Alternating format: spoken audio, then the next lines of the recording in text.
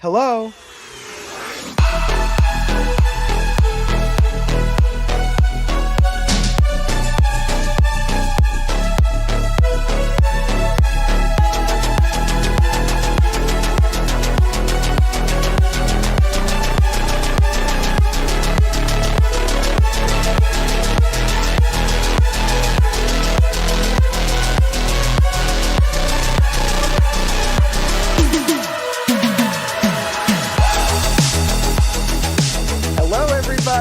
Peace, peace, peace, peace, peace. Welcome to the aspirational live stream. Welcome to the Fashion Bunker, everybody. So, hi, how's your week been? Hello, Gloria Rentinos, Rhea Hortari, Katie B, Rachel K, Tina, Leah, Brittany Heavenly 7, Shikma Bonfi, T-Pal, Rosana Navarro, Mr. Puppy, Diva on a Budget, Gloria Rentinos again. Hi, Ira. I saw Debbie earlier. Jordan Camacho, hi, Debs. And there she is. Hi, Deb. Hi, Teresa. How's it going? Jessie J, Letty, Joyful Remorse. Hi, everybody. So this is the first week that we're actually doing the music in the waiting room that then directs you. That's one live stream, and it directs you automatically when I'm ready to go live. It directs you to this new live stream. But I'm seeing that a lot of people are saying that they had to click on accept to be redirected. I don't know if this can be streamlined better. Hi Smurfette, hi Gosh Get Alive, hi Corey Emerson, hi Corey K, Liz M, hi, thumb up the live stream. Valentina Capuano, ciao bellissimo Dacob, so nice to see you. So nice to see you too, Valentina. Baci. And Terry had to click. Hi, Katie. Hi, Katana. Hi, Sue. Hi, everybody. Carrie Fernandez says, I didn't even get an option to forward. Not that I noticed anyway. Okay, good. So it forwarded you automatically, I guess, in your case, which is what it should be doing. So I don't know. Gloria says, yes, I had to click on the phone, but my TV did it on its own. TV did it on its own, says Debbie. Okay, well, this is the first time we're doing it, so it's not. Also on my end, something didn't start me when I wanted it to start me, so we had the blackness for too long. I don't want that blackness for too long. Hi, Stephanie M. Somebody said like, oh, I like the music in the waiting room. Yeah, we have the music in the waiting room, but then we switch you over to another live stream when I begin. It's supposed to be streamlined. Now, when I begin, it should start immediately with the intro music. But then today we had that chunk of black, which I really don't like. Can that be fixed somehow? Still, commercials, not everybody gets a commercial. And then somebody gets the silence, and I don't like that. Don't like that. Thumb up the live stream, you guys. Exactly, chunk of black. There was like so much of this like kind of not and it kills the mood. Like you've been listening to the music the whole time and then you got this like 2 minutes of just black. Not good. So I do not like that. If that's the only way to do this from now on, then we're going to go back to the old way. No, it wasn't 5 seconds. It was a long time when we cut off the one live stream and then we started into the other one. And there was like, I was like waiting. My hands started hurting. I didn't like it. No, sorry. So what were you guys? No.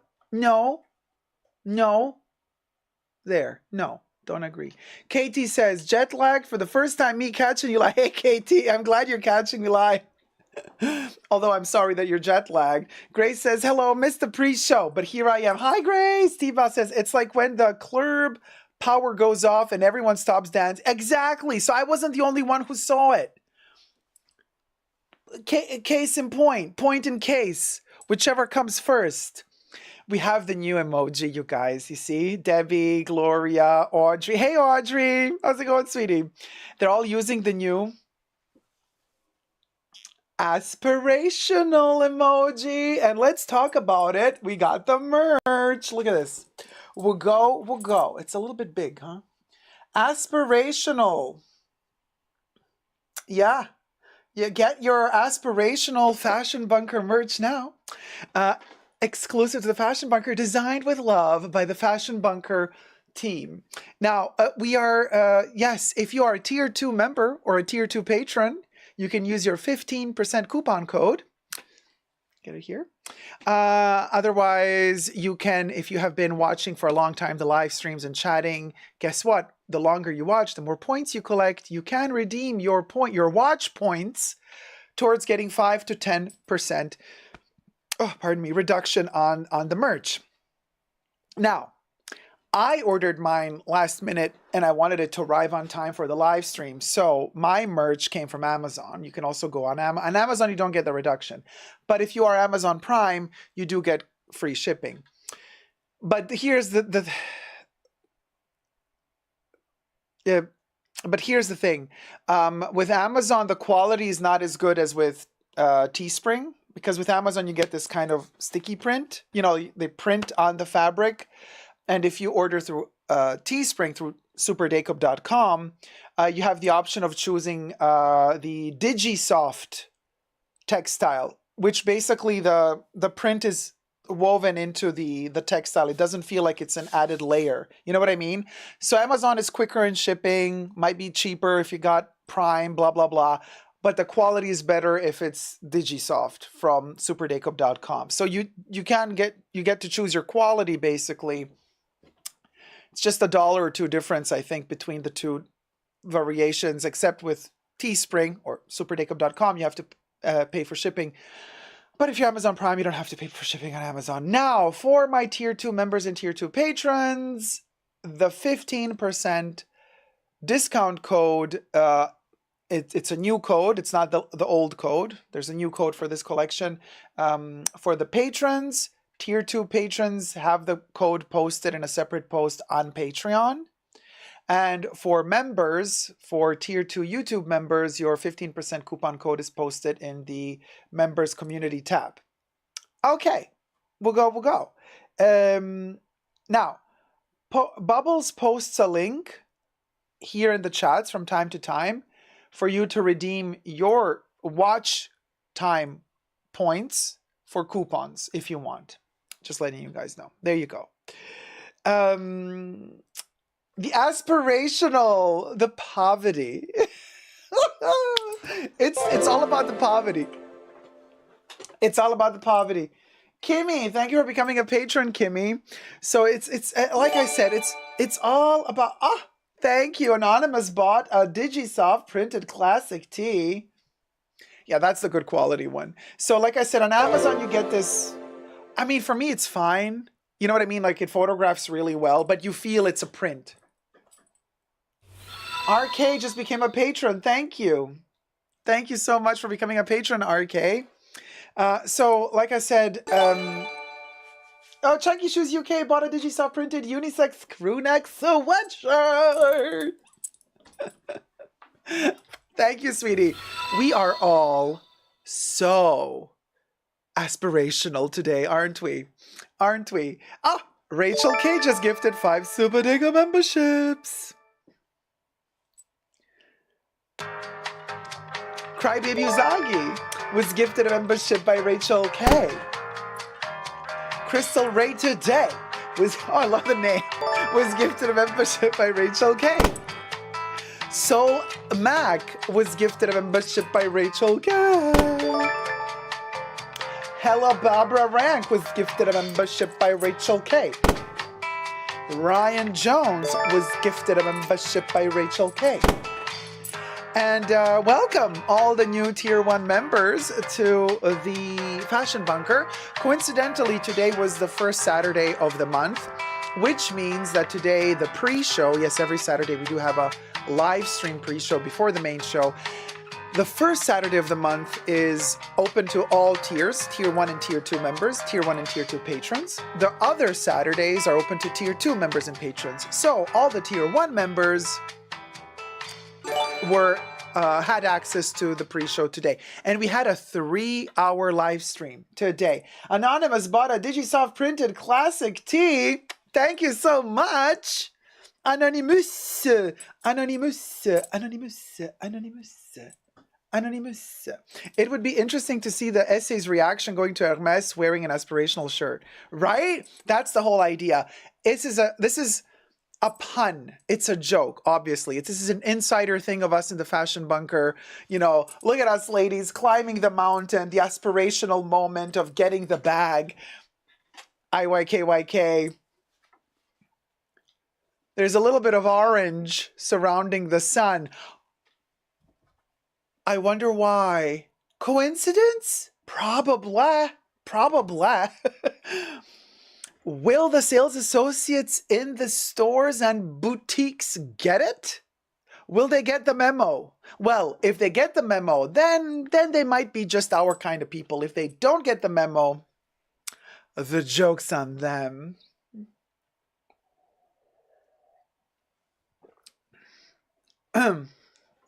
So, you know what I mean?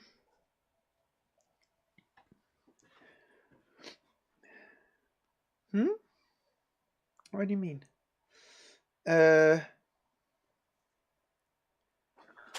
Why? Look at the yellow sun. The yellow sun. Butter. Oh, butter. Okay. Thank you, Pharrell. Anonymous bought a classic crew neck t-shirt. Thank you so much. Oh, Anonymous bought... Oh! Digisoft, the purple one. Okay, let me know when you get this one because I think I want to get the purple one as well, and I want to know like how well it combines with the colors, like, you know what I mean, the purple with the sun and the mountain. Because there you go, Anonymous bought a Digisoft printed classic tee. No wait, this is blue. Sorry, at an angle it looks purple. Was the first one purple? I think this one was navy. And the other one was purple. Well, I want to see the purple one. But on Amazon, you just search Super Dacob. If you want to find the products on Amazon, you search Super Dacob Aspirational on Amazon. Not every Amazon in every country has the stuff. So it depends which country you're in. The Chanel sales associate will think it matches the Halo mermaid makeup. Yeah, right, T-Val? We'll go. Hi, Cami Q. Welcome. Letty. Hi, Letty. Can someone please explain to me what is it with people holding their bags on the side like a baguette or something? Even on the Hermes show, the models were doing it with Kelly's and other bags. Cringe. What do you mean? On the side? What do you mean on the side? But Audrey. Corey K. Thanks, Corey. Rachel. Corey. Us Corey's got to stick together. Hi, Corey and Corey. Hey, Louie. How's it going? Pam McNeil. Good evening, everyone. Good evening, Pam. I'm just tuning in. What size are you wearing, Dacob? Okay, I'm a big hoe. So I am wearing extra large. Amazon, long sleeve that I rolled up. Long sleeve Amazon t-shirt extra large. I was debating whether or not to get extra large, but you know what? We'll go. It's good that I took extra large because extra large would have been too big. And then the text for me, for the width of my chest, it would have kind of sagged too much on the side. It's already now like, it's okay. I like it more loose and comfortable when I'm live streaming so I can move and it doesn't restrain me. I would not have felt comfortable in a large. Like extra large is okay. Extra large. Anonymous bought an organic tote. Thank you, Anonymous. Yeah. So now let me explain to you. Hey, Zara Justina, how's it going? Hey, Nay. Hi, Grace Chen. Oh, okay. You're gonna come back later. All right, sweetie. Rhea Hortari, how's it going, sweetie? Teresa says, I bought the purple and navy. Wow, Terry, you're my girl. You knew because I was so curious about the purple and then Terry bought the purple. Oh, thanks, Terry. No, because I didn't have the time. I had to order, because I wanted the designs were ready and done and approved by Amazon and by YouTube. And then only then could I order. And I was like, okay, I have to order from Amazon because otherwise mine will not arrive in time for the live stream. So I did not have a chance to get the purple one, but I'm super curious. Let me know, Terry, when you get it. Like, how is the Digisoft purple?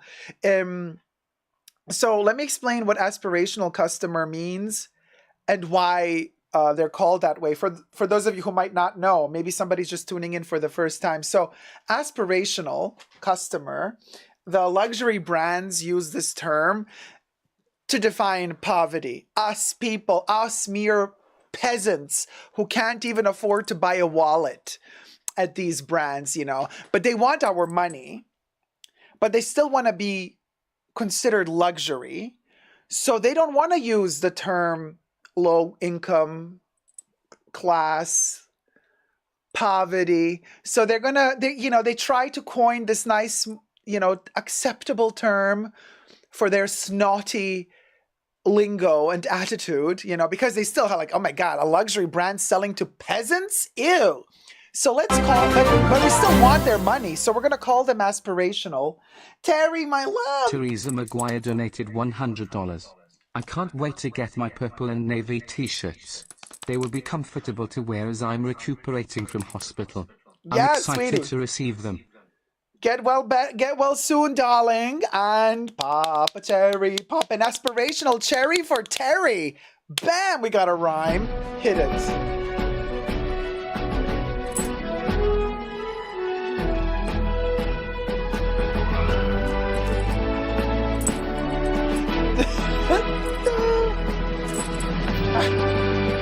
Oh, Barbie moment. Yes!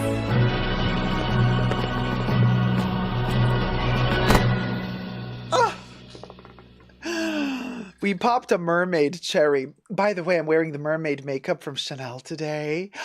Stick around till the end of the show because I might just make a full-on mermaid face at the end. I can't do it now because we got to film segments and I can't look totally wacko before, the time comes. But this is kind of from the Barbie, the movie, right? We have this Tupperware, which has exactly the hues of the makeup as well. Look at that. With the glitter. I have a little bit of Chanel stuff in there. A little Chanel, little giblet, little satin. But you can see the glitter. Look at the glitter. So the same glitter is kind of in the makeup. Really cute. And so we'll go. So we're gonna do I can actually show you already now really quickly the close-up of my eyeball, which we did in the by the way, we did the full makeup in the pre-show. That's where you get all of the deets and you get all of the kind of the get ready with me, the whole makeup step-by-step tutorial. So we do a lot of experiments together. So I took this photo in the pre-show so you get to see my eyeball close, without all these lights. This is kind of not retouched, not filtered. This is how it looks when it's close up. That's my makeup today on the eyeball. It goes from that gorgeous pink to the blue to the kind of reflections on the top of the ocean, water vibes. You see? Really, really beautiful palette. I think the ladies from the Comet Collective did a great job. It's just that Chanel kind of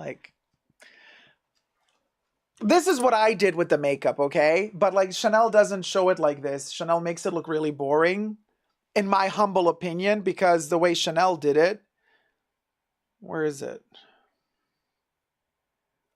You see what I mean? This is what Chanel did. Wait, can we see more of the, no. You know what I mean? Okay. So when I see this photo, it's not like I really wish to buy the makeup. Yes, Corey, that's the palette we all hated. Yeah. Now we love it. Because now I went to the boutique and I actually found out, I tested it out and this is what I did out of it, okay? I wanted that fish out of water vibe. I mean, I'm by no means a makeup artist. Don't get me. I love to do this for fun. It just brings me joy. But I thought this is more mermaid than what they did. So anyway, that's that. Okay, enough about that. We're going to talk more about the Chanel makeup. We're going to do a special video about the entire palette at the end of the live stream, because at the end of the live stream, I can kind of put on a lot of makeup extra on top and we can play around together with it. Because I've noticed the last time when we did some makeup in the main show, a lot of you commented that you really liked it. It was very relaxing for you. It was just super easy, slow, putting it on, talking a little bit, experimenting together. Somebody at home also took out their own makeup and then they started playing with it a little bit. So that was kind of a nice moment. So I'm thinking let's do that towards the end. But of course we have our luxury is falling apart and fashion world is unalived topics to talk about today before we get to the makeup, because there's been a lot going on this week in the fashion world. We got over 200 people watching and we only have 72 likes. Can you thumb up the live stream, you guys? Come on. The team worked their asses off to get the new merch out, which you can get here. And we got all the topics ready. We did the makeup. We're prepared. And we only got 72 likes. Wah, wah, wah, wah. We're failing, YouTube. We're failing. Thanks, Rach, for thumbing up the live stream.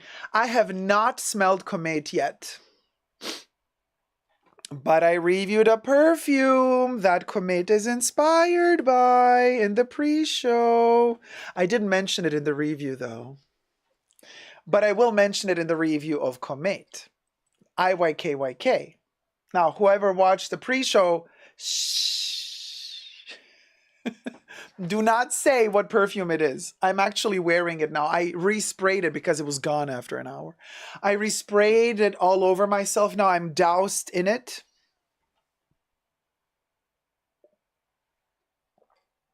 Oh gosh, get a life. I bought the 810 brow pencil because of you, Dacob. The thumb is in the bag too. Thank you for thumbing up. Are you liking the brow pencil? Because I adore it. It's this one. Yeah, 810. The Brun Profond. I have it on today. Yeah, that's the one. There it is. So I don't know if I can add a link. YouTube purchase something. We did have a link for this pencil the other weeks, I remember. But Corey K says, please check. Wait, hold on. Hold on a second, you guys. Oh, so it is the Stylo Sourcil waterproof pencil. I can't see if I'm focused or not. There you go. And then it's Brun Profond 810.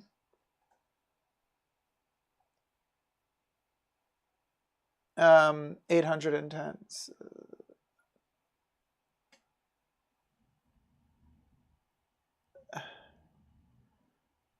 ILS. Yeah. And then waterproof Chanel. Ooh, 810. Or does it matter? I'm just looking. Yeah, we can do Ulta. And then people can choose the color they want, I think, when they click on it. Okay. All right, I'm adding it now. You see, all of this takes so much time, you guys. So it should be popping up. A link should be popping up on your screens. If you're in America, at least it should. I don't know where, though, to the left or to the right, in case you wish to get one. So I've been doing my eyebrows with this for now 2 years. Sometimes I also do them with the compact powder, like eyebrow thing, but this is much better because this one doesn't, it's not so aggressive on the eyebrows. It doesn't kind of tear out your brows like the brush on this one sometimes does. So I think this is much better. For me, at least, I found that this is much long-term, much more beneficial to my eyebrows than the other stuff. So itchy. There you go. So now, what did I want to say? Please check your thumbs up. When the video went private and kicked me out, the thumb disappeared. Oh, of course it disappeared because this is a new video. You have to thumb up again. Strawberry says, Anastasia Beverly Hills tears out my brow hairs. You see? And this is why I'm telling you, it's not just, many brands do that, I noticed. So it's really important to find the right brow pencil that is kind of gentler to the eyebrows so you don't tear them out. You know what I mean? Yeah. While you're applying it, because sometimes it's the applicators that are really aggressive for the on the eyebrows. What's that thing? Oh, I just saw like a weird box with a Mona Lisa on it, and I'm like, I don't remember ever seeing that before. Oh, it's a magic trick puzzle with Mona Lisa. I have a ghost in the house, you guys. Things just appear out of the blue. So, Natalie says, I bought Gardenia Extrait de Parfum yesterday before the price increase on Monday. Monday? Oh, in Canada? So $300 yesterday and $350 on Monday. In Canada, right? Mother Rose says, I'm still obsessed with the Olsen twins. They set the standards, make their own rules. They know thins. Speaking of the Olsen twins, why not just jump into the first topic of the day? The row. So, yeah. Hold on, where's the... Wait, is that one of the top? I wrote down. Oh, yeah, it did. Yeah. The row banned cell phones from its runway show. Well, what do you know? Oh, those twins. Ah, Katie, you caught Gardenia at the Bay. Natalie's like, yeah, Canada. Well, good for you. Good that you got your extrait right before the price increase, because, like, why have to pay $50 more on the same batch? Like, if it's a brand new product they're introducing at the new price, it is what it is. But, like, for them to mark up the price of a product that's been on their shelf already for half a year, waiting, you know, with the batch code from last year, nobody bought it. Now they up the price of the product that they already had in store. This I don't like. That's the part where I'm like, shady, sketchy stuff. Hi, Kev. Do we think Vivian and Sam Smith was inspired by Dacob? I hope it wasn't, because that was terrible. Terrible. Vivian Westwood, Sam Smith for Vivian Westwood. Are you freaking for real? Terrible. But we're going to talk about Fashion Week Paris next Wednesday, in the next Wednesday live stream, because we're also waiting for Chanel to hit the runway. And Chanel usually hits the runway like towards the end of the of Fashion Week Paris, Pret-a-Porter, and they usually do their show on a Tuesday. So in fact, this year, Tuesday, Chanel is going to showcase their... What are they going to showcase? Fall Winter 24.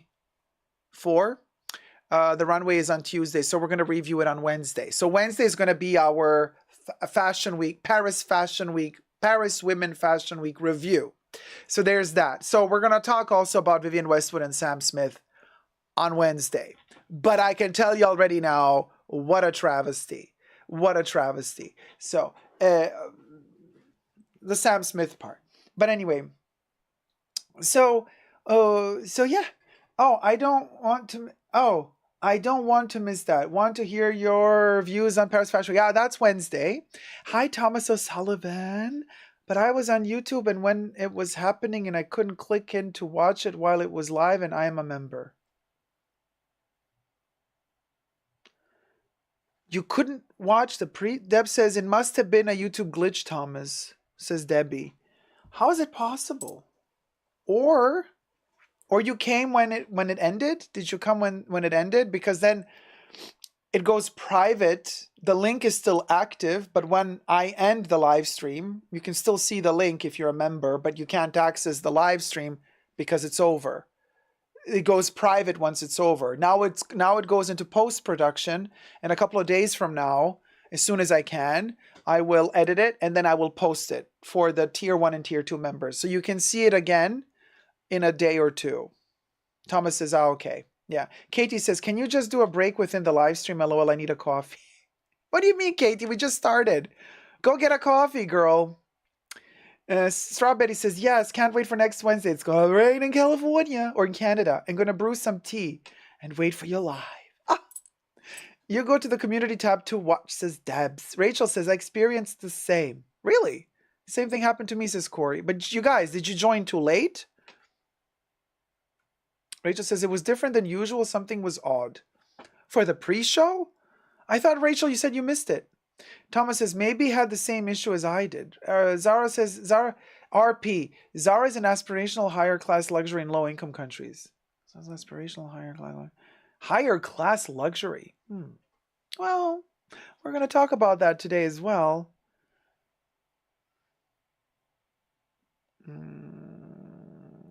Corey and Corey. Nope.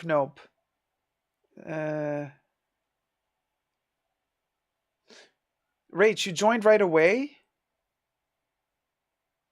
Thomas says, no, I was on my Mac. I couldn't log in, says Rachel. Okay, I don't know. I have to look into this, you guys, because we had a lot of people. We had over 70 people in the pre-show watching and chatting. So You know what I mean? I don't know what happened there. Um, oh, Teapot says, I always look at the timestamps. I know I missed it when I'm viewing the notifications several hours later. Angela says, Tuesday's my birthday. Well, happy early birthday, sweetie. Gloria says, night, Brenda. Thank you. Oh, Brenda.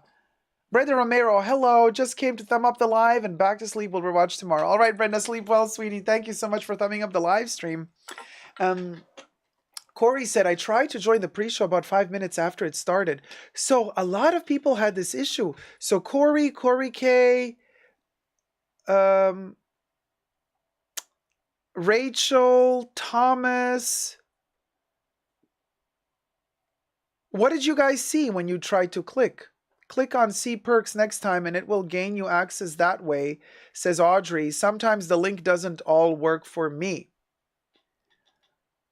Oh, YouTube, such a mess. And they also don't send notifications out. Like, why are they taking like 60% of my profits if they can't get their shit together? YouTube is so annoying. Rachel said it said private video. Yeah, but if it said private video, you guys, then it ended. Then it definitely ended. You guys, if you see that this show is private, oh wait, this show is private or the video is private. Oh, there's a difference between this show is private and this show is private and private video are two different things.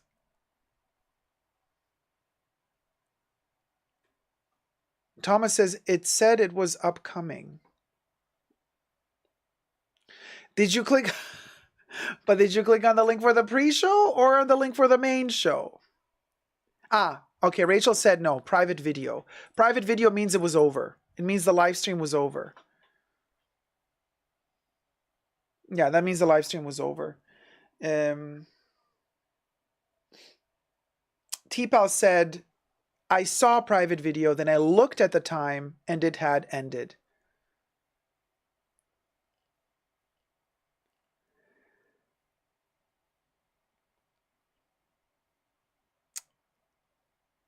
I had links for pre-show and link for main show. Okay, so the link, well, links, there shouldn't be links. There's only one link for the pre-show. And now there's two links for the main show because the main show, there's a waiting room and the main thing, which we tried to do today for the first time. But that has nothing to do with the pre-show. Audrey says, Dacob, it seems to be issue with Apple. With Apple decides, but I could watch it on mine. Okay, so you could...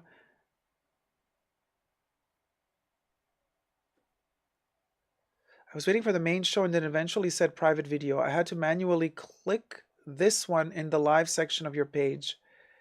I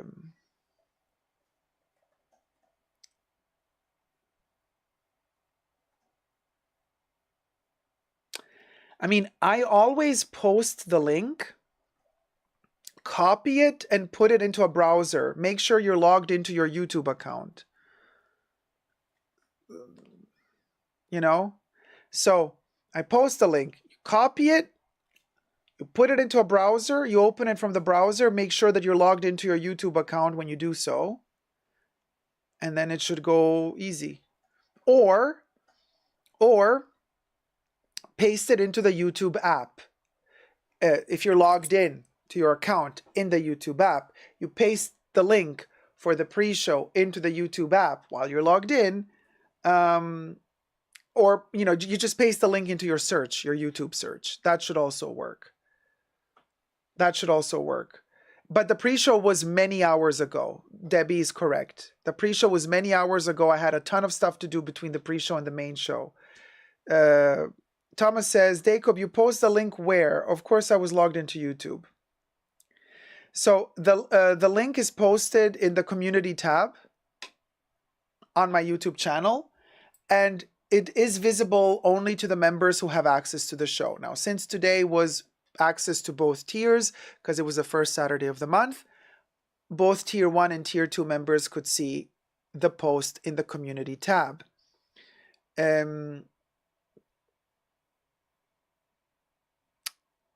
the community tab is on my YouTube channel. It's a separate tab. Like when you go to my YouTube channel, you can click on videos and it opens all the videos. Then next to it, you can click on live. You can click on shorts, live, podcasts, playlists, community, and membership. Oh, Rach, thank you so much, sweetie. Rachel donated $20. Dacob, you were so kind. Big hugs. Thank you, my love. Rach just tipped a tippy tippy tip. Here we go. Gonna send the crop and whip. Hit it. We'll go, Rach. We'll go. I found that I have to access the pre-show from Patreon, says Mr. Puppy. I can't get it directly from YouTube. Kate used Apple device and had 0 issues. Audrey uses Apple and also had no issues. Grant says you can also sign up to get an email or notification from the YouTube app from his post. Yep. Thank you, Grant. Katie says these folks went back later when it ended and was marked private. Pre-show was like 5 hours ago. Yeah. Okay. All right, guys. Well, yes, let's move along because this is sucking my energy completely. Because we're going ding, ding, ding, ding, ding, ding, ding, back and forth. Anyway, let's get to the entertainment part. Let's do the row video. Let me focus for a second. Get to concentration.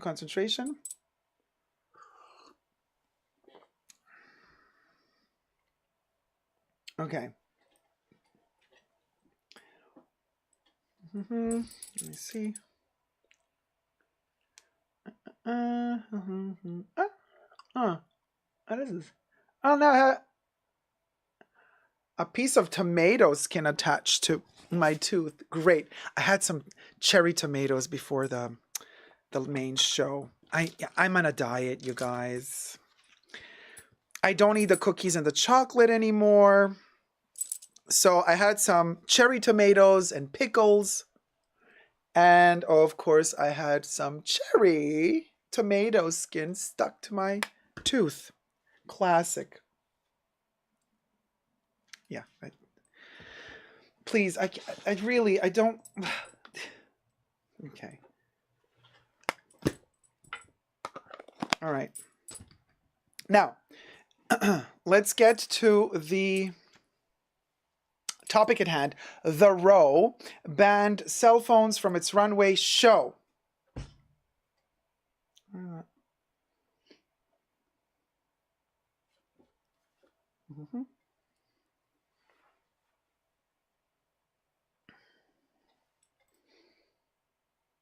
Hi everybody, Dacob here. Welcome back to the Fashion Bunker. The Olsen twins are at it again, darling. I mean, they've always been at it, really. They've been with it, at it, in it, and on top of it. And in fact, this year at Paris Fashion Week, their fashion brand, now, luxury fashion brand, well, the prices would say luxury fashion brand. I'm just going to limit myself and call them a fashion brand.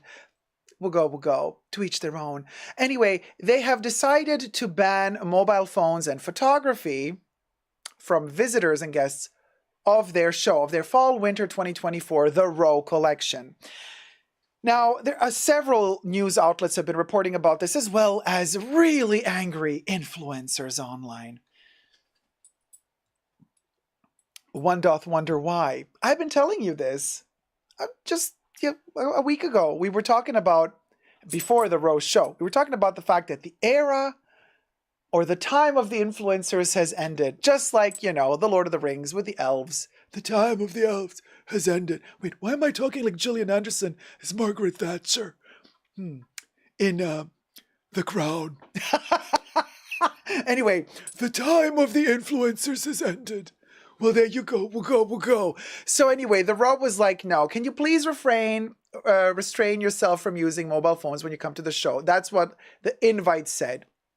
Now, before we get all to the nitty gritty of the situation and what it means for all those ratchet influencers, First, subscribe to my channel, push the join button next to the subscription button, become a member today, gain access to extra perks. You can also join me on Patreon, Super Dacob, all spelled together there as well for extra perks. This video is being filmed live in front of a live virtual audience. So come join the live streams and the live chats. And also everything I say in this video, honey, it's for entertainment purposes only. Not rooted in truths or facts. Everything's alleged and just my opinion. Okay, now, Gloria says, I say good for the row. Good for them for not allowing photography. So here's the thing.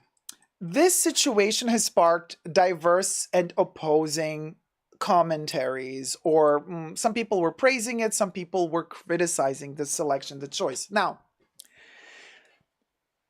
Gloria says good for them, but there's other people that say, uh-oh, like this is very much going back into time when there was no social media and only the elite that could afford it would be invited to a fashion show and only they would see the fashion show. It's like kind of the democracy of fashion is gone if you don't allow any form of photography during the show, because you know, the mere mortals who are not buyers or who are not PR invited guests to the show, they don't get to see the show.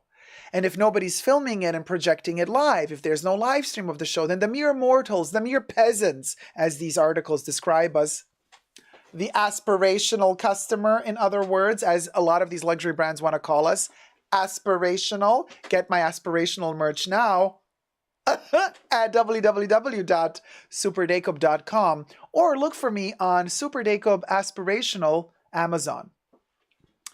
Look for me on Amazon in the search bar place, type Super Dacob Aspirational, and you're gonna get this ratchet merch. All right, so we're aspirational, and now we don't get to see the Row fashion show because they do not allow anybody to film it. So in a way, a lot of these articles are talking about, well, it's kind of the separation between the haves and the have-nots. And so it's a bad thing because this democratic kind of vision and utopia of a democratic fashion society, luxury fashion, it kind of is deleted and depleted this way. In reality, I tell to those people, the democracy in fashion never existed. Just because somebody prior to the Row canceling and banning filming on the runway, just because in the past you were allowed to film on the runway and you were allowed to project it on social media, that doesn't mean that the people who could not afford the Row got access to the Row. They just got access to whatever person was filming on the runway and showing the images online. But that was only to the benefit of the person filming, to show off what? To show off the influencer filming. You see, we're getting to the point. The influencer filming, showing that, oh, look, I am fabulous. I got invited to the show. I got to sit front row and film the models walking up and down the runway. So subscribe to me in order to see more of me being invited and me sitting in front row and me getting dressed by the brands for the occasion and then bringing back the outfits right after the show, and me getting more followers, more views, and me getting more sponsors, because the more subscribers and followers I get, the more I get to do other sponsorship deals with sucker brands that you get to buy off of my coupon code link and my affiliate link. You see, this is how influencer life works. And now the Row is like, you know what? We good. We good. We do not need any more Tamaras in the front row. We do not need any more whatever Brian's in the front row. Oats. We don't need any more oats in the front row. Thank you. Thank you. Bye. Okay. Okay. Nice to see ya. Don't want to be ya. And I'm like, oh, well, in my best Maleficent voice, the era of the influencers is finally coming to an end. Thank goodness for that. Now, you see, this whole talk about, oh, but you're taking away the democracy from fashion. I'm like, no, you're not. First of all, nobody said that the Row is not going to issue a lookbook. And usually they issue a lookbook. They might not allow you to film the runway. That doesn't matter. They still have some form of lookbook that they're going to issue. If it's digital or not, doesn't really matter, because last instance and worst case scenario for the consumer is you get to see the collection once it hits stores. Simple.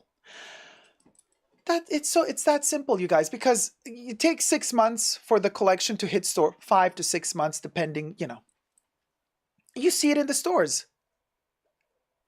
I honestly, think about it. Why do I need to see a collection 6 months before it hits the stores? It's not like I can buy it immediately. I'm not a buyer of a boutique or a store.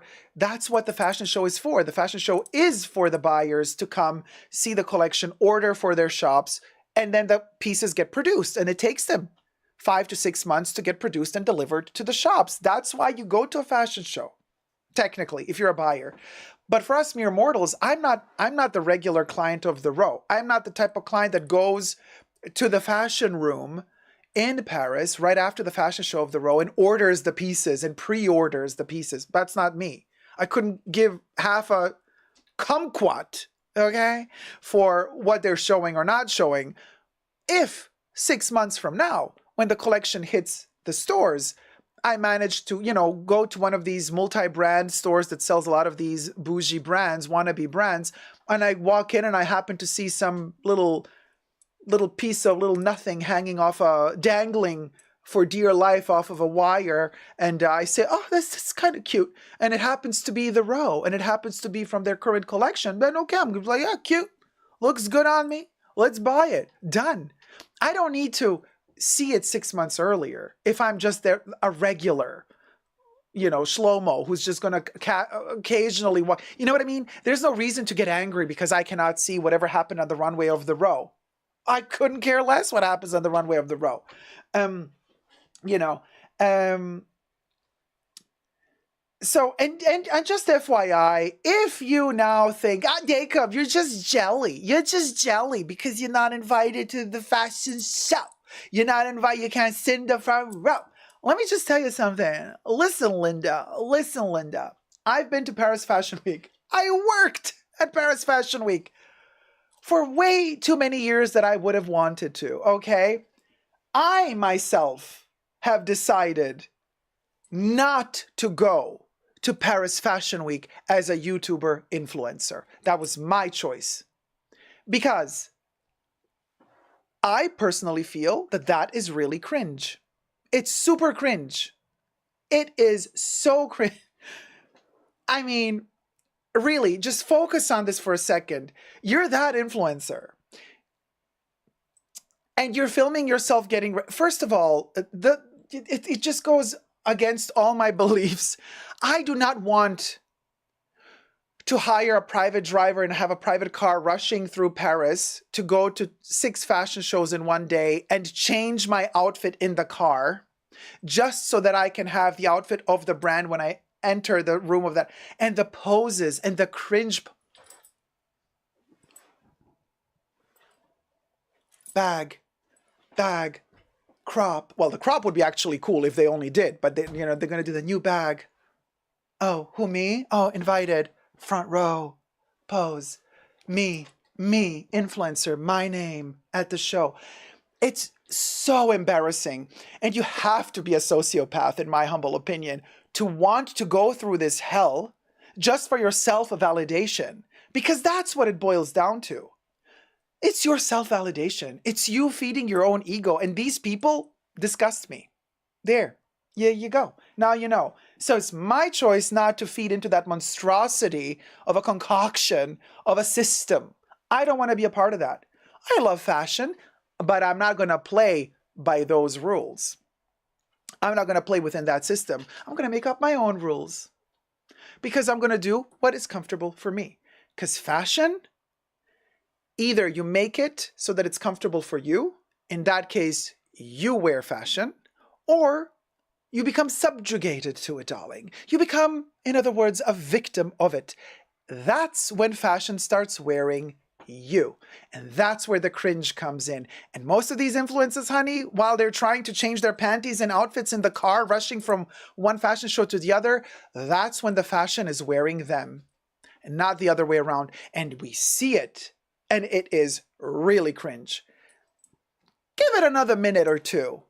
Their time has come. Just let them all simmer. Let them all simmer. more power to the row for not allowing them to of course, a lot of the influencers posted on Instagram, oh, I went to the show, but I would love to share the photos of what happened in the row, but I was not allowed to film. Honey, I don't care. I don't care what you got to show. You know what I mean? That's the whole thing. Right? Deb Shop says, I agree with you, Dacob. I like that they did that the row said no to photos. Emotion Engine says, imagine thinking influencers are the beacons of democracy in fashion. Exactly, Emotion Engine. That's exactly the point. They are not.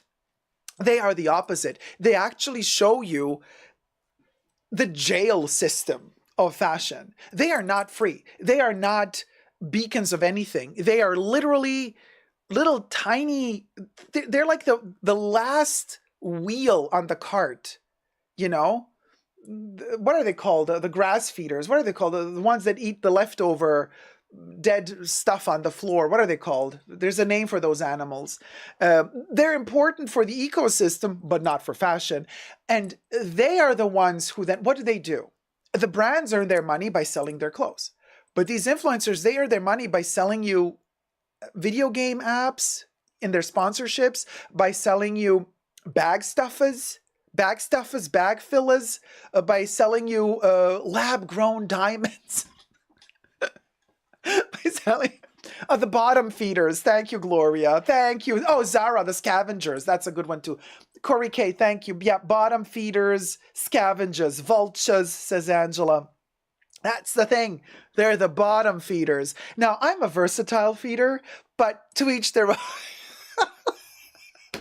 So just saying, you do you. Corey says they're literally the butt of every fashion joke. There you go. So you know, at the end of the day, they're going to sell you, you know, the giblet here, giblet there. Irina Van Ronkel says probably the row is trying to protect their ideas from fast fashion factories.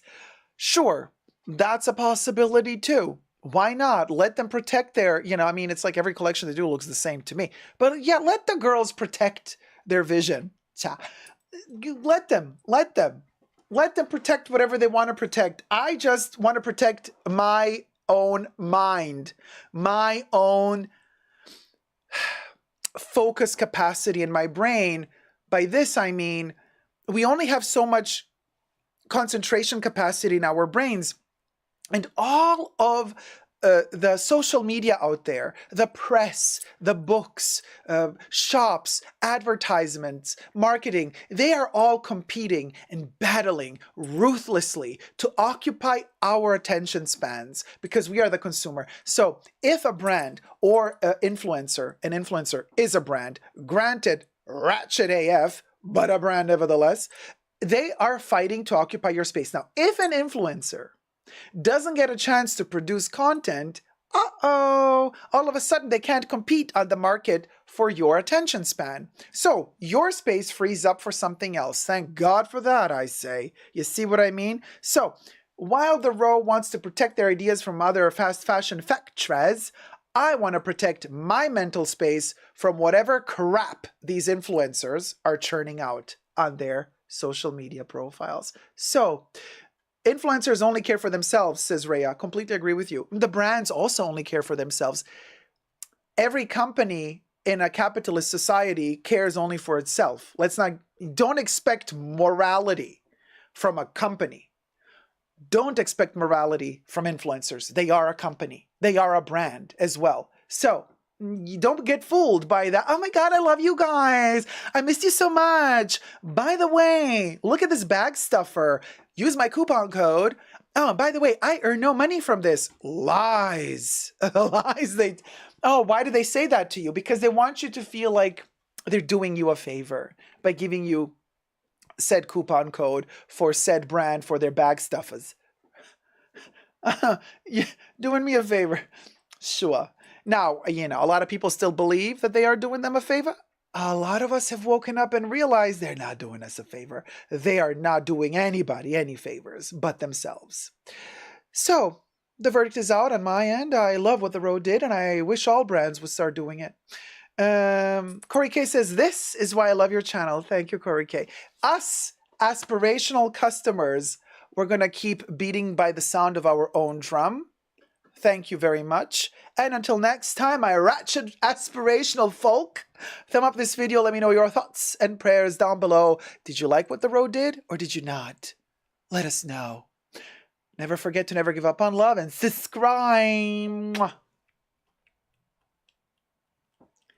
So I just needed to say that. You know what I mean? You know what I mean? Deb says, I love the ones that just tell you that's how they make extra coin. Not a fan of the undercover ones. Oh, love this one. Good job. Thank you. Bought a Digisoft print insect translation. Oh, thank you, sweetie. Thank you so much. Oh, love this one. Good job. Bought a woman's coffee tea. Thank you, thank you. Thank you, guys. Yeah, this is brand new merch we just launched today, aspirational. Yes, we are climbing that orange mountain. Yes, we is. Yes, we is. Dacob mic drop yet again, right, Letty? Give it a go. Give it a go. Hey, Jane Allen. Anonymous bought a Digisoft printed classic long sleeve tee. Thank you so much. Oh my God. Okay. Was that blue or purple? I can't really see because my monitor is at an angle, so the blues are slightly skewed. But it was a really beautiful shade. I don't know. But anyway, for those asking, I don't sell my bags. Thank you, Debbie, for telling them. Thanks, Debbie. Yeah, I do not sell. I'm a hoarder. I buy something, I love it. I love it till the day I am gone from this good, wonderful, miraculous planet Earth. And as long as I'm on it, I'ma be living with all my giblets, as ugly as they may be. They are beautiful to me. I do not sell my stuff. Well, my stuff. I don't sell my bag. like Estelle Getty said in The Golden Girls, as Sophia Petrillo. No daughter is gonna sell her stuff. Yeah, you know. Hi, Zeitgeist. I was a bit late, says Zeitgeist. Hi, Dacob. I was a bit late just in time to hear that amazing speech of yours. Thank you, sweetie. Welcome. T-Pal says, I bought the royal blue long sleeve tee. Wonderful. Thank you, my love. So kind and generous of you. So that's royal blue? Okay, because on my angle, maybe it's just my screen because it kind of looks... yeah, the colors are slightly skewed for me. So for me, blue and purple, they kind of start shimmering. It's like, is it blue? Is it purple? Jane Allen says, being tied to a sponsorship would be true hell. Love you, Dacob. Thank you, Jane. Thomas says, is there a group on Discord for Super Dacob? Yes, Thomas, there is a group on Discord for Super Dacob. It is the Super Dacob Discord. And all patrons and members can join. You got to be logged in to your account when you access to join into the Discord conversation. Rhea says, Dacob doesn't make the Kardashian. Dacob doesn't make the Kardashian. I do not make the Kardashian. Rich Kidding says, if anyone cares about the row except the influences, the Margot bag, ugly ass. Quite a few people in the No. Hold on a minute, you guys. I'm not throwing shade at the row. Because as expensive or not expensive or ugly or not ugly as you want their stuff to be, I can tell you this much. From all the work that I've done all these years, all the past years, at Paris Fashion Week, Milan Fashion Week.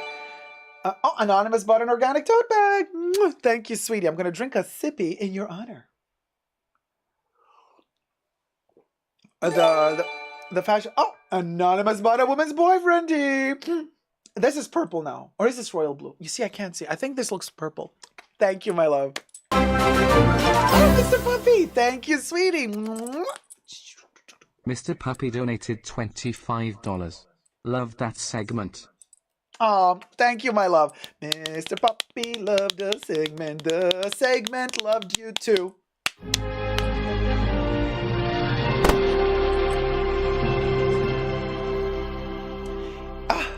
Thank you, my love. So, of course, now I forgot what I was saying. There you go. That's why maybe I should finish my thought before. Can anybody help me out? Because, yeah, not good to interrupt me because I'm just like Vivienne Westwood. I have like 50 thoughts in my head, and if I'm interrupted by these things, done. Completely done. I don't know what I was talking about. Irina van Franco says, Dacob, do you remember when we watched together Tom Ford show? Every person was streaming it on the phone. It was kind of weird and almost creepy. It is creepy. I found the most disrespectful moment was the Margiela John Galliano, the latest show, when everybody was with their phones filming this a beautiful travel through time. They all ruined it with their technology. Like, that's a show I would have loved to have seen it professionally filmed, which Margiela did, but I did not want to see those idiots with their phones. Oshidi. Well, you know, of course, Oshidi always remembers everything sexual. About selling your body, but not your bags. Yeah. I was the ridges. So wait, talk about selling your body, not bags. Corey K says, you said you were not going after the row. Thank you, Corey K. I was not going after the row. In the fashion industry, my colleagues and fashion professionals, buyers from boutiques worldwide, all of them respected the row. Yes, they were saying that the quality was decreasing with time. It wasn't as it used to be at the beginning, blah, blah, blah. But people in the know, in the fashion world, were buying, consuming, wearing the row. It was just kind of like a uniform almost. So just letting you guys know, like, from an insider standpoint, the row was not disrespected by the fashion insiders. And even if they don't buy their stuff, they still never speak badly of the row. I've never heard somebody from the fashion world speak badly about them. Just saying. Hi, Vicen. Sorry I'm late, but I'm here. Hey, sister. How's it going, sweetie?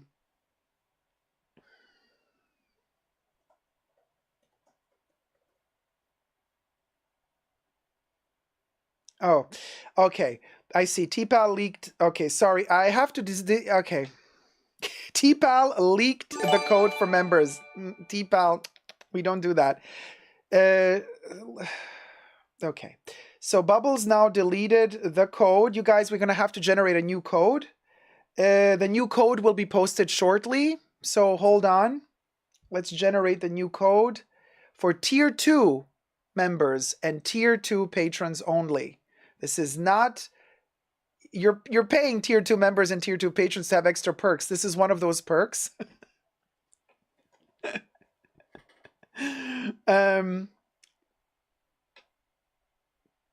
Okay.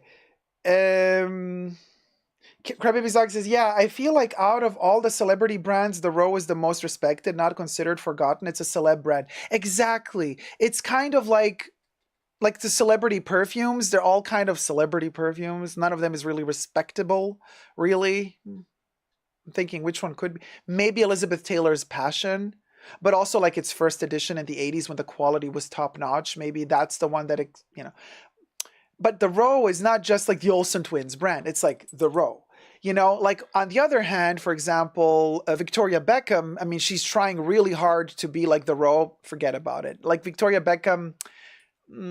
the fashion world is like, oh yeah, okay, Victoria did another collection. I mean, you know, she's investing and she has a lot of money and she's always present at the fashion weeks, but she's not the row. You know what I mean? She's not the row. You know what I mean?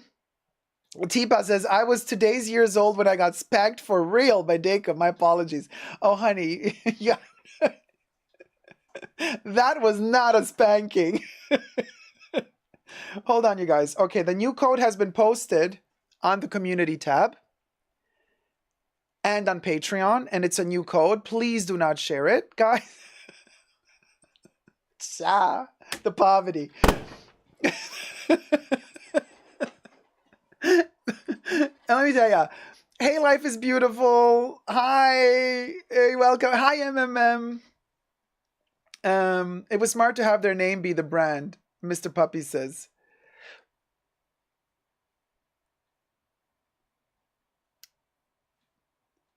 Their name, like Victoria Beckham, you mean?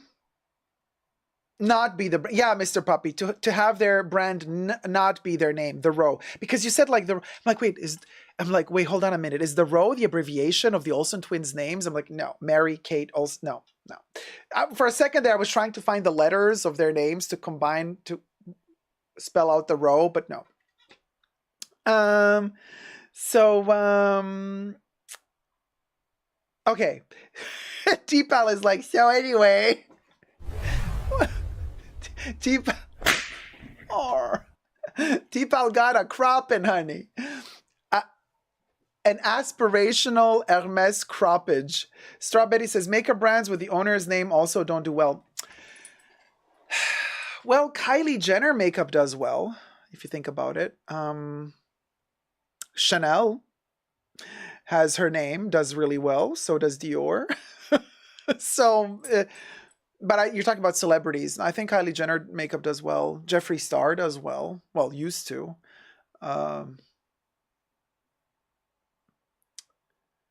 I don't know who else. Ah! T-Pal, you did not have to do this, but thank you very much. T-Pal gifted 10 Super Dacob memberships.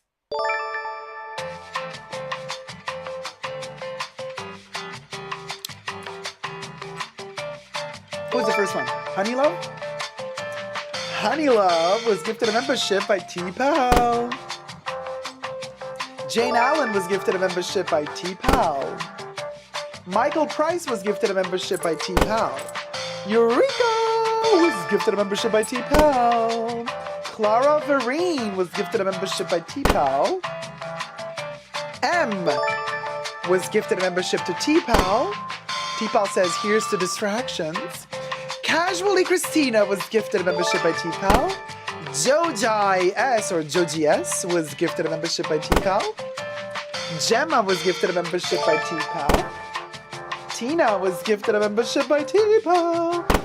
Welcome to all the new Tier 1 members, you guys. Start using your emojis. We have a brand new emoji today to celebrate the launch of the aspirational merch. Yes, we do have the aspirational emoji as well. Linda S. Linda's like, listen, Linda, that is totally something I would have done. Oh, I don't care for Rare Beauty. Not at all. Sorry, not sorry. Life is Beautiful says, congrats, everyone. Hey, Michael Salisa. Jane Allen. Shikma sending us hearts. Zaika says, Dacob, I read that one already. T-Pal, yin yang moment. Corey says, I don't like Rare Beauty at all. Look at that aspirational moment holding in the bag at the top of the mountain. Child, let me tell you. I've heard good things about the foundation from Halsey's brand About Faces Carrie. Well, I don't know, you guys. I mean, can I add a link? Can I add a link for this little thing for the foundation that I'm using? I can show it to you. This is the foundation. And actually, Debbie was the first to tell me to use it. And then Audrey. Also, Estee Lauder. ESTEELAUDER. Double Wear Foundation. And then it has to be Stay in Place Makeup is the one I have. There you go. I added it to the shopping link. Oh, is this fabulous? This one is from Sephora. There's also QVC though. So you can get yours at Sephora now. Oh, is that fabulous? Okay, so these are the links that YouTube is allowing me to use. So Debbie told me, get yourself Estee Lauder Double Foundation. And then, no, Debs, our link. Not, what's wrong with my people today? Debbie's like, oh, there, don't use Dacob's link. Oh my God. Oh my God. I can't with y'all. Okay. So, this one, so Debbie told me, get the double wear. And then Audrey said she uses double wear, but she uses like double wear, double wear. So then I was like, okay, but it's really difficult for me to switch foundations because I was using another one, but I wasn't happy with it. So finally I go to a counter and ask for samples, of different shades, because it's really hard. Like Estee Lauder has a gazillion different shades, you guys, really a lot. And then I finally found one for live streaming, which is 1N1. That's the one that I'm using. can see up here is the name of there you have it, right there. 1N1. Oh, Angie Unboxing. Thank you for becoming a tier 2 member, sweetie. So this is the one that I'm using, and it is really, really amazing. I mean, there's no turning back for me. You can even buy an extra pump spray. You don't need it. The pump costs extra. I just bought the glass little thing. I use this for every live stream since months now. And, Debbie, don't worry. All good, sweetie. Debbie has been a tier 1 member for 26 months. Sorry, D. Sorry, D. I always give you the B. Arthur voice. It's really good. And it's good because it does not chip. It does not smudge. It doesn't budge. It doesn't peel off. It's elastic. It does its job well. It doesn't wrinkle on me, you know? And you can apply it really thin, or you could add more once it's dry. You just got to find your shade. You know, don't go too dark. Don't go too light. But once you found your shade, I mean, this thing is amazing. I'm really, really happy with it. So this is for filming. It's a little bit too covering for me for everyday life. I think it's okay if I would apply very, very lightly, thin layer. Then I could go out with it. But for filming, this is just perfection. I adore it. So just letting you guys know. Mr. Puppy, is it moisturizing? So I have another one that is more moisturizing for when I leave the house. The moisturizing one I use, we can add that one to the list as well, but it's usually sold out at the moment. They're having a lot of difficulties with shipping it. I don't know why. Distribution is a mess at the moment. The CC Cream by Chanel. Let me see if I can find a link to that one and send it to you as well. Oh, there it is. The first one, active. No. We're not going to go from that company. No. Oh, no. No, I don't want, hold on. No. Yeah, it's because it's sold out then I'm not going to put a link to that one. In the States, they're having a lot of difficulties shipping it, and there's just some sketchy link. I'm not going to give you that link, no. So anyway, the Chanel website usually has it sold out. It's the CC Cream by Chanel. That shit is moisturizing, and it has an SPF 50. Not that you would have to reapply constantly to have full protection from the sun, so whatever. SPF 50, cute little extra perk, but it's not like, you know what I mean? You would have to put it on your ears, neck, everywhere. Like, we don't do that with foundation. You're going to get your clothes stained. I apply foundation in this area. Okay, I don't put it on my ears. But anyway, so CC Cream, super moisturizing, oily moisturizing consistency. For some people, too oily. For me, perfect. I don't care. I always look oily anyway. And I just put a little bit of powder in the T-zone. I'm good to go. That's the one that I find very moisturizing. And if you want a subtler version, it is the Healthy Glow Foundation from Chanel Le Beige. Also very, very moisturizing. Healthy Glow Foundation from Chanel. That one is also very good. Danitza says the CC Cream is so hard to find, but I love it. It's so hard to find lately. It really is. It really is. And every time I go to Chanel, they tell me, sorry, we've been begging them to ship it to us. We've been begging them to ship it to us, and it's just not coming. But here's a little tip. The first Chanel to be restocked is online. So before you get to see it in their boutiques, you will see it on their website first. And it goes fast. But it seems that they're giving priority. Well, everything I say in this live stream is for entertainment purposes only, not rooted in truths or facts. Everything's alleged and just my opinion.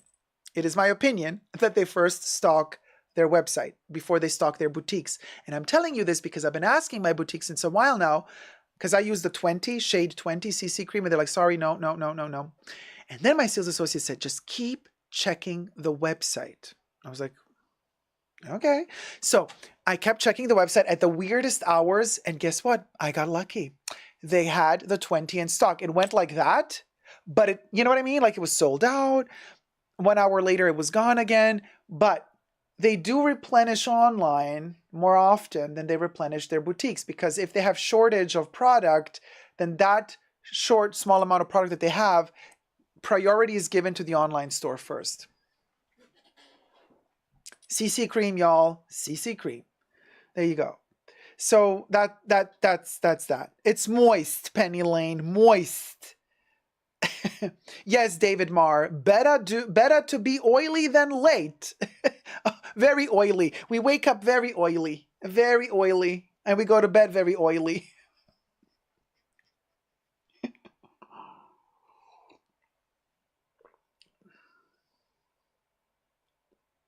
Right, Rachel? Rachel says, Dacob, you're 100% right. I wear 10. Oh, you wear the CC Cream 10. And I'm constantly checking the website for stuff. I got my 20 there. I don't do the 10, but I should maybe also try to do the 10 like in winter when I get even more pale and sickly looking. Maybe the 10 is more, you know. But it's okay because of the wonderful thing the CC Cream does. I put the CC Cream and then the powder that I add to, you know, that's where you can play with a color tone. If your foundation is a little bit on the lighter side and you feel like, oh, it's maybe a little bit too light for me, you compensate by getting a loose powder that's a little bit darker. And then you apply that on top, and that kind of neutralizes the lighter tone of the foundation. So this is a 20. I also have a 10, but this is the natural finish loose powder in a 20. And I'm thinking of also getting a 30 for those days when my foundation is way too pale for me. And then I can kind of counter that a little bit by adding a shade 30 loose powder. So there's things you can do. Don't throw away your foundation just because you think it's a smidge too light, you know. Let's not create garbage. It's still salvageable. It's still salvageable. T-Paw says, hey, Debs, the 666 came for us tonight. Debbie say, yeah, it sure did. Had enough. Gargoyles, psychics, everything's ungodly. Dork-sodded. Everything's dork-sodded.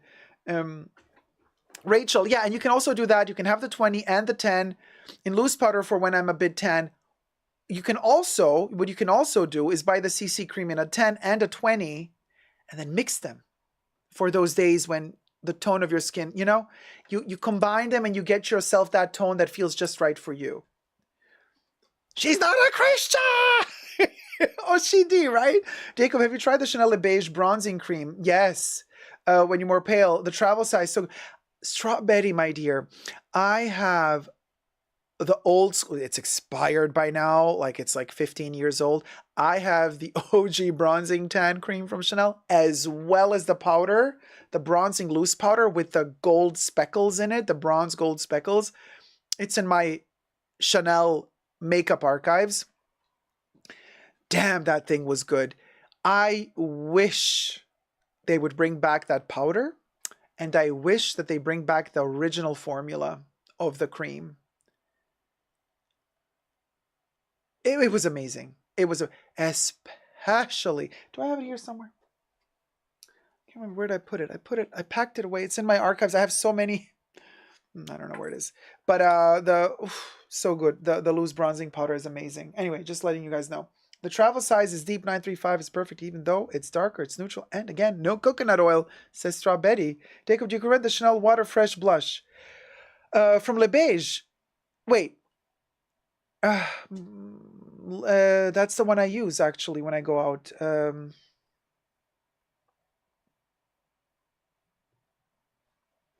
I use the light rose, the lightest one from Le Beige.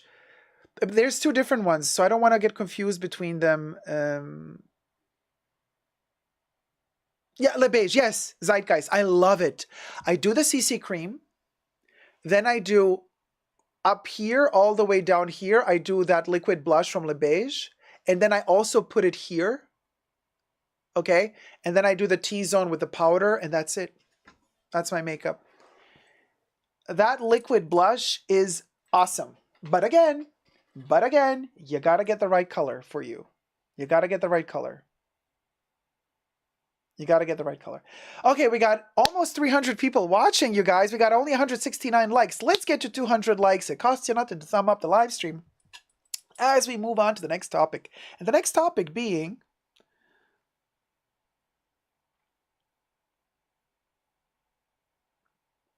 Is Zara the new face of luxury? Cha. I need a sip for that one. And let me also redo my powder.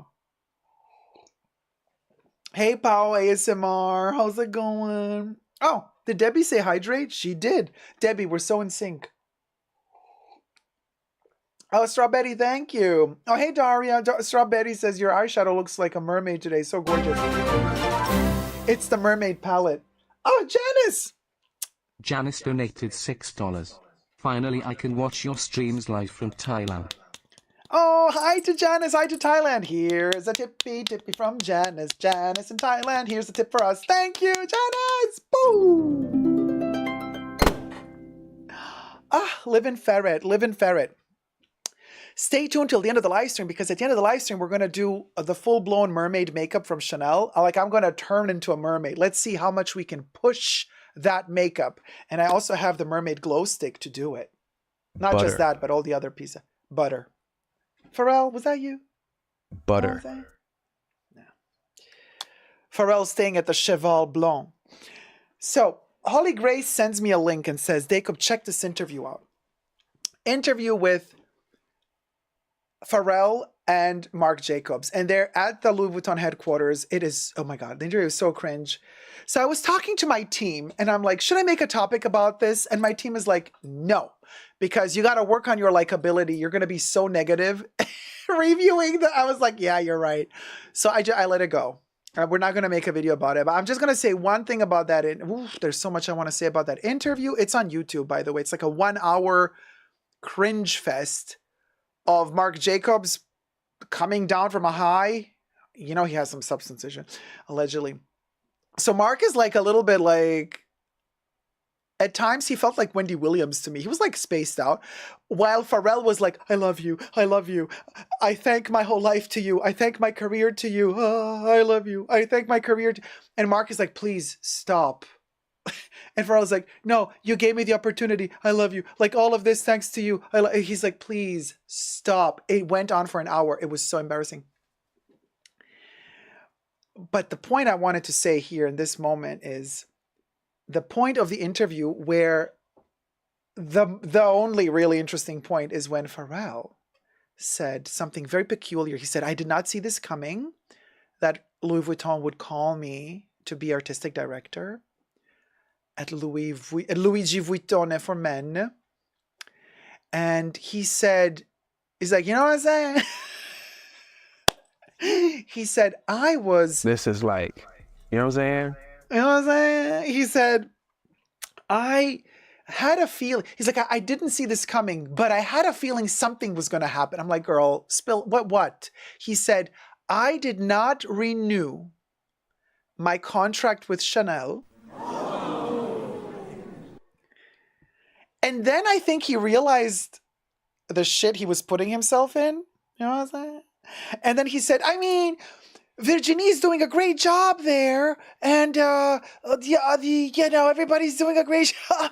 But I just thought it was enough for me. I didn't want to be a part of it anymore. So I didn't renew my contract with Chanel. He's making it sound like, oh yes, he went there. And he said he did not want to renew. He was like, we'll go. And then he's like, can you believe? And then after I said no to Chanel, Louis Vuitton calls and says, would you like to be our artistic director? I'm like,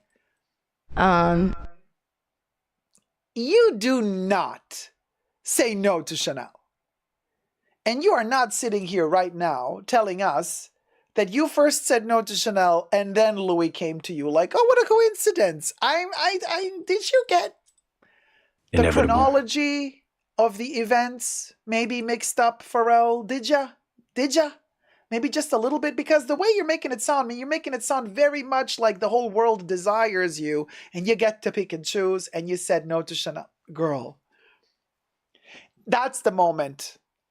That's the moment of the interview where I was like, oh, let me screen grab this moment. And the second moment, which was also quite cringe, like Marc wakes up and becomes perky at a certain moment in time. His husband is on the side during the interview. And I feel like Marc like keeps looking to him. Like Marc is like, I don't know. Marc felt a little bit lost to me. And anyway, Marc is like, so where are you living now? where are you living now? And Pharrell is like, oh, I'm at the Cheval, just like with the family. He's like, oh, where? At the Cheval Blanc? Yeah, he's like, yeah, just like staying at the LVMH hotel. Like, that's where I live. Like, hashtag humble, hashtag modest, hashtag blessed. I'm staying at the Cheval while I'm looking to buy a little mansion somewhere. He's like, where are you gonna live? He's like, in the 7th arrondissement. He's like, oh, what's the exact address? And Pharrell is like, you can see Pharrell is like, we're filming this. People are good. And then like you see Pharrell like stopping for a second, and Mark is like, oh, we're filming. No, don't say it. No, don't say where you're living. Don't say where you're living because of privacy. Of course. I'm like, Mark? Like, Mark? Huh? What's 1 + 1? Marky? Butter.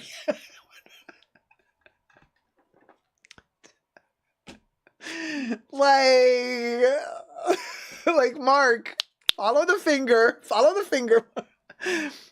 He is high on butter, says Gladys.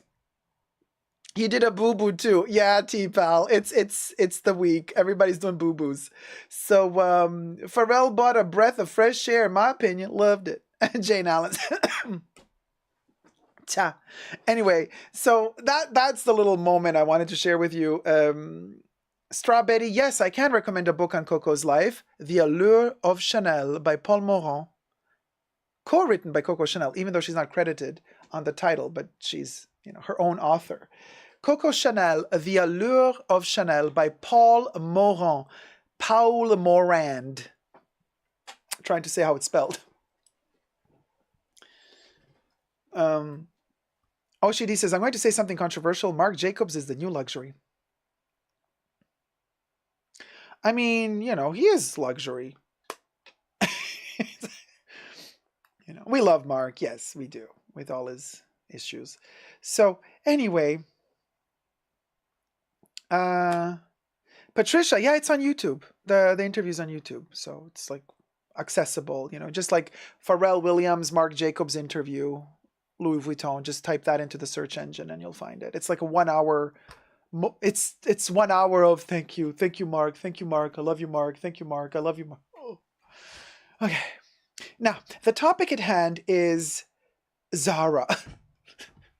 Sure, let's stay luxurious, darling.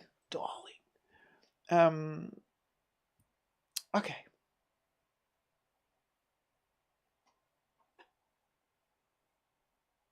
Hi everybody, Dacob here. Welcome back to the Fashion Bunker. Has ZARA the brand, become officially luxury? Can we call ZARA luxury now? You know what I mean? Is ZARA the new face of luxury even? I mean, these are like articles that are being written, several news articles, newspapers, news pages, and I'm also asking myself, is ZARA the new luxury? Just like, we had quiet luxury trend going on last year. Like, what's going on with ZARA? Well, the fashionnetwork.com reports about it. And I have some things to say because it kind of got me really thinking. But first, subscribe to my channel if you haven't already. Push the join button next to the subscription button. Become a member today. Gain access to extra perks. You can also join me on Patreon. Super Dacob, all spelled together there as well for extra perks. This video is being filmed live in front of a live virtual audience. I live stream several times a week, and you're all welcome to join the live chats. Also, everything I say in this video is for entertainment purposes only, not rooted in truths or facts. Everything's alleged and just my opinion. Okay, now, here's the thing. Hi to my chat, by the way. Oh, Debbie says, honestly, I've never been in a ZARA, so I'll hush. Okay, so don't even care. But here's the thing. This whole article analyzes the fact that ZARA at the moment is selling really expensive jackets in leather, expensive blouses, like, we're talking $700 for a jacket. ZARA that we know, they're going to sell you a jacket, one of the thicker ones, coats, it can go up to, $200, $150, $250, but that's kind of the cutoff limit. Now they're entering that price category, $700. And they're doing, fashion shoots, Steven Meisel with Linda Evangelista, and she's all dressed in ZARA, and it's a black and white shoot. And they're pushing into that kind of luxury feel sphere. And they still have those famous ZARA denim pants for $50 that they're known for. They're still making those, and they're making it a point to still deliver that quality with price. But they're entering into this new territory. And interesting that in this article, they state that all of this started changing when the daughter of the owner, somewhere in the article they mentioned her name, she was anointed as the kind of directrice of blah, blah, blah of ZARA. She then apparently started shifting ZARA into this aspirational, mid-tier client base. Speaking of aspirational, check out the merch, the aspirational merch from the Fashion Bunker. You can get yours today at www.superdacob.com, or just put in the search engine on Amazon, Super Dacob Aspirational. Yes, the aspirational customer that that the luxury brands call us aspirational. Us mere poverty mortals. They don't want to use the word poverty, so they say aspirational. The people who can only afford to buy one little wallet card holder, but they'll never be able to afford a bag or something like that. So here's the genius of all of this. First of all, we can debate, the sustainability of ZARA, how they pay their workers, where they manufacture their stuff, where they get their raw materials from, blah, blah, blah. Sure. But here's the thing. ZARA started opening up more and more local factories that are going to produce their stuff. And by local, I mean very close to Spain. ZARA is, its center is in Spain. So they have factories in Spain. They have factories in Portugal. And they also have factories in Turkey. Now, there's still stuff produced in Bangladesh, there's still stuff produced in China, but a lot of the stuff, especially the cottons and the leather pieces, are produced in Europe. And they're pushing more and more that so that they can be much quicker. Now, ZARA was known for whatever the luxury brands show on the runway. ZARA was very quick to then interpret those silhouettes and deliver into the ZARA stores those inspired looks way before the luxury brands would be able to deliver their looks into their own boutiques. That's what ZARA was famous for. And one of the reasons why they could deliver such quick turnovers and such quick production times was because they started opening up their own factories and started working with factories that are very close to their distribution center. ZARA is listening, and especially the daughter is listening to what is going will go with the clients and the customers. The clients and the customers' feedback, and this is also something interesting to note, that this article kind of, I don't want to say leaks, but the intel that they share with us is very interesting. They say that the ZARA managers, the store managers, the people responsible for checking out who's buying what, how's the inventory, what do we have to order, yada, yada, they are reporting more than apparently other brand managers do from other brands. These managers report on the regular.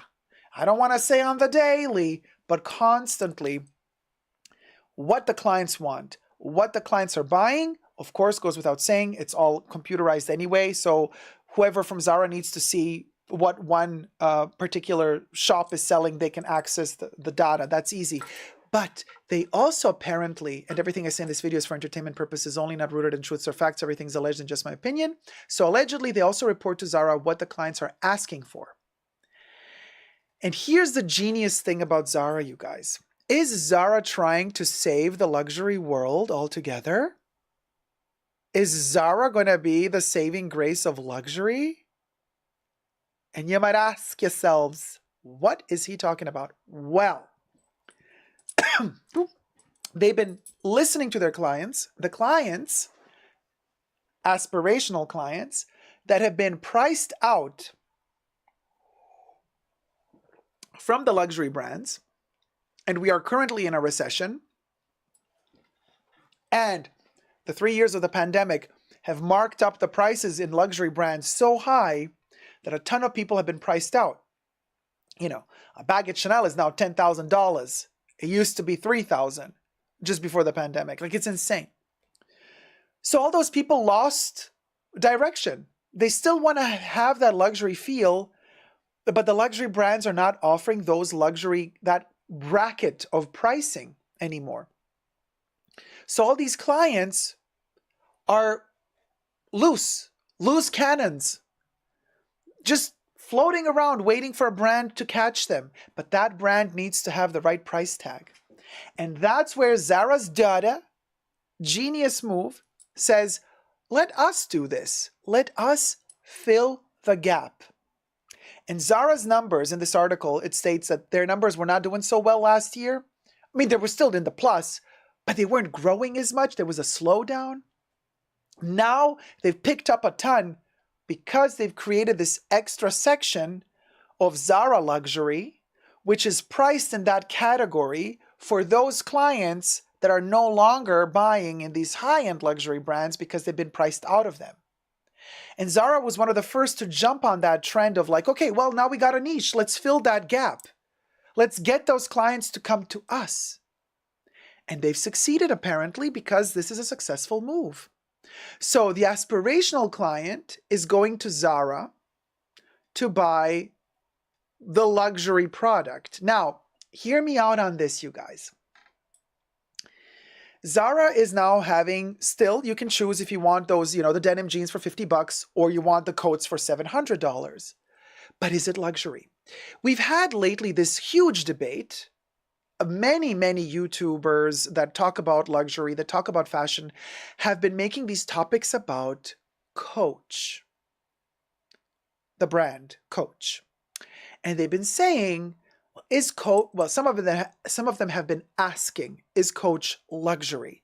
Some of them have been stating that Coach is luxury. Now we're at the point where we're asking ourselves, is ZARA luxury? Is ZARA not luxury? Some people might say you can't compare the two. You cannot compare Coach and ZARA. They're completely different. And yet ZARA is producing more and more in Europe, while Coach is producing more and more in China. But also, let's compare the prices for a second. Let me blend in something. Let me blend in Coach. Zeitgeist says, ZARA wants so badly to be luxury, but it's not going to happen, says Zeitgeist in the chats. Well, Zeitgeist, would you say that Coach is luxury? Because we've had this debate quite a while now. Would you... Let me show you here. As of beginning of March 2024, I took a screenshot from the Coach website. Is this luxury? Everything discounted, 70%. Look at these bags. They're discounted 70%. So you got the Nina tote, the Dempsey tote. Let me move to the side here. So you get the Dempsey tote, Val Duffel, Molly bucket. Here you go. Pillow tote. $179, $159, $113. I'm out too far away from my microphone. So anyway, so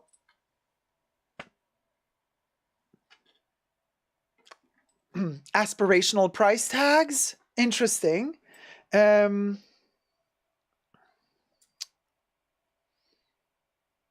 Is that the outlet, Dacob? Asks Patricia. No, it's the Coach website, just a regular website.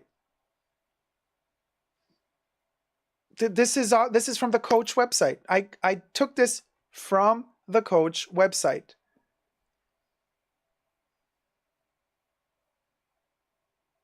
So there you go. It's the Coach website. Now, let's look at the current ZARA website. Let's see the ZARA bags that are offered on ZARA currently.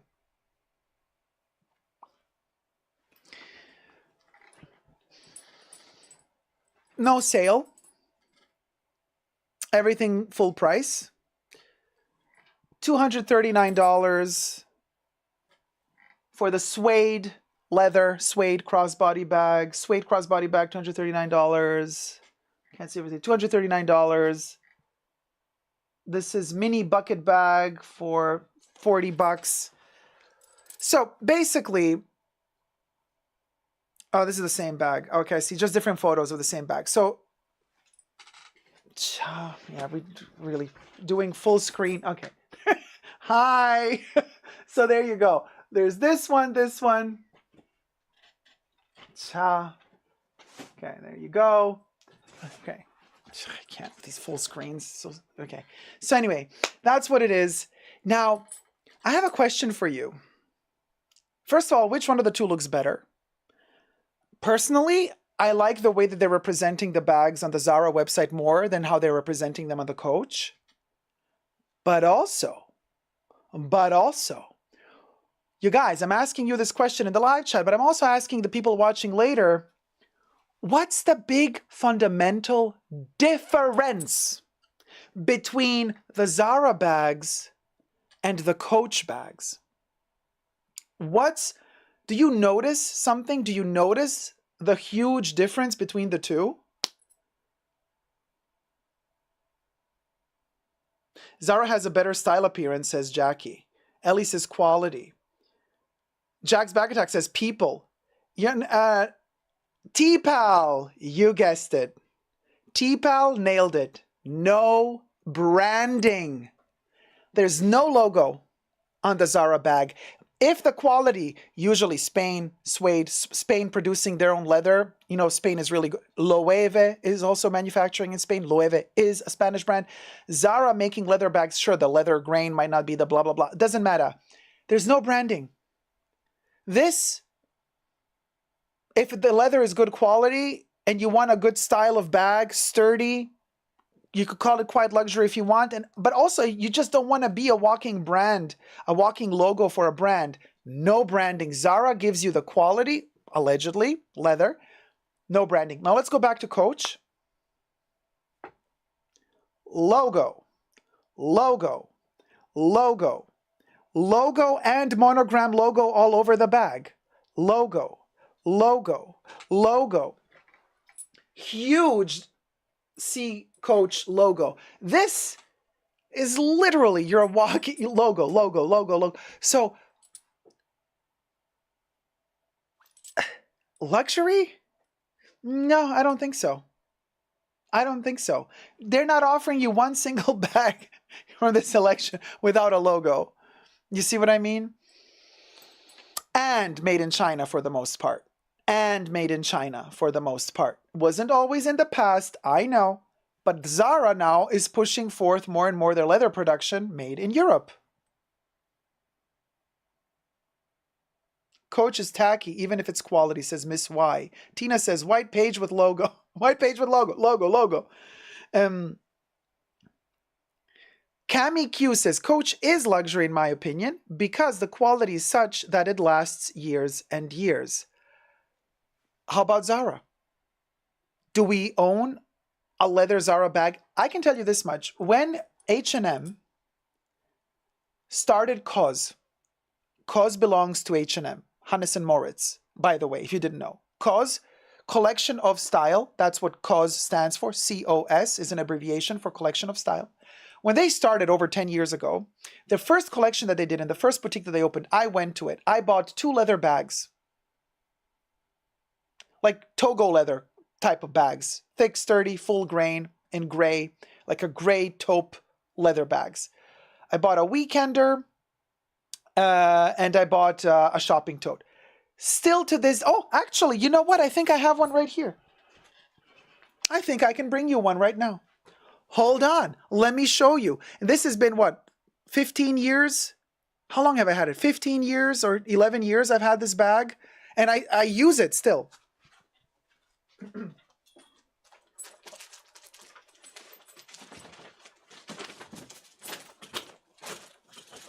Ciao. Okay. Oh, look at this. COS. Now, you see, we have to stop saying, oh, luxury lasts. Luxury also has to also look luxurious. Those Coach bags don't look luxurious. That logo doesn't make them luxurious. This bag, look at this leather.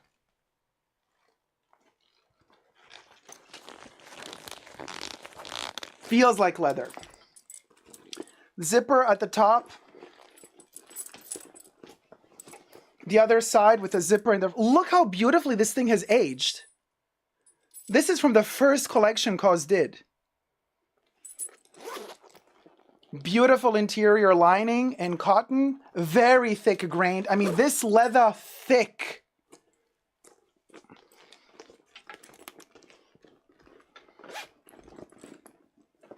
Here, just to show you, the only branding we see is on the inside. There it is.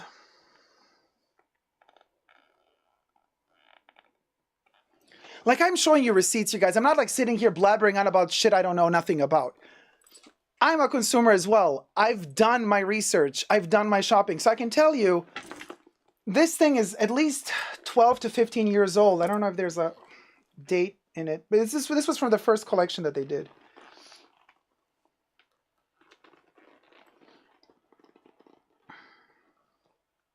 So the shell is 100% leather. The lining is 100% cotton. There is no synthetic material used for the production of this bag.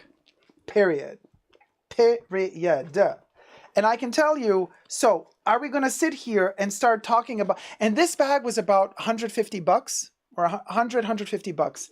Are we going to sit here and talk about quality? Because the luxury brands that are asking, if this were Chanel or Hermes, this would be 4,000 or 5,000.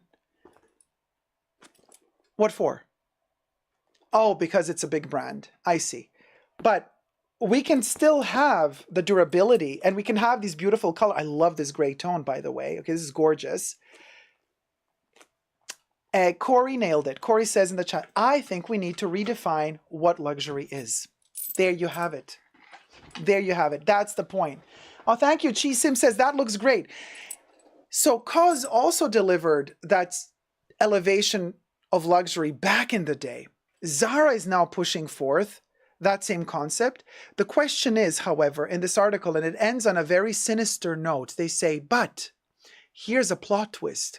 What happens once the recession is over? Or and we've done videos on my channel about this topic as well, the luxury brands are noticing finally that they're being outpriced, that they have outpriced themselves, and now they're sneakily lowering the prices. Not a sale, it's a price reduction. Now, once the recession is over, and their prices have gone down, and this aspirational customer, get the merch at www.superdacob.com, comes back to shop with the luxury brands, what is ZARA going to do with their luxury kind of elevated quality tier? Are they going to drop it or are they going to keep building that? Because, of course, the article ends on that note saying they might lose that customer again because that customer might just be waiting until they can afford the other luxury brands again. Or will ZARA by then manage to establish itself in that realm of good quality luxury? The fact that they're producing more and more in Europe is very reassuring to me. You might say, but their raw materials, they might be coming from, faraway lands. Honey, boo-boo-cha, you think that the major luxury brands don't get their raw materials from faraway lands? You got another thing coming if you think that that's not the case. So, there you go. There you go. So, redefining what it means luxury. Now, we know the biggest luxury is time, for sure. We always say that. But when it comes to consumerism, just the fact that a lot of these brands that are called luxury brands have been around for decades or centuries in some cases, to me, they are living and still earning money off of their own past glories, and they're profiting off of that while becoming lazy in the process. This is why I feel like a lot of the quality has decreased in later years, and they've maxed out production quantities, but quality suffers, but then they don't care because people keep buying, so they up their prices. So to me, they have kind of shot themselves in the foot because they've reduced the quality so drastically that the only thing that remains as luxury is their name and the high price tag. But then we have these other brands that are working with good, solid, or even high quality materials and end products where the pricing literally proves to us that it is possible to price a really high-end quality product at a reasonable price.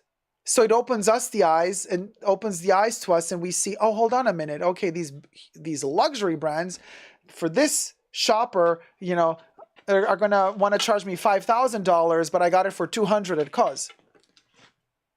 So we have to redefine luxury here. We just justify the $5,000 price because the brand has a luxury heritage and allure around it? Or is it because the brand matches the quality, matches the price? Well, currently luxury brands don't have that divine trinity of luxury, the divine trinity. Price, quality, what did I say was the third thing? The quality, the price, but durability as well, you would have to say. A lot of those bags are not really even durable, if you think about it. If you can match all of those, maybe that's what luxury is. So some of these brands like COS haven't been around a very long time, but hey, COS is coming, what? They've been around for almost 20 years now, right? Or I don't know. I can't really remember when this was launched. Gosh, time flies. But so today I would say, you know, oh, COS started in 2007. Okay, I just got a note here. Coach started in 2007. So, and also, I feel like, you know, Coach having a highly discounted outlet is not really serving luxury either. Sorry, just isn't. So, there you go. You know, there you go. Let me know your thoughts and prayers down below. You know, let me know what you think. You know, it is the end of luxury, but I think luxury is redefining itself. Like luxury is dead, fashion is dead, but like a phoenix, it will be reborn from its ashes, and it will be something new. It will be something different, and I'd rather be on the forefront of this redefinition rather than being a victim of it. And just kind of coming in too late and you know, like just following whatever the masses are doing. No, I want to be there at that redefining moment and choose for myself what is luxury instead of being told by others or by brand marketing of other brands what is luxury. I'm sick and tired of seeing these brands with subtitles, the definition of luxury, you know, like brand so-and-so. The epitome of luxury, brand so-and-so, luxury forever, brand so-and-so. Oh, yeah. You can see also the ad campaigns, a ton of these brands have luxury in their subtitles because they want to signal to you they are luxury. I don't want you to tell me what's luxury. Maybe that's the new definition of luxury. The true luxury is time, yes, but also the true luxury is having the freedom to choose what is luxury for me. How about that for a change? Why do these brands and brand marketings have us running in circles, biting our own tails, trying to make us decide, define luxury, what is this luxury, is that luxury, making you fight, you know, blah, blah, blah. The third party makes two parties fight while the third party profits off of the fight of the two imbeciles fighting. So, let's say we define luxury as time, and having the luxury to define for yourself what is luxury. Because if you define for yourself what is luxury, the brand has no more power over you. They can try to signal to you, hey, my brand is luxury, my brand is luxury. If to you that brand is not luxury, then you say, girl, bah, see ya, don't want to buy ya. And that's that. It's as simple as that. Your standards, your wallet, your pocket, your rules. Fernando Velasquez says, you're so on point. Thank you, my love. Stephanie says, true luxury brands never use the word luxury. Ellie says, exactly. Don't tell me what is luxury for me. Period.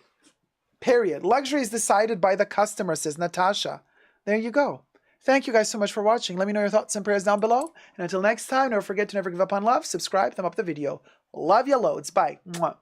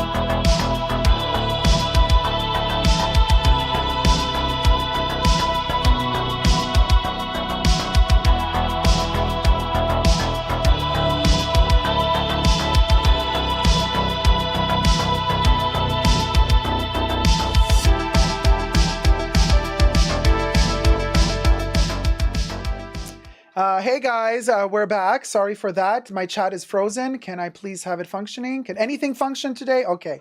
So, just wanted to record one more segment. Jackie, you were completely right. Rata corrige. We're gonna do it now. You guys, yes, it was the Coach outlet on the Coach website. Just to be very clear, errata corrige. It was not just regular Coach offerings. Still, Coach on the Coach website, honey, even though outlet.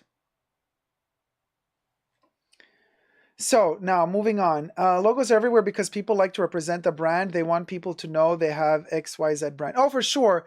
But isn't it kind of cool to have the chance and the opportunity to also like choose from a brand if you want to buy the piece with the logo and if you want to buy the piece without the logo? Some brands don't offer you the piece without the logo.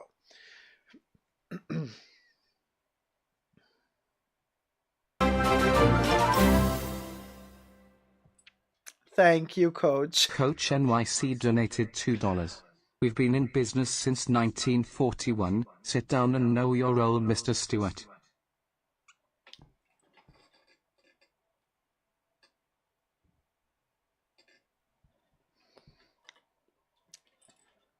Just because you've been in business since 1941 doesn't mean you haven't been making only shit since 1941.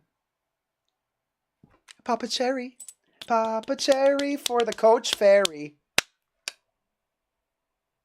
Nothing? Bubbles? Popping a cherry? Popping a cherry? Butter. There you go.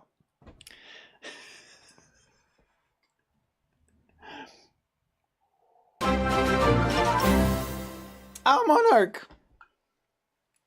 Monarch donated $10. Happy March, everyone. Love hanging out with Bunker family. Thank you, Monarch, for the tippy, tippy, tippy, just a tip. Hit it.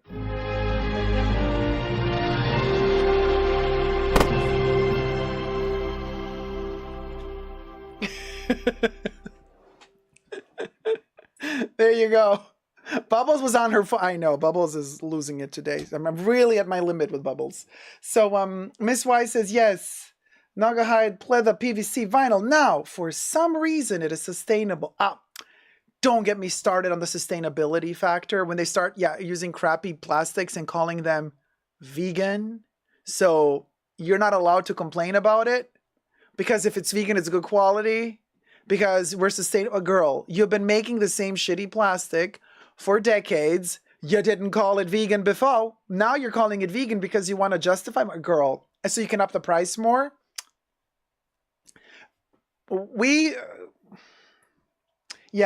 So anyway, Gladys says, I only buy luxury items that are heritage. V-Sense, we all love you. Thank you, darling. It's almost spring, says Patricia. I know. Ugh. I'm not looking forward to the heat and the bugs. Ugh. You know. I bought a vintage perfume this weekend. Oh, good for you, Thomas. Vintage perfume can be amazing. I just hope that you got one that did not turn. You know what I mean? Turn.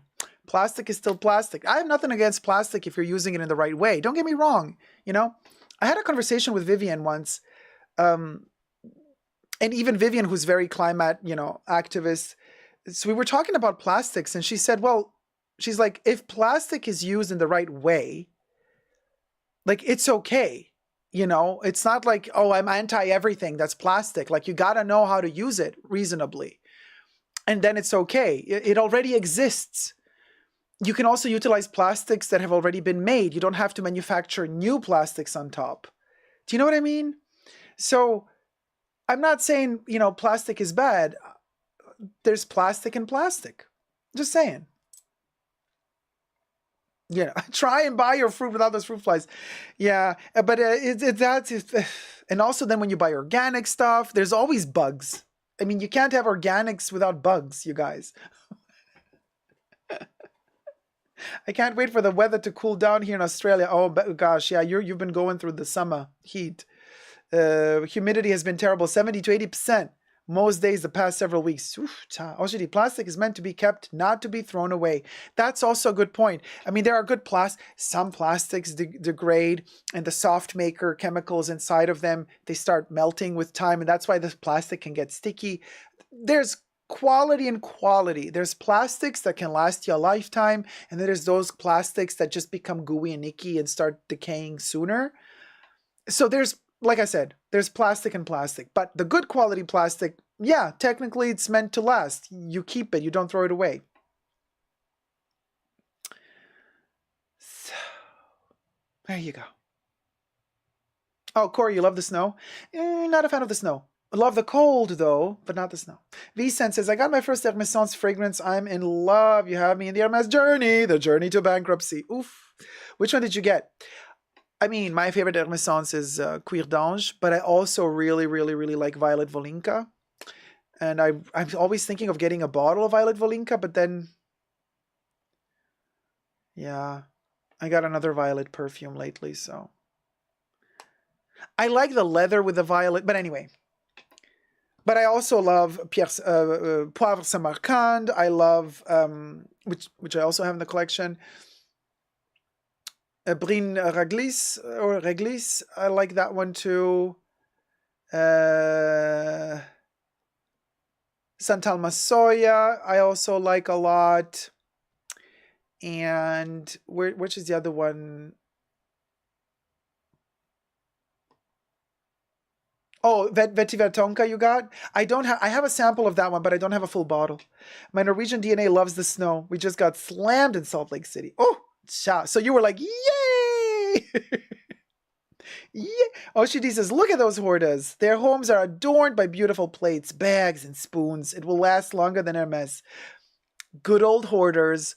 Good old hoarders. Gladys says, luxury is what the customer dictates is luxury. Now, we have to bring these luxe brands to ground themselves. I guess they forget who placed them in that status. Perfectly well put. It's the customer that actually elevates them by purchasing their products constantly to that status. And this is why also a brand can build up their reputation and also be able to say, look, prestige, we've sold so many things, blah, blah, blah, blah, blah. The quality is so high, blah, blah, blah, blah. Price increase, price increase. It's the client. It's the pocket of the client that dictates. It's period. Period. Next topic. And hopefully without having to correct anything this time. But just says, Dacob, just your opinion. Is it uncool that Pharrell wore Louis Vuitton logos to the Loewe Fall Winter show yesterday?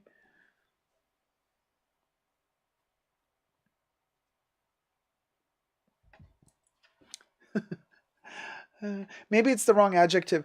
I think Pharrell believes that he can do no wrong. Like, I think Pharrell thinks what he wears is cool. Always and forever. So he might think that going to Loewe and wearing Louis, you know what I'm saying? Cool. Butter. But it is disrespectful. But then again, maybe he has some weird contract with Louis where he has to represent at all times. So he has to wear Louis. Maybe. So, although in his interview with Marc Jacobs, at a certain point, he's wearing a crocodile Louis Vuitton jacket that's worth, I don't know, I don't even want to know how much. Ugly AF, with a huge logo, LV Lovers, like at the front, and then crocodile. It's disgusting, really cringe. And then he opens the jacket at a certain point and to show the t-shirt that he has underneath. The t-shirt that he has underneath is from a friend of his that has a brand. I forgot what brand. Forgot. And then he kind of showed it in the interview. So he kind of did show another brand as well. So I don't know.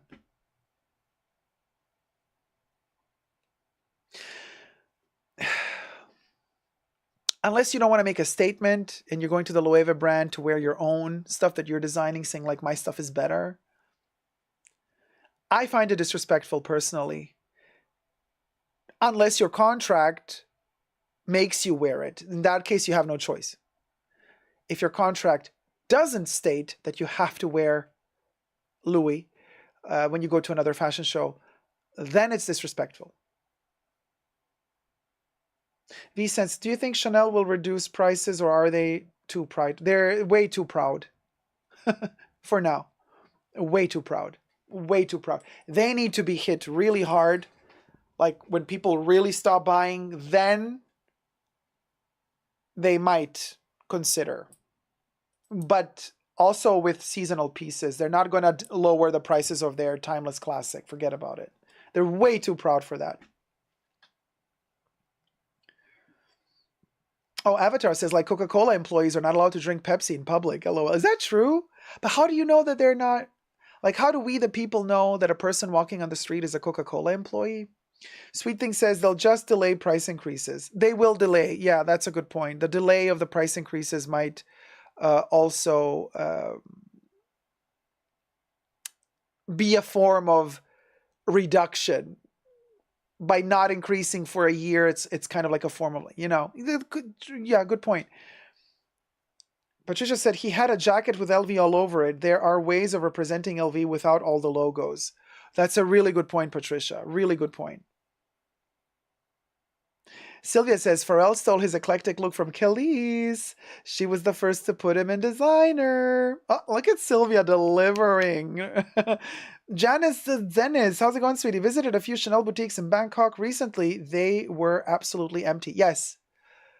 Every Chanel boutique I've been to lately, empty. Empty. Oh, Marie-Antoinette. Marie-Antoinette. Hi there. Your queen is back. Hey, queen. Love to see a head on your shoulders. I see you still have it. That's good for you, Marie. Not to spoil your fun, but if you're not careful and if you keep telling people to eat cake and croissants, you might end up without that head. Let them eat cake, said Kellogg's. Do you guys know what happened? Let's talk about it. So Kellogg's is just having a huge cancellation going on.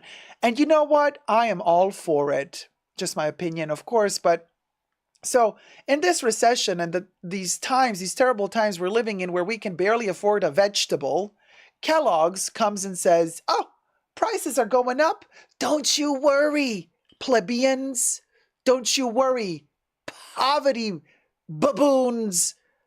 Why don't you buy Kellogg's and eat it for breakfast and also for dinner? Yeah, they're sugary, shitty products. Just my opinion that they're for my standards, they're shitty, okay. So then they started promoting how good it is to have Kellogg's sugary cereals for breakfast, lunch, and dinner. And people retaliated. Huge backlash. But look at how interesting the situation is going. And this is, again, this goes back into the luxury world, the prices are going to go down. Remember, we made a couple of videos about certain luxury brands sneaking in new lower prices for their products. So what happened to Kellogg's? Of course, people started canceling Kellogg's. People started saying, I don't want to eat any more Kellogg's. Like, this is so beyond, like, how dare they? How dare they come publicly to say, eat our pure sugar, okay, our carby stuff, day and morning and night, it's the best for you. Sugar all day, great. So people retaliating, canceling them, boycotting them. And now, what this brought on, at least in America, a lot of companies, food, started shaking. You know what this means. You know when that anus goes, yeah, scaredy cat, scaredy cat. Prices are going down. A lot of the companies are like, uh-oh, yeah, maybe we should not be too greedy after all. So, looking forward, very much so looking forward to getting food again at reasonable prices. I really like to eat my lettuce and my cucumber. And I like to eat an avocado from time to time, okay? I like a mandarin. I like to have a tangerine. I like to have an orange, a banana. I like my strawberries. Why do I have to go to the supermarket, buy one little plastic carton of strawberries? Better would be if it was out of cardboard. But anyway, you know what I'm saying. 4 bananas, 2 avocados, a little bit of celery, 1 cucumber, and like $50, please. Say what? And I'm not talking, let's go to Erewhon's. I'm talking Walmart. I'm talking wherever you go. It's really, come on. The dollar store, just the other week or so. Okay, bananas at 99 cents. But I'm like, but these bananas are black. And I mean rotten. Can I at least, look, I have a banana here. I can completely eat this one. So this is fine to me. This banana is a little bit damaged, and I have no issues with it. I'm not that person who has to have the perfectly clean banana. And it's mushy at the bottom. It got squished. It got hurt. I don't care. I'm going to eat the banana. I'm not that picky. But when the whole thing is black and it's like smelling of alcohol, when it starts fermenting, I'm like, this banana is fermenting.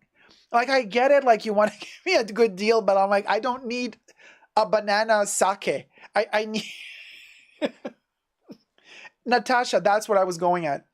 The dollar store ain't the dollar store anymore. That is so true. And a couple of months ago, I bought a chocolate a bar, the Flintstones, from the dollar store. Came back home and I realized it expired 2 weeks earlier. I'm like, okay, now we have to look that nothing is expired from the dollar store. I'm like, okay, great. So anyway, but I digress. What I'm trying to tell you is I'm not like that person that buys at Erewhon's and like, oh, look, $40 for an apple. No, that's not me. Yes, Nat, that's a good point. Whole Foods equals whole paycheck now.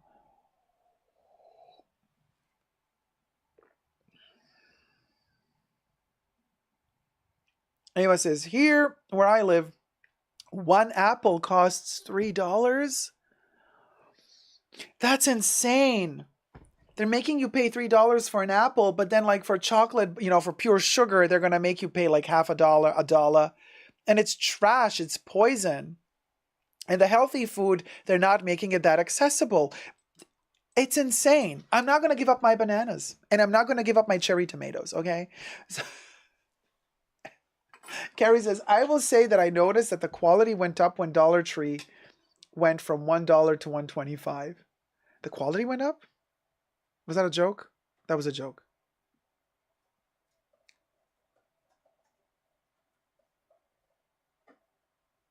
Oh. Wait, where did I get that? That tells me that the prices were artificially increased. Oh, yes. Well, hold on. Up with the chat. That the prices were artificially increased in the name of inflation if the food companies reduce prices as a reaction to the Kellogg's thing. You guys, bottom line, the farmers, They're not rich. The farmers are still earning barely anything from their crops, from what they produce and manufacture. So why are the prices going up? It's the middleman. It's the middleman that buys it off of them for nothing and ups the price in the process while it delivers it to the supermarkets. That's my opinion. That's where the shit is at. Oh, okay, Carrie says, no, I was 100% serious about Dollar Tree. Daria says, 80-year-old lady was buying groceries, specifically watermelon, in front of me today, paid $22. It was so ridiculously expensive, the clerk altered her of the price. I alerted her. Oh, so the clerk said, lady, are you sure you want to pay $22 for the watermelon? That's insane. That is insane.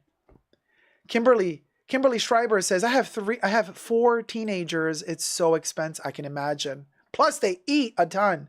Thomas says, where is watermelon in season? Well, I mean, Florida can have watermelon all year round. It's always hot in Florida. California can too, you know. And of course, watermelon is in season in Australia right now. Corey says, farmers are getting screwed. Yes, Corey. And this is the thing. Farmers are not earning anything, really. And yet, like, you know, I'm paying, I don't know, you know. I mean, now we're going to exaggerate. I did not pay $4 for a banana. But it's going to come to that eventually, where the squished banana is going to be $4. And I'm like, how much did the person who harvested and grew that banana is going to get for this banana? 0.0001 cent, maybe? Come on. Somebody is getting rich here. And it's not me. And it's not the banana farmer. So where did all that money go to? So either the guy transporting the banana is demanding a shit ton of money to transport the banana, or the middleman is asking for a shit ton of money to connect the farmer to the stores, or the supermarket is thinking, let's just lie to the people and say inflation, because everybody's using that excuse now anyway. So let's charge a ton for the banana. Somebody in that process is getting rich. And nobody's talking about it. Nobody's trying to come to the source. Like, where is all this money leaking out to? Like, where? Where? We're not earning more money at our jobs. The farmer isn't earning more money selling their crops. So why are we being charged 10 times more than we used to before the pandemic? Where is this money going to? We got 300 people watching, only 220 likes. Thumb up the live stream, you guys. Kimberly says, I get all I can at Aldi. Aldi, yeah, they also have price. Avatar says, here a fresh banana kilo is less than $1 usually, even in Walmart. But we're talking Mexico, right? Vicent says, I've noticed a reduction in costs for groceries. Strawberries were $10, now they are $2. Oh, that's a substantial reduction. Substantial reduction. Yeah, Ava, capitalism. Yeah. But capitalism, but then tell it to my face. Don't be a bitch. Tell it to my face that you, because you want more money, you're charging me a 50-cent banana $10 because you can. Tell it to my face. Tell it to the people's face that you want to charge $10 for a banana because you want to get more rich. Do not lie to me and use the excuse that, pesticides cost more, regulations cost more, taxes have grown, people are being paid more, the wages are going up. Nobody's being paid more salary. Okay? Don't use that. You know what I mean? This is what I'm saying. Do not lie to me. You're lying to me. You keep lying to me. This is like, you know what I'm saying? And I am sick of it. So, capitalism, yes. Don't lie to me, though. So tell me you want to charge the banana $10 because you're an asshole. Say it. Say it to my face. Let's see how that ends. Linda says Dollar Tree needs to change their name. Nothing is just $1 anymore. Heard it's going to 175. So it's the 175. No, sorry, 99-cent store. Sorry, guys, my bad. I was talking about the 99-cent store. That's where I bought the expired chocolate. The 99-cent store, not the Dollar Tree. My bad. Marie Antoinette says, in my country, watermelons are like $3. So Marie Antoinette in France then. Because,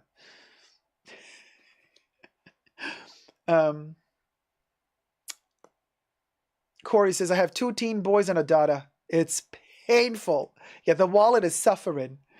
Monarch says, I so agree farmers are getting shortchanged. Patricia says, Dollar Tree introduced new products to compete with beauty and drugstore products, dupes, Dacob. That's what Carrie means. Okay, gotcha. I was talking about the 99-cent store. Anyway, we cleared that up. Moving on. Honey, it's out of topic, but purple with burgundy, is it okay? Purple with burgundy. There's no burgundy in this photo and on me. So if you're trying to throw shade at me, Marie Antoinette, maybe you should recalibrate your color and your site, because you might have a little bit of color dysmorphia. Yes? Are we seeing colors that are not there, Marie Antoinette? Are we, maybe after they chopped your head off, you lost your sense of vision? Natalie says, a handful of the biggest grocery store chains that monopolize the market. They're the ones getting the money, you say. False scarcity, good point. Natasha said, even Christmas trees last year was crazy. I broke down and got a fake one. But you get to use it again this year then, if you didn't throw it away. Thankfully, at least some of the farmers markets around me take food stamps.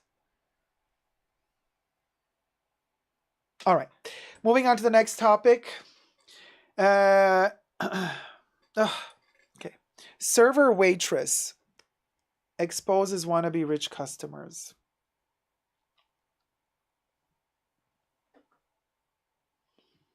No, before that, I want to do the other one. Should employees buy luxury? Okay. Should employees buy luxury?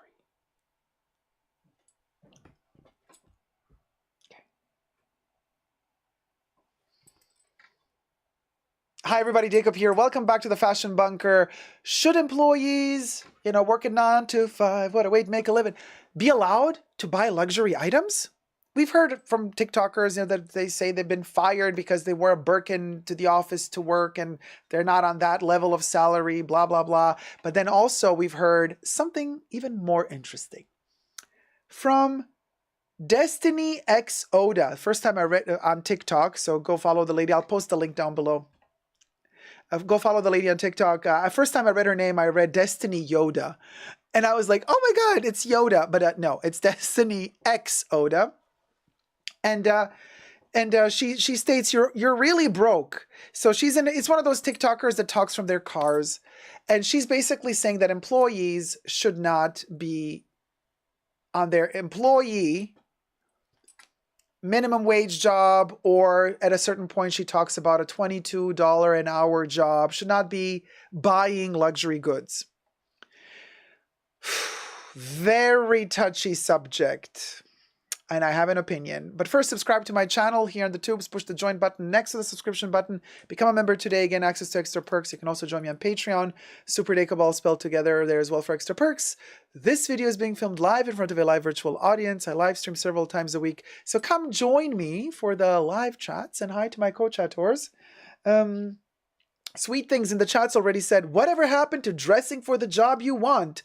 Ha! The aspirational customer. By the way, buy my aspirational merch now.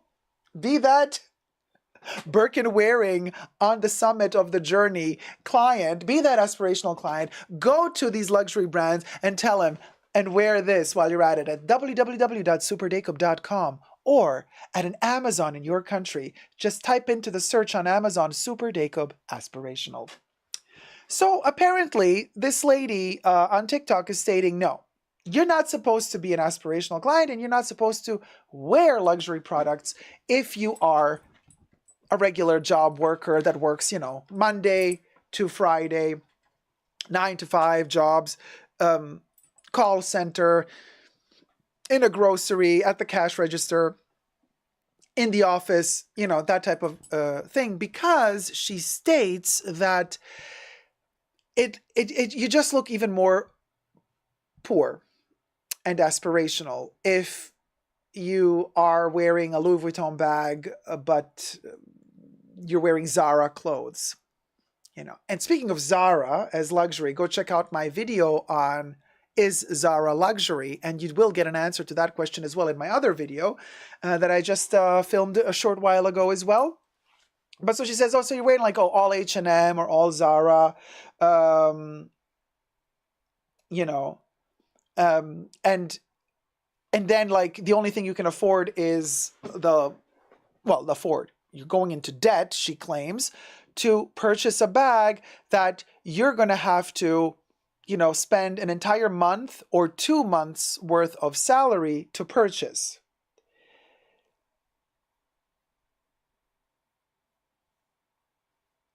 So the point is, she's kind of looking at, I guess, her coworkers that are wearing or using certain luxury products, and she's kind of judging them because she claims that they're doing that only because they want to act like cosplay, act as if they can be rich. She claims that the actual people with big money don't need the logos. They don't need to show off their wealth. They don't need to, constantly try to prove that they can afford something. So she says only if you're not rich, only if you are aspirational, do you want to prove yourself like as if you can afford something that you cannot afford. She also brings an example of like expensive cars. Like she's like, you don't even own your own house or apartment. You're renting, you can barely afford food, but then you're driving a really expensive car, and that's like, and you're in debt, and you're going to be paying it off for many years to come. Very,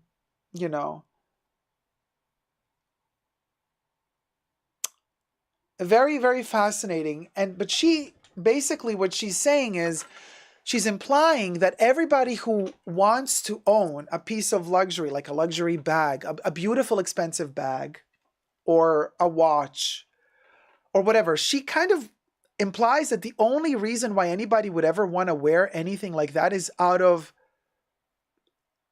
some form of issues that they might be having, like inferiority complexes that they might be having, like to prove that there's something that they're not. Now, I can tell you, for me personally, even when I was a student in school, and, of course, I had to, side hustle, job, blah, blah, blah, could not afford the big item tickets, the big ticket items, I still loved beautiful objects. And these beautiful objects, some of them also belonging or manufactured by luxury brands, I loved them for their shape, quality, color. It never crossed my mind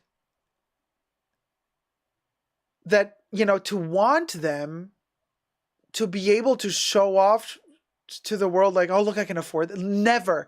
What I'm trying to say here is some people out there don't want to buy these products to prove themselves to others. Some of us really want to buy them because they like them.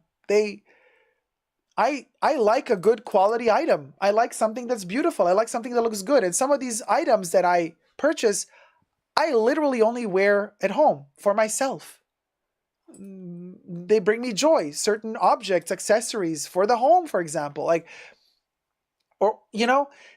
and so the fact, and this is an interesting point because I've noticed more and more of these videos popping up, and usually younger folk, getting into this kind of debate of like, oh, well, if you're wearing H&M from head to toe or whatever, ZARA from head to toe, but then you got the Chanel bag, well, then you're Paul, basically. Or, you're like, you're phony, you're a fake, it's ridiculous, you're cringe because you're buying something that you can't afford. First of all, who are you to judge me for how I spend my money?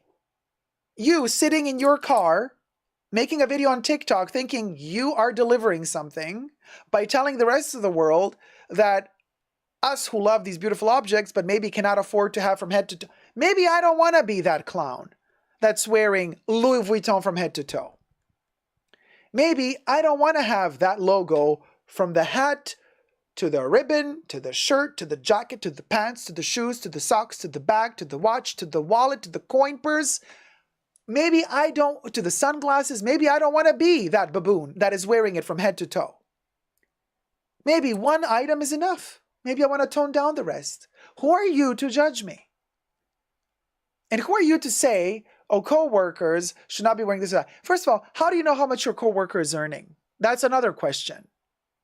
That's another question. Why do co-workers all of a sudden know how much everybody's earning? Like who's spilling the beans on that? But that's a whole other can of worms. But second of all, you sitting in your car thinking you'd end, and unfortunately this view, how many? 2,811 likes at the moment when I was watching the video. So people are buying this shit. They're like, oh yeah, no, yeah, you're right. Like, this is, again, and we've spoken about this a while ago, why I really think TikTok is so dangerous. It's this new way of showing hate. This person is being so spiteful and insipidly aggressive. It's a passive-aggressive attitude. And this flies on TikTok. It's a whole other way of developing language. Like, this is a person who's, like, judging without thinking that maybe what this person is saying doesn't apply to every consumer. Not every consumer is buying stuff out of the same reason. And yet this person has a platform on TikTok with a lot of views, a lot of likes, and dissipates this form of hate. It's a typical TikTok thing. I've been noticing this more and more. The lingo has changed. We've had in the past, Twitter being the worst, where everybody's just hateful. Everybody uses, everything. It's just garbage. On Twitter, really, you don't have to hide your hate. You can just be really hateful. Nobody cares. It's just vile. Twitter has become really vile. But TikTok, the new generation, they have developed this new way of, they've adapted, it's like Darwinism of hate. They have adapted their way of professing hate and hate speech. They have found ways, or rather, hate has evolved. Hate has had its Darwinistic evolution, and hate has now found a beautiful new nest on TikTok, where it has this way of proliferating itself under the guise of polite, logical thinking. When in reality, there's nothing logical about it. It's just pure hate. It's just distilled, synthesized in a form and a way to make it not cancelable. Hate has found a way to live healthy on TikTok. This is why that app for me is just monstrous. Monstrous. Monstrous. And yeah, Zeitgeist says, I am glad Dacob still calls Twitter Twitter. I refuse to call it X. Since that other lemming changed Twitter to X, I never updated the app. So my app is still Twitter. I still got that weird pooping bird. My Twitter is still Twitter. I did not update the app. I don't have the X yet. So mine is still the little blue bird. Everything is as it was. La-di-da. Not that I'm on Twitter a lot anyway, but we'll go. But I'm saying this is the new hate speech. Refinedly disguised behind this veneer of fake politeness. It's the new passive-aggressive. Now, according to the morals of today, this is fine. Morals keep evolving and changing. 10 years from now, we're going to look back at what TikTok was allowing, and we're going to say, oh my God, wow, the things that flew back then that would not fly today. Mark my words, wait and see. But as for the concept of co-workers should not be allowed to wear luxury because you look cringe because you can't really afford it, or you just buy one piece and you buy it on time and you got to pay it off for 2 years. Oh, that's so... Who are you to judge me? What if I really love that piece for what it is, not for what it represents, not for what it shows off to be? What if I just love it because I love it for me? Leave me the F alone. You go look in the mirror. I do not need you to judge me in my purchases. And why I wear something is none of your business. You go mind your own business. Okay? I also don't judge you for all your press-on fingernails and the amount of time you spend at the nail salon and the amount of money you spend to get the nails done over and over and over again, that's your business. We're good. We're good. I leave you and your nails alone. You leave me and my Louis alone. And we all live a peaceful, happy life. Period. So, Powell says, the people I work with all have luxury bags, shoes, and cars. So no one can judge me. But my office is in a very luxury heavy area. Well, that's a whole other can of worms, and we can talk about that as well. Like, where are you situated? What do you feel comfortable with? I mean, which part of the town you're working in? Do you feel comfortable going to work wearing a certain bag? Are you scared you're going to get mugged? All of these factors fly into deciding what you're going to wear when, but they still should not be deciding factors into whether or not you buy a certain item. You might, like I said, you might buy a luxury item to enjoy it in the privacy of your own home. It's nobody's business. And then when you feel safe, you wear it out. When you don't feel safe, you don't wear it out. I mean, times are changing drastically. The stuff that I felt comfortable wearing a couple of years ago, I don't feel comfortable wearing today because people have become much more aggressive. Crime rates have grown through the roof. So, you react accordingly. That still does not prevent me from loving what I love. As a gay person, heaven knows we've been educated to fight for what we love. When you're a kid, your family doesn't know, are you gay now, you're closeted, you're this, you're that. You find a way to always love what you love.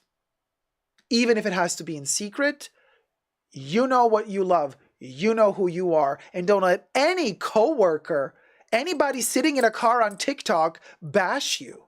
It's none of their freaking business. Period. Oof, TikTok, vile. Just vile. Love you loads. Let me know your thoughts down below. Until next time, never forget to never give up on love. And subscribe. Bye. I have a hair stuck to this thing. So, you know what I mean, you guys? How do they know if I have a rich super sugar daddy or mama or not? Exactly, Kev. None of their business. Now, moving on to the next topic because it's related to this topic. And yes, we're stuck with TikTok. Let me just touch up the makeup. We have to talk about this, you guys, because TikTok, unfortunately, has taken over culture. Culture with a loose C. Oh, TikTok, really? And there's no winning at the moment, Times will change. TikTok will come to an end as well, just like all the other social media platforms, but it's still going to take a while. People are still not real. The youth is not getting it. They think TikTok is the be-all, end-all of all.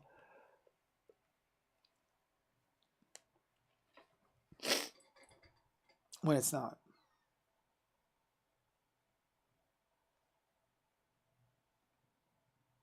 Okay.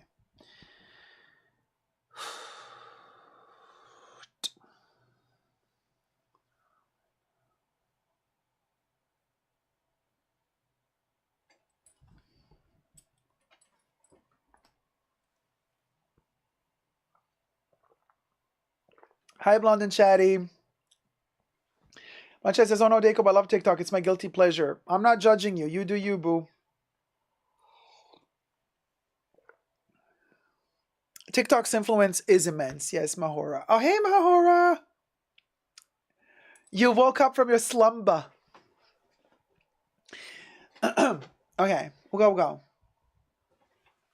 We'll go. Let's do this. Wait, what was we saying?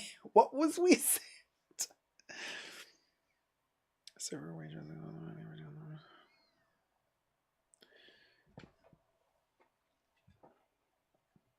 No, Wannabe. Mm-hmm.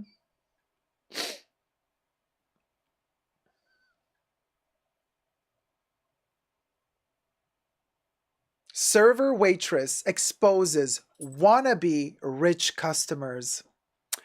Yet another one of those thinly disguised by a veneer of politeness but passive-aggressively TikTok videos about luxury and judging who wears it. Fun times. Oh, TikTok. Let's talk about it.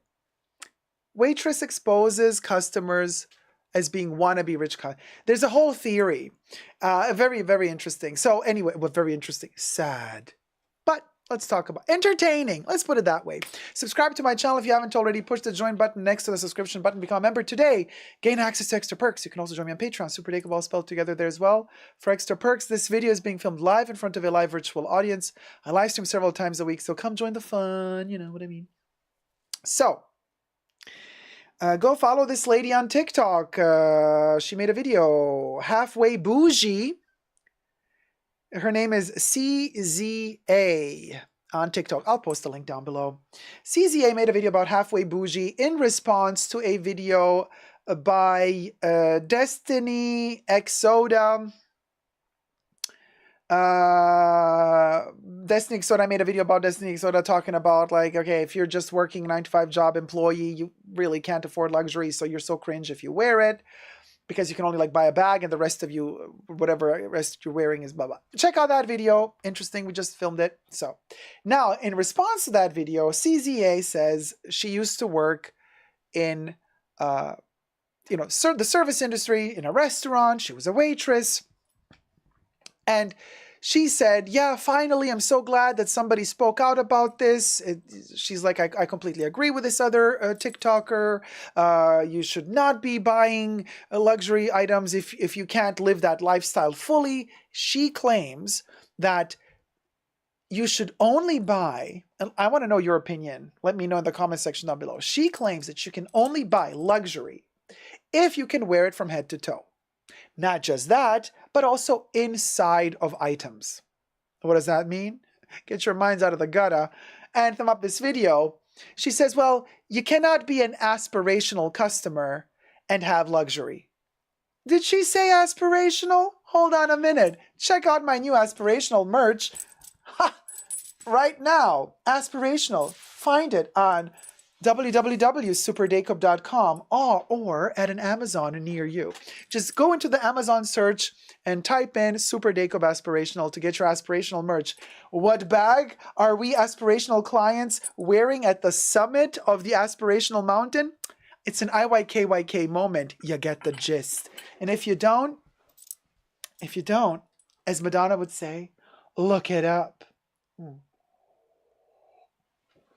So, she says you have to wear from head to toe luxury items in order to be considered luxurious. And she said she was a waitress.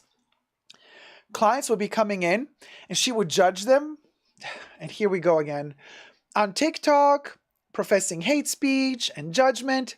But you're hiding that hate speech with that fake veneer of polite logic, which is not logical at all. And people get away with this on TikTok. How many likes does she get? 115. So she says she would then look at you and judge you. And then let's say you're going to pay after you've been eating and you have a Louis Vuitton bag. And then she said, if you had a luxury bag, but the wallet you pull out of that bag is not luxury, like let's say Juicy Couture. I think she mentioned in her video, like you pull out a Juicy Couture wallet or you pull out, I don't know, not a luxury brand. I don't know what other brands. I remember she said Juicy Couture was one of them. But, brands like that. She's like, you're okay. So you have like a Chanel bag and you pull out a Juicy Couture wallet out of the Chanel bag.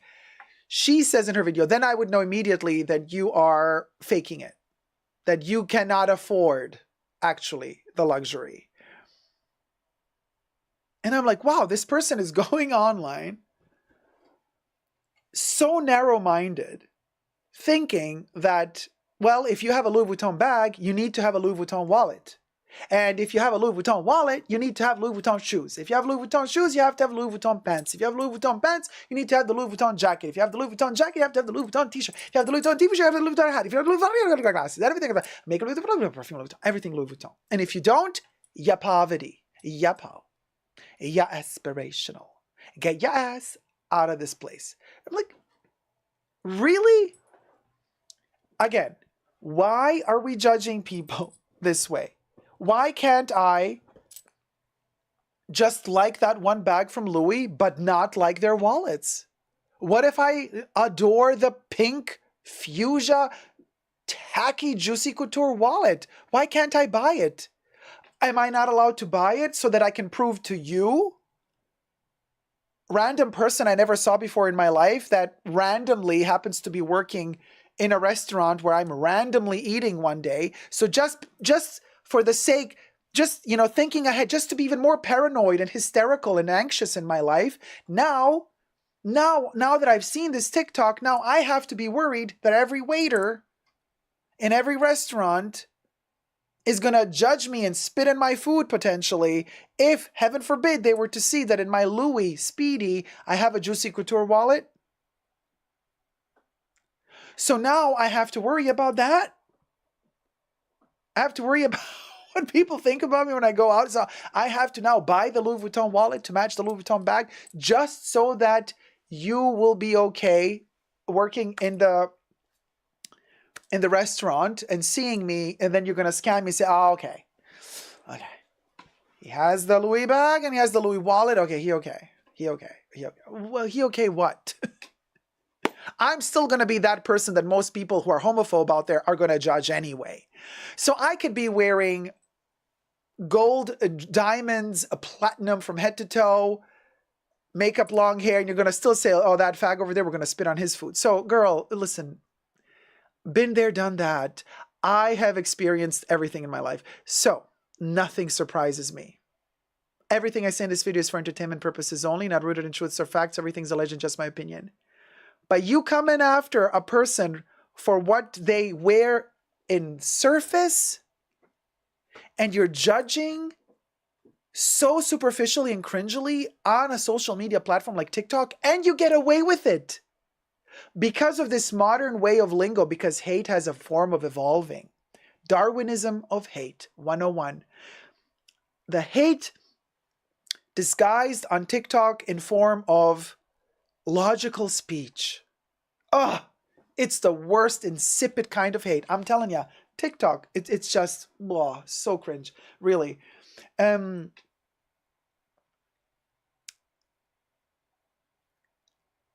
telling you, let me know in the comment section what you guys think, because Jeanette Ramos says, that lady would hate me. I have a Louis Vuitton wallet.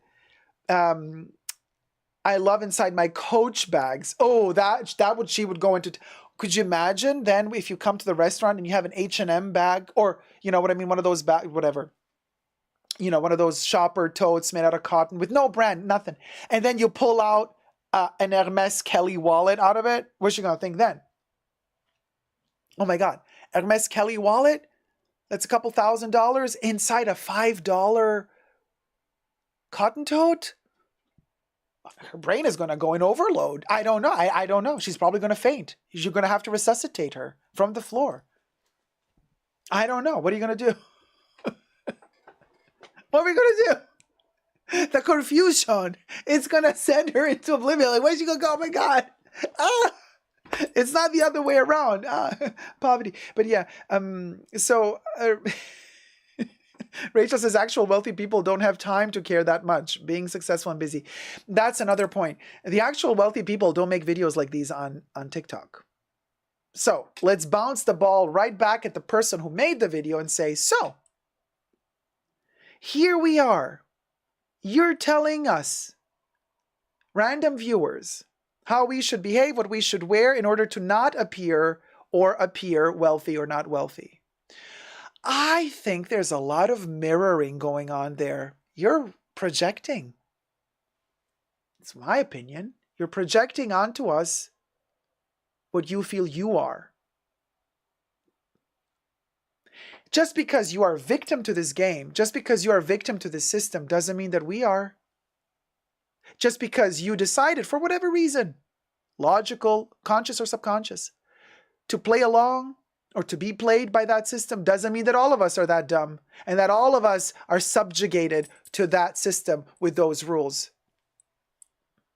Some of us beat to the tune of our own drum, march to the beat of our own drum, march to the tune of our own beat, beat to the only drum of the tune that we decide to tune for.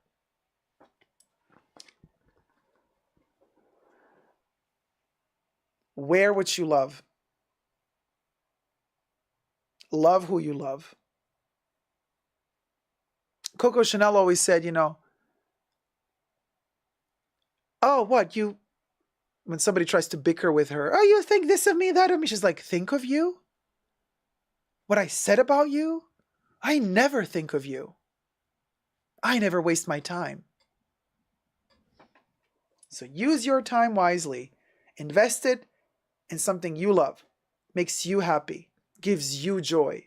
Do not let anybody external to you ruin your fun, your joy, your pleasure, just because they are bitter for whatever reason. That reason doesn't have to be that they have financial issues or not. That reason could be that they're bitter just because their boyfriend, their girlfriend left them. They don't like the job they're in, whatever. They don't like their weight. They want to lose weight. They feel like they got issues with their weight, or they're too skinny and they want to gain weight. For whatever reason. It's a classic. People trying to ruin and shit on your parade because they are in a lousy mood. For whatever reason.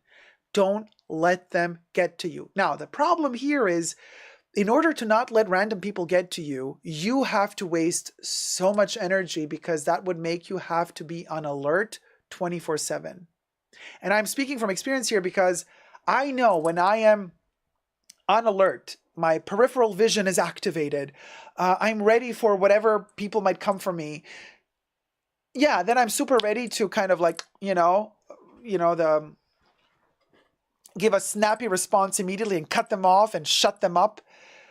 But that consumes so much energy to spend an entire day in modern day society being 100% alert and on alert about potential random people attacking you for no reason. That exhausts you. It ages you and it exhausts you. And the stress levels release so many toxins in your body. That's not healthy. So we also have to find some form of balance. You have to find a way to like not care, but also be ready in case an attack comes and be like, oh, hold on. Don't let it get to you. And that, I think, is the biggest task that we are faced in our society today, is to learn to not care about random people's opinions, but also learn to not let it affect us so much that we end up having a lousy day because of their mood swings.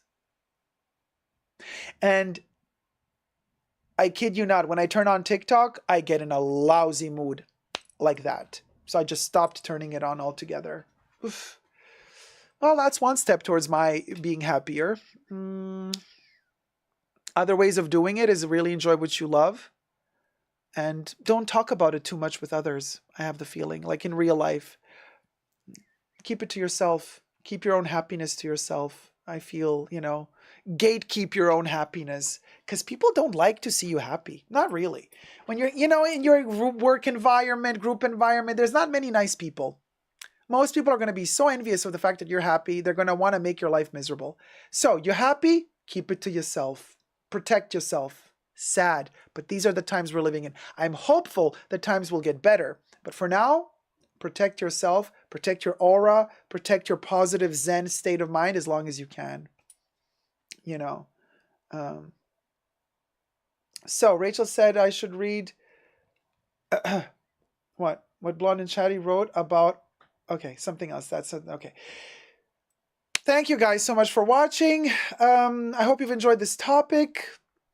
And until next time, subscribe, thumb up the video. Let me know all your thoughts down below.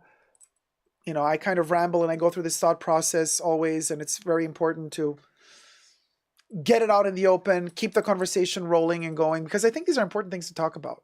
Let me know your thoughts down below. Subscribe, thumb up this video, and until next time, never forget to never give up on love, despite the fact that it's harder and harder to do with every passing day. Love you loads. Bye.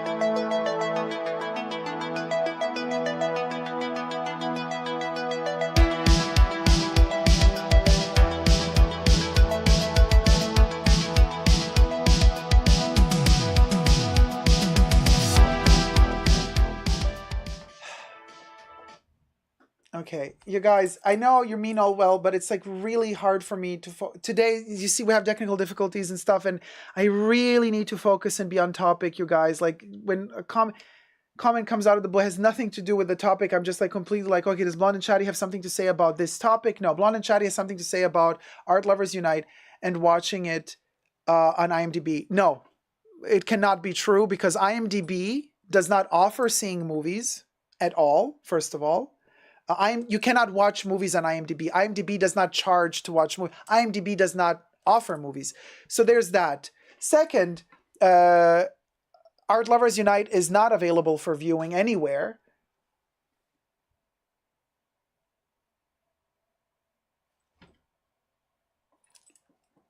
I don't know what to tell you.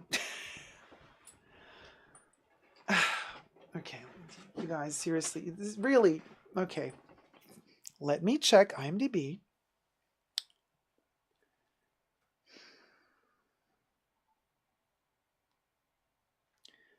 Why am I doing this now? Okay, we're doing this now. So Blonde and Chatty states she watched Art Lovers Unite on IMDb and paid to see it. Okay. So, now, going to Art Lovers Unite. I'm not...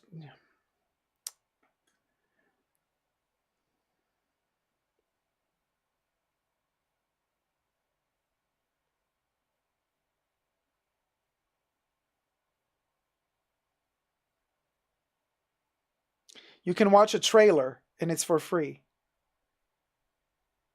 The same trailer that you can see on YouTube. 1 minute and 48 seconds, the trailer. And it's not for pay, it's for free.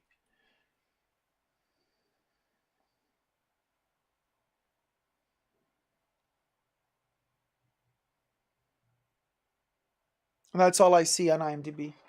T-Pal says, to my defense, I posted my question after you signed off, so I am in the know about staying on. Oh, thank you, T-Pal. Yes. While you are taping, I'm not messing up again tonight. Thank you, T-Pal. Thank you.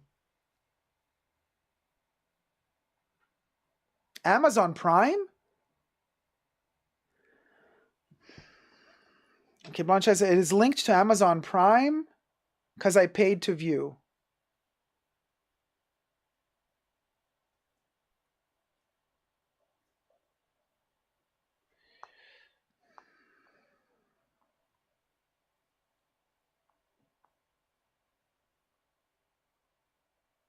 I don't see any link. I'm on IMDb right now.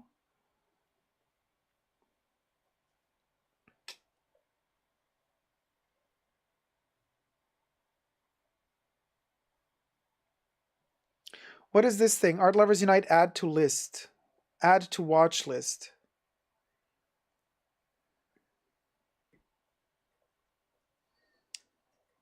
Okay, it's just movie you want to watch, but there's no link that takes me to the movie.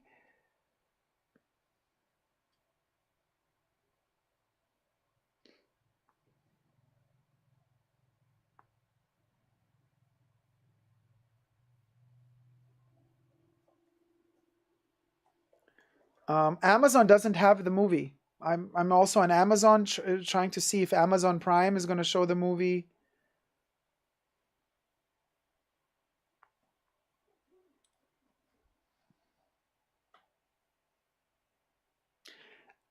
No, you didn't upset me, Blonde and Chatty, but like, can you send me some receipts? Do you have screenshots? Do you have a link? Do you have anything to show me so that I can actually do some research? Like, do you have a link that you can send me? Do you have a link to the pay-per-view site? Like, do you have anything that I can go by? Because Linda says, I just looked on Amazon Prime and there is nothing.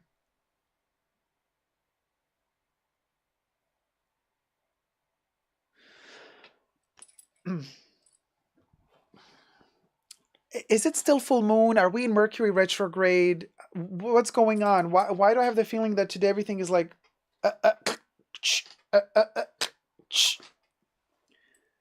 Okay, please send me a screenshot to superdacob@gmail.com.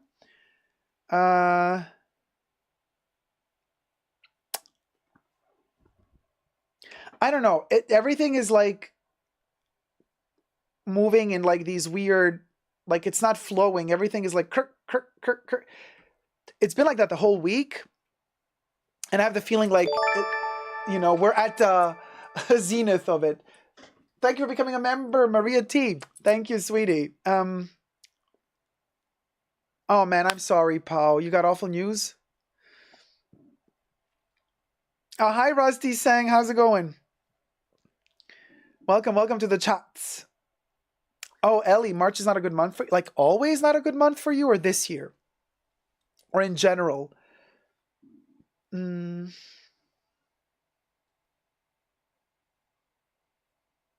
Really? Strawberry says, so if you are the sign of the dragon in Chinese culture, if it's your year, then you might get bad luck. I thought it's kind of the opposite. I thought that if it's your year, you might get good luck. Ah, Patricia, you too? I'm having one of those days, Dacob.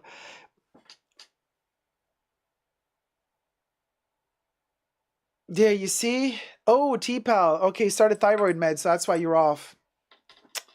Damn, you guys, we're all completely we're all so whacked out. Oh no, Debbie, your dragon? Huh? Oh, Corey K, you need a hug? I'm having that kind of day. Oh, Corey K, I'm so sorry. Look at us. We're all miserable. Well, let's be miserable together. So T-Pal started thyroid meds. So that, yeah, thyroid meds can whack you out completely. Oh my God, Avatar Prime is for you too? This day has been kind of hard for me. Teresa says, I fell asleep very tired. I've had nightmares all week, says Liz M. Wow. Vicent says, are you having a poor day, Jacob? Oh, I love you and always enjoy content. Oh, thank you, Vicent. Thank you so much, sweetie. Strawberry, people wear red undies to block the bad luck if it's your year. Red undies, huh? We'll go. If it's your year, you need to be careful, says Kuro. Well, leave it to the Chinese to twist the logic. Phoenix Mom says, kind of difficult year, not really bad luck. Okay, Nat says, March is tax preparation month. It's always a bad one. Tell me about it. Been printing out tax shit, and I've been like, and this, I gotta collect that. Oh my God, and I'm like, and where's this receipt? And where's that receipt? Because I'm not really one that files everything perfectly. And I'm like looking for stuff, trying to get my shit sorted out. It's such a mess. Such a mess. And it's causing me anxiety too, obviously. Oh, Avatar, thank you. You make me happy, so I'm cool now. Oh, that's cool. Cheer up, everybody. Hey, how's it going, Jolie? At least we're together, says Patricia. Yes, we're miserable together. That helps. Just keep smiling. Nothing lasts forever, says T-Pal. Things are shifting in March, planets and signs, and they said it would be challenging, says Gloria. Phoenix Mom just recovered from the candy cane. I'm glad you're up on your feet again. Kate Moore, yep, this week was harsh. MMM says there's a reason why Dacob doesn't post the chat on the screen in his videos anymore. No, not happening. Absolutely. No. No. Also, spring cleaning, Strawberry says. Oh, tax season. Yeah, Ellie. Tax season, baby. Oh, life is beautiful. You were sick too? What's wrong with us? We're falling apart. I just used the Cicaplus gel on my face last night, and my skin is as moisturized as when I layered. Okay. We have literally somebody in their early 20s talking about baby skin, girl. Teresa says, Pat's still sleepy. Yeah, I slept well. I listened to Dacob as I was dozing. Oh, Terry. Heal. Avatar says, I'm an accountant, so I hate these tax months here in March and April. Oof, cha. Tima says, Mahora, glad to hear you lock it. Oh, what, the perfume? What was it? Mama says that would be a big lawsuit for Amazon. Huge lawsuit for Amazon. Huge lawsuit.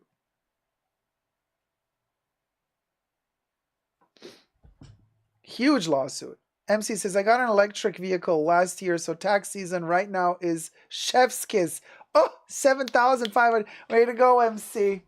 Patricia says, Terry, doesn't D have a relaxing voice? Well, I mean, I can have a more relaxing voice if I'm less stressed myself, but right now I'm like, ugh. So. But we can also do. Blonde and Chatty says in other news, my Dacob stripping mugs have survived the dishwasher 4 times. Wow. Don't test your luck. That is awesome news. That is awesome news. But be careful, you guys. I never advise to wash them in the dishwasher. But you know what, Debbie? I think that also has to do a lot with it. The changing weather is messing with us. One day it's super cold. Then the next day I have to run an errand in the city. I dress for cold weather, jacket, scarf. It's spring. Okay. It's hot. Okay. I sweat like a crazy fool. I feel like I'm going through menopause. And then I'm like, oh my God. Then I'm all wet. So disgusting. Then I take the jacket off. Then it's cold again because my back is all wet and sticky. And I'm like, what am I going to do? It drives me insane to the point where I don't know what to wear. I don't know what to wear. The other day I went out of the home because I was like, is it going to be cold? Is it going to be hot? So I took extra bags. I put a jacket in one bag. I put a cardigan in the other bag. I went out with a t-shirt and I thought I'm going to wear either the cardigan or the jacket if it gets... But then I started sweating because the 2 bags were heavy. I mean...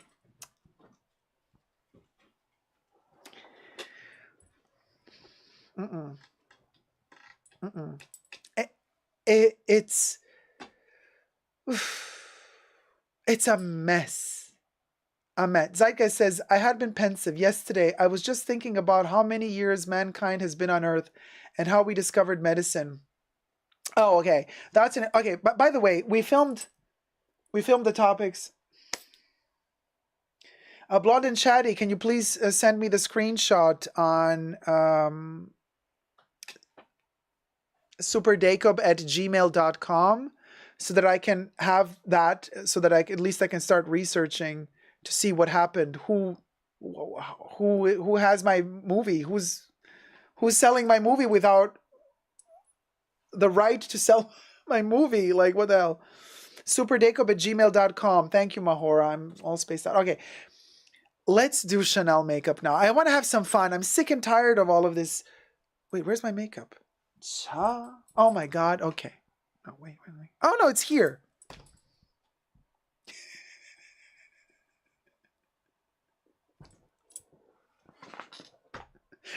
Can I I was looking for the boxes of the makeup, but I took the makeup out of the boxes. So the makeup was in front of me, but I was expecting to find the original packaging. That's why I couldn't see it. You know what I mean? I forgot that I already took it out. Vicent says, it's been a rough week. My fiance filed for bankruptcy, so I feel the bad vibes. Oh man, I'm so sorry, Vicent.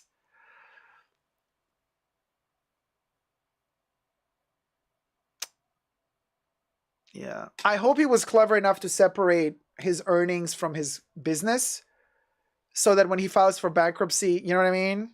It doesn't affect his private pot. I just hope, fingers crossed, he did that right so that at least he can save that, you know? Because, yeah, filing for bankruptcy is tough. Tough, you guys. Perfumes for every horoscope sign. I'm not very much a zodiac person, so I wouldn't know strawberry. You know what I mean? That's not how I see perfumes. I don't see perfumes. I don't see perfumes as no, to me, every zodiac can wear every perfume, you know? What? Miss Jelly says that documentary is $3.99 through Prime. Miss Jelly, send me proof. Screenshot, please. Send it to superdacob.com.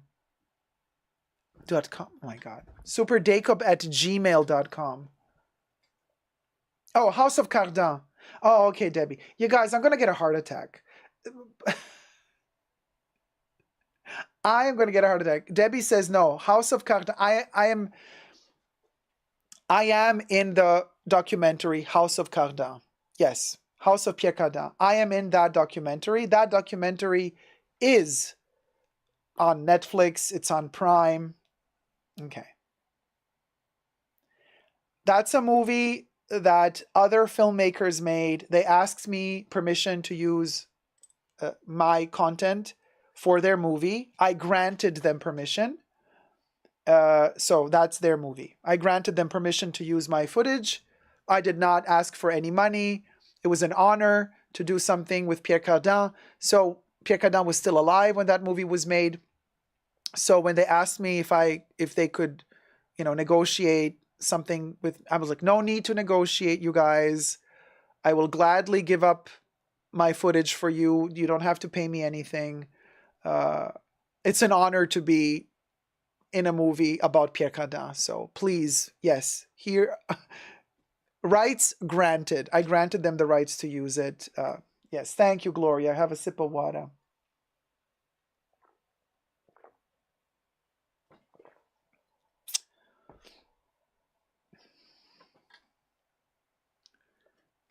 There you go. So, okay, let me touch up the lippy because we got a lot of powder on it. Hi, Audrey.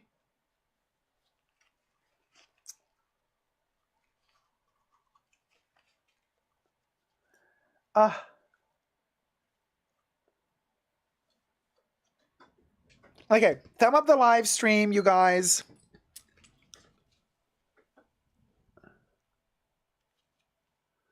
And let's get ready for the fun part. Not that it hasn't been fun thus far, but now get your makeup out. If anybody got the new Mermaid Chanel collection, get it out now. And if you have any other makeup that you want to play with, we're going to do some fun stuff now together. No, Gladys, I'm not going to get the new Chanel lipsticks. I think it's a travesty. First of all, I don't like matte lipsticks. But then what they did here, they just released 31 Rue Cambon lipsticks for $200. The best thing ever. And now they're releasing a whole new range of lipsticks again? Just a couple of months later? No, not buying that.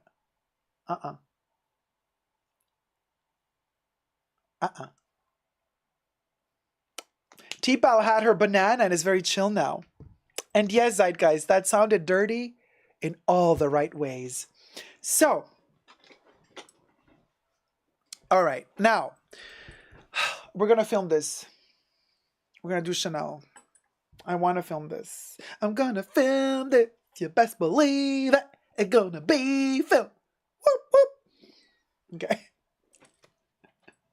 Oh, wait.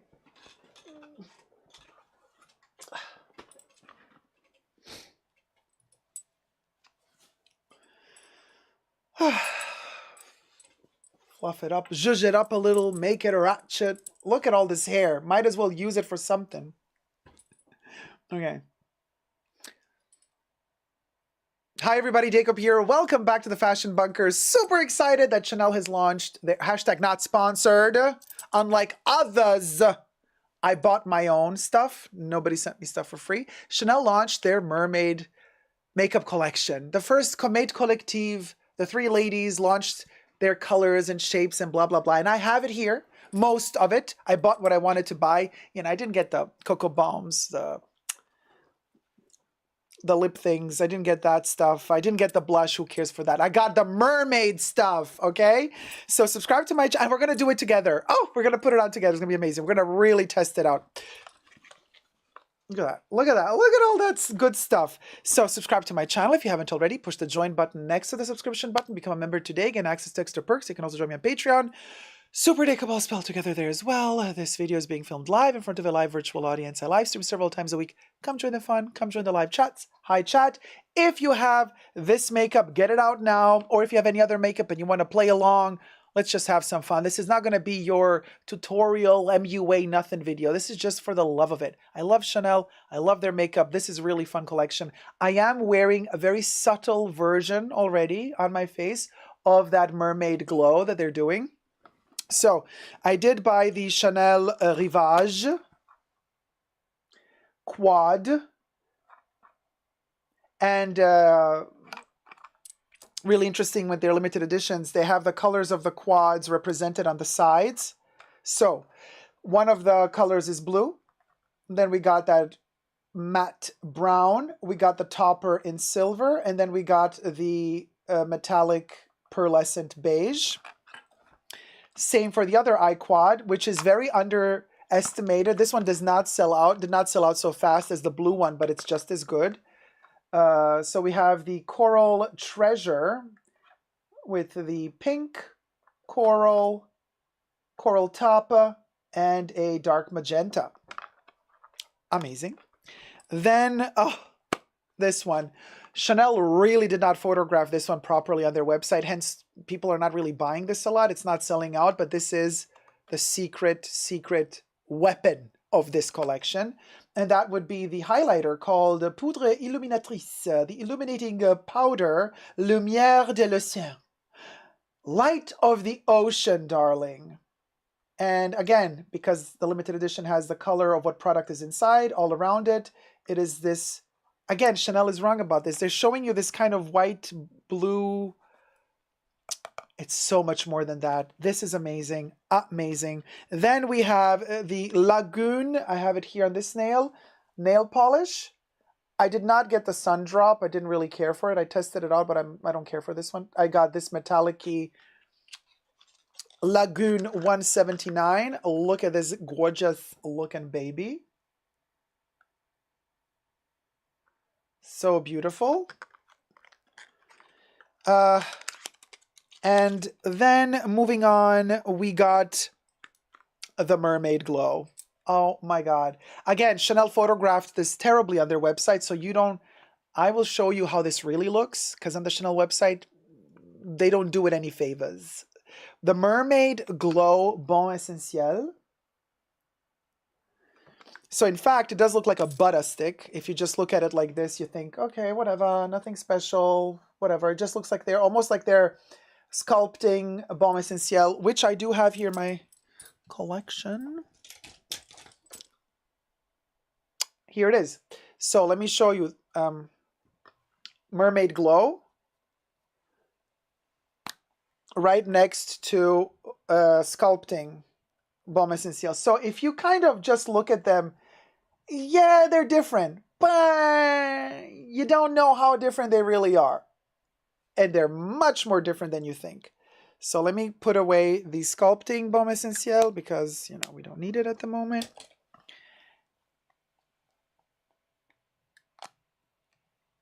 Then I got the Stylo Yeux in a Blue Abyss, the Abyss Blue.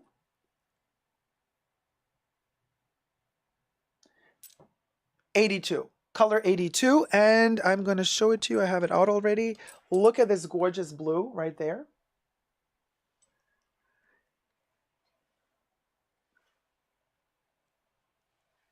There it is.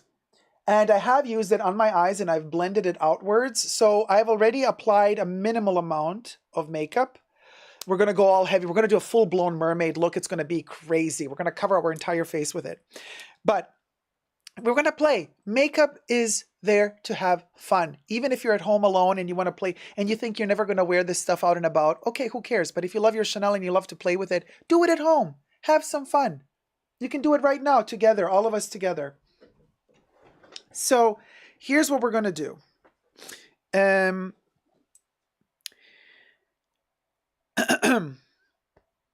going to put on all the makeup. First of all, let me show you what I did here. I did the blue palette. So now I'm going to show you also the palettes out of their cases. Here is the Rivage blue palette. There you go. Okay.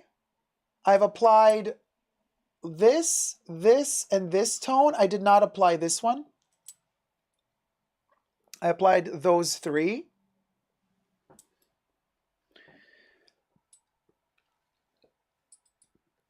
Then here is the, this one is so underrated. It's amazing.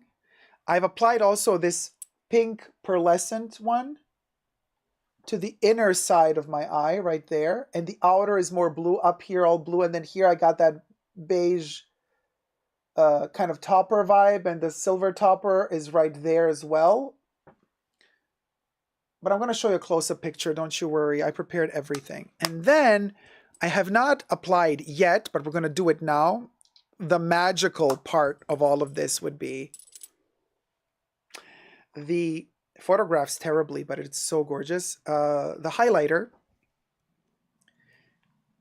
The light of the ocean. And this one does go through, it's very fishy and oceany. It goes through blue, purple. Look at all those colors in there. Now, let me show you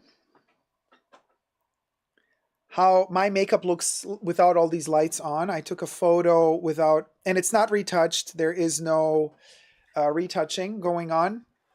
Okay, so this is the makeup up close. This is what I have on right now. And the photo was taken shortly before. I can even flip it so you can have it even bigger. Yeah. So photo is not retouched. This is, so at the inner corner, okay, right here I have that silver topper. Then I got that pink from the pink palette, and from the Rivage palette, we go into the blues. And then up here, we go into that beige. And we have a little bit of mermaid glow. And then we have the blue eyeliner at the bottom and at the top as well. So not at all what Chanel actually shows us. You know, the way that Chanel styled this.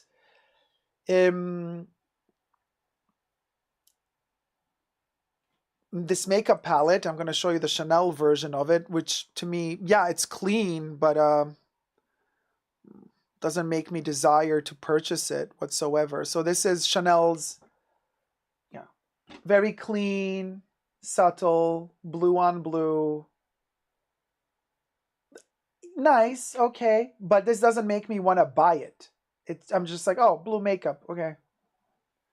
Okay, whatever.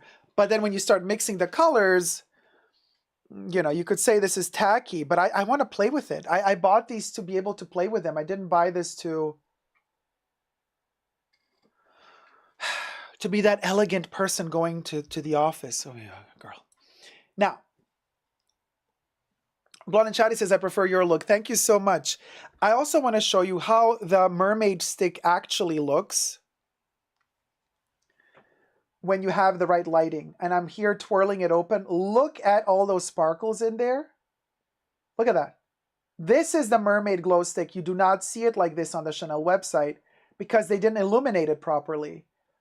This is how it looks like when you illuminate the mermaid glow stick correctly.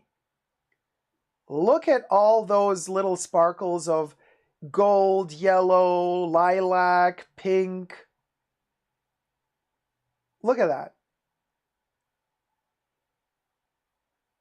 It's just so gorgeous, so amazing.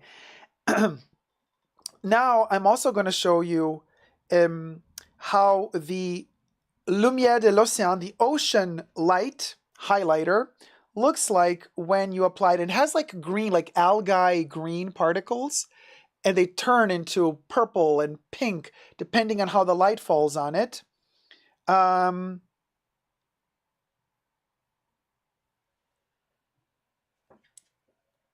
on a second.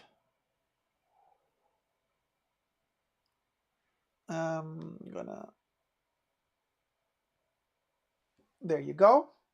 So it's applied very lightly here on one end double. You see that green coming through? It's on purpose, you guys. It's not like, oh, ugly. Yeah, it's ocean. You need to have some green in there. Look how it changes color. Depending on how we illuminate it. Look at this. This is how, and Chanel, again, did not illuminate it properly on their website. So you don't get to see this ocean effect. This gorgeous water reflection like the sun hitting those waves like crazy. Oh, is it still going? I mean, I love it. Now, then I've put the mermaid glow stick, swatched it, added the highlighter on top, and then on the side I put the Stylo U pencil, and then I blended it in. So I'm going to show you all three added together also in a video.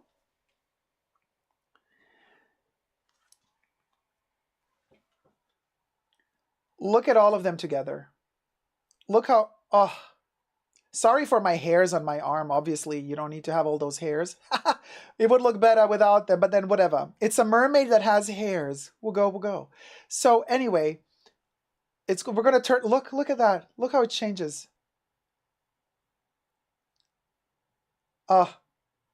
So this is the effect you get. You get that wet, oceany vibe. The blue, it kind of, I blended it in a little bit into the stick, into the glow stick. So that's the vibe we're working with here.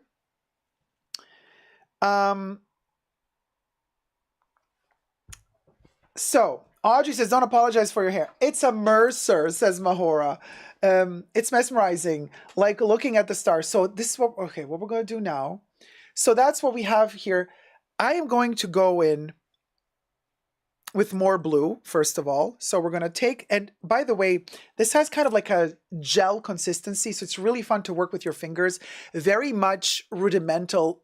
Yes, I use brushes to do makeup, but with these, this is fun with the fingers. So we're gonna take these sparkly little bits and we're gonna work with more into the eyes. So I'm doing the blue. Look at this. It really. So I'm definitely gonna add more blue here. We're gonna work this. We're gonna go quite over the top now. I'm going to take it outwards. Take it outwards. We're working it even above the line here. And the same to the other side. I'm adding more. I had it subtle for the other videos that I was filming just to not go too much overboard with the colors. But now we can play. We can go all the way. So extending it, adding, going downwards as well. Okay, now let me clean off the residue. Let me just get a baby wipe for that. Alcohol free. Okay. Let me dry that off a little bit. All right. So now I want to do the silver, and we're going to go, let's see, it's not silver really, it's a lot of different things. Oh, wow. So it's like fish scales in the sun. Look at this. I mean, it's so intense. Okay, so we're going to do that. We're working. Let me move on to the next step. I just want to touch up. Glitter glue would make it pop even more, says Debbie. Glitter glue. Okay. Let's not put glitter glue on our faces. Just, my logic would tell me to not go. So I'm putting a little bit of the Poudre Universelle Libre, the finish loose powder in the 20 shade, just to dry up a little bit of oiliness that I have around my nose for now. Okay.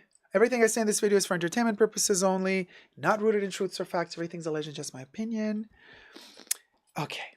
Oh, I was waiting for this moment. Okay, we're gonna work with this little highlighter. Oh my God, so excited, so excited. Look at this thing. Okay.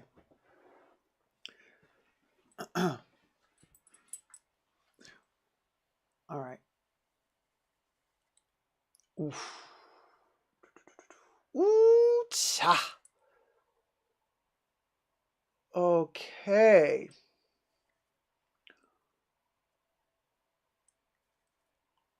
Wow. I mean, it's going places. Look at this. We are going places.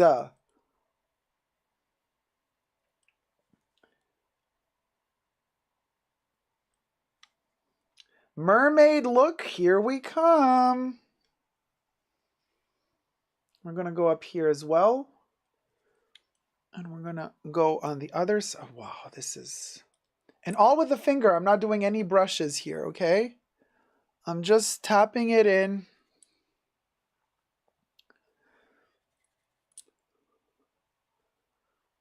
And Oh man, this thing is so freaking cool.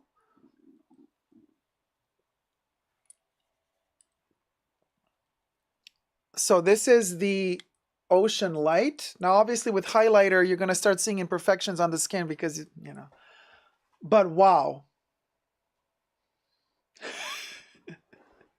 It is holographic, I believe. Yeah, it keeps changing color. And we're going to go on the nose as well. This is not a look that I would recommend doing for, you know, going out. This is just for fun. We want to do a mermaid look.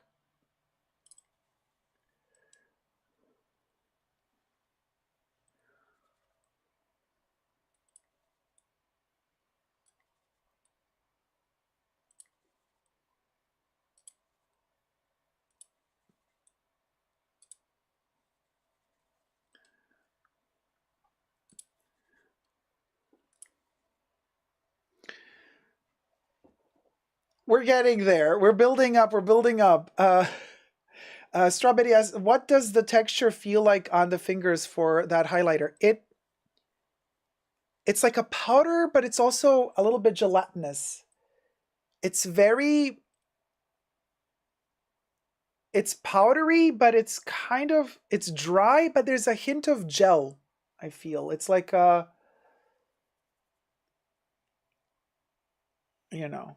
Yeah, it's the whole look is from Chanel, yes.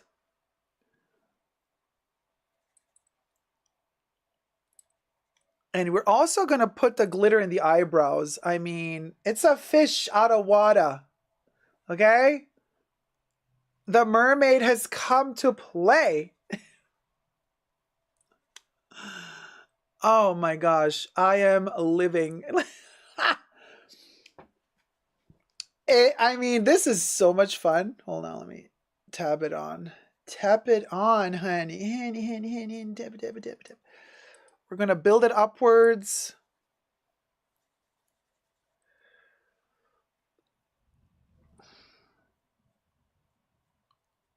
Yep. Woo! We got some. So basically, of course, this is not like full coverage fish makeup. So obviously we would need much more. But it's interesting when a little bit of particles come loose because I scratched it off a little bit. Let me add some more. So I just want this, you see? Oh man, look at that. It looks like I did come out of the water. Well, we did. We all come from the water, y'all. We do, at the end of the day, come from the water, from the sea.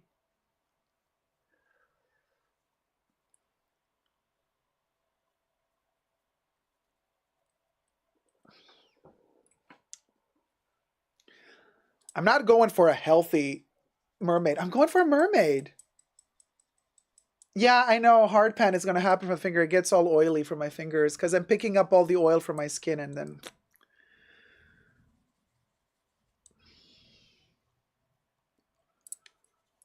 So it's kind of harder to pick up product because it just oilifies itself.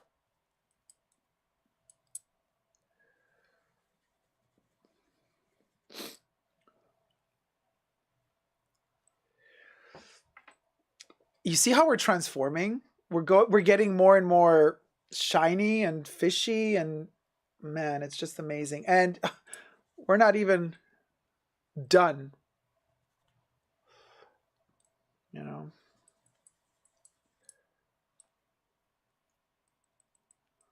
We still have a lot to do.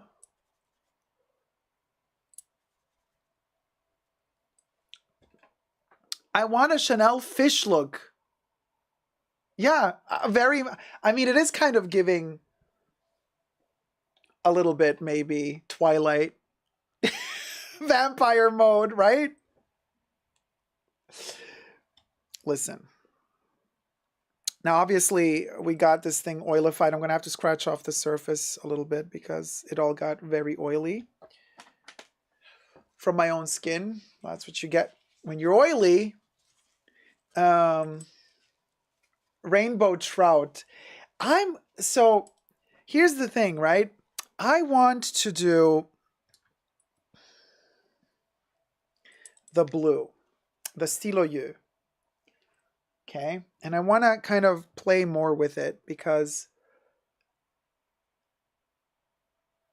you know,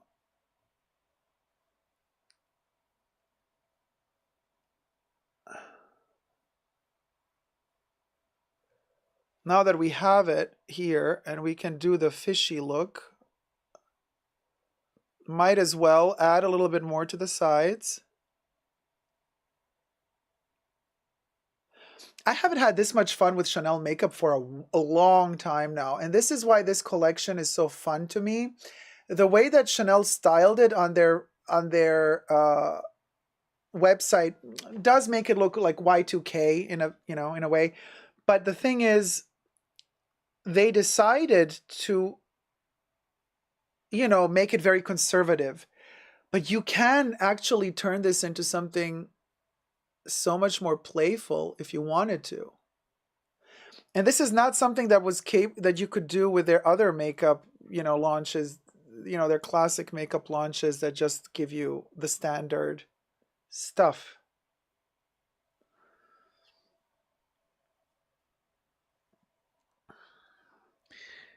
No, the standard colors. You couldn't like really play with it like we're playing now. And I'm going to fade this out.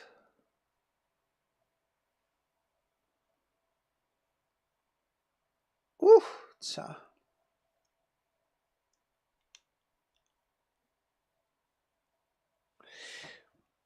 And then I'm going to go deeper into the blues.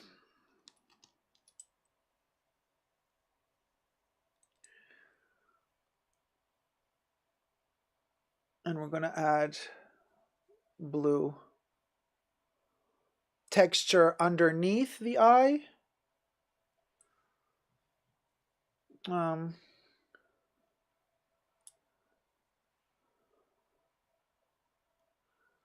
then we're going to get as much as we can. And I mean, we're working with whatever Chanel is giving us here in terms of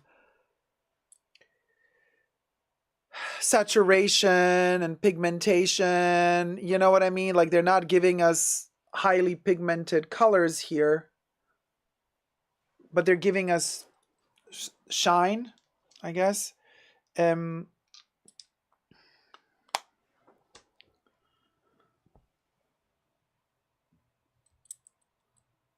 So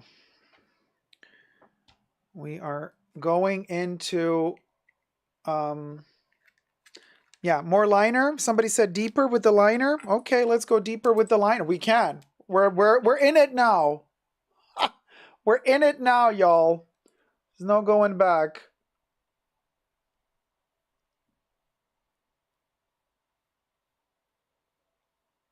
Let's go deeper with the, I'm going deeper, deeper, deeper. Look at this.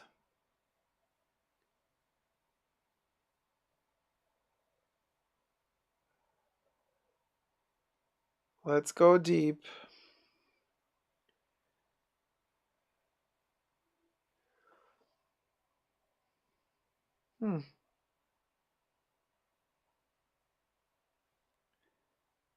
I mean, now we're getting gothic mermaid vibes, with lines under the eyes. A little bit, we're going in that direction. Tim Burton mermaid.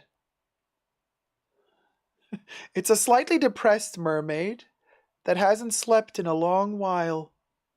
And,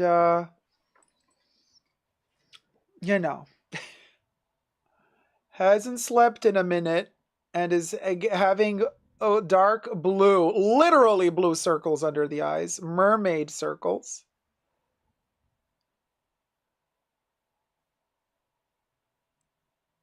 Literal mermaid circles under the eyes.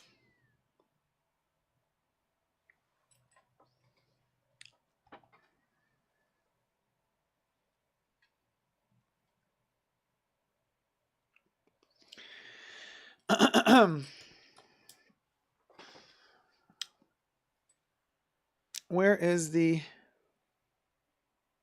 Here. Mermaid Glow.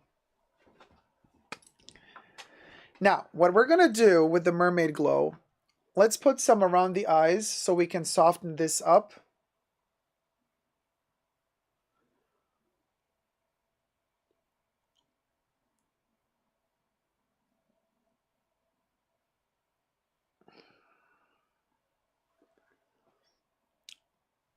Oh, we're glowing.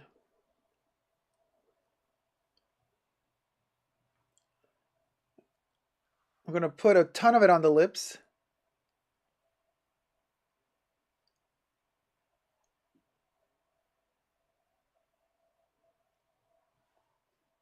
Mermaid style, baby. And then we're going to go underneath here. Underneath there as well. And then we're going to do up here. Up there. More here, more there. Into the eyebrows. Into the eyebrows. We're going places. This is a mermaid. Evil mermaid. Now that I've made these parts oily under the eyes,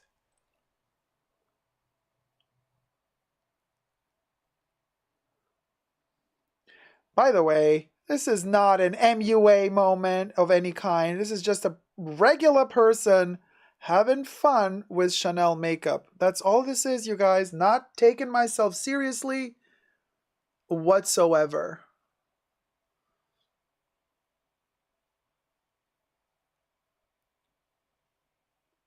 Oh, you know what?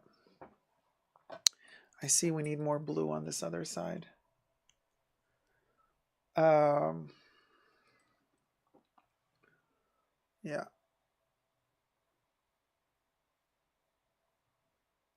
Okay. Just added some more pigment because one side was a little bit less blue than the other. And oh, this is fun. Okay. Now we're going to go into the pinks. Oof. Ooh, this is exciting. Okay, well, now we're going to start working with the pinks. I'm going to take the kind of the topper one, which is just like the blue, very, very light, but so beautifully pink. This one.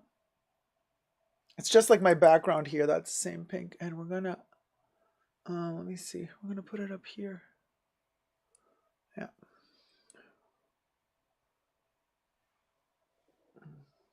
Start working in that pink. And then maybe also the other.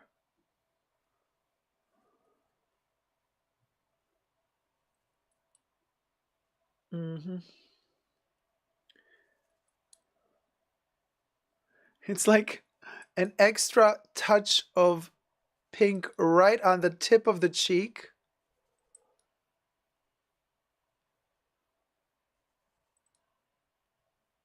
Which is amazing. And then at the tip of the nose, let's pinkify the nose. Make the nose pink. Ooh, the mermaid look, y'all. Ah, I am living. Now let me, so that was the, okay, I'm getting smudged all over the place. Let me clean it up. The purple cool tone of the pink works so well with the blue. Yeah, it's so kind of relaxing. Then I was thinking of doing the pink, which is right underneath. Oh, wow. This is pink. Maybe, look at that.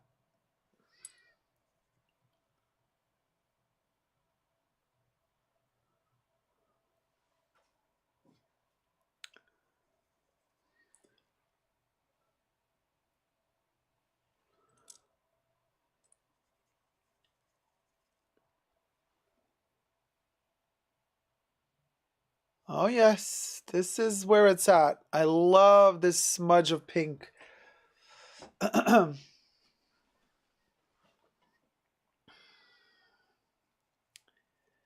And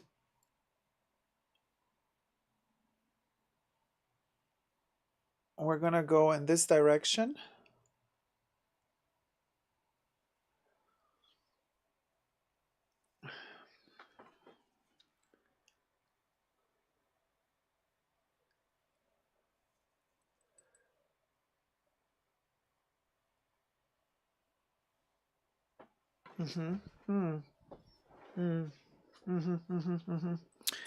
Okay. And then we could do a symbolic thing. Let me see if I could do 3.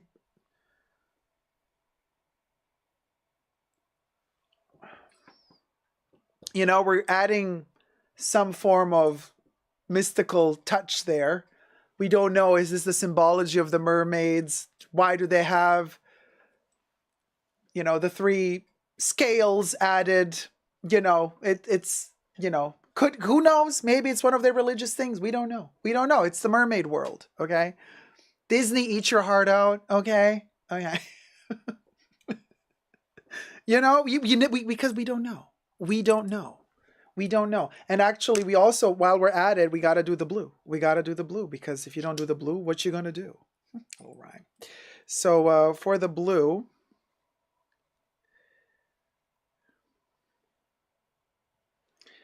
we're going to do it.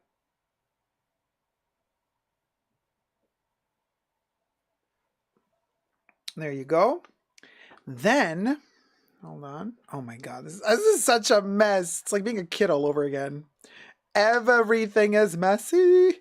Okay, so we did that moment, and it's that mermaid. You're playing with your makeup, so I'm going to play with layering Bleu de Chanel, Eau de Toilette, Eau de Parfum, and Parfum. Yes, Avatar. All the Chanel, all the blues, all the concentrations of the blues. Yes, Dacob using his baby cream again. Oh, I mean, why not? Where else are you going to find on YouTube somebody crazy enough to use their Chanel mermaid palette to do an actual mermaid look? We'll go. This is where it's at, ya guys. Let me just... Wow. Let me just pick up as much as I can of this. Oh, this is so gorgeous. This is really where it's at.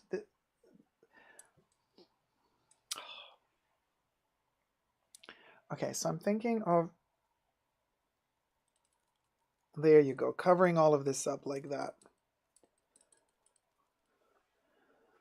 Yeah, so you see it's faded under the water. It's kind of like you see it, but you don't. That's the vibe I wanted to get from this. Let me pick it up with the other hand as well.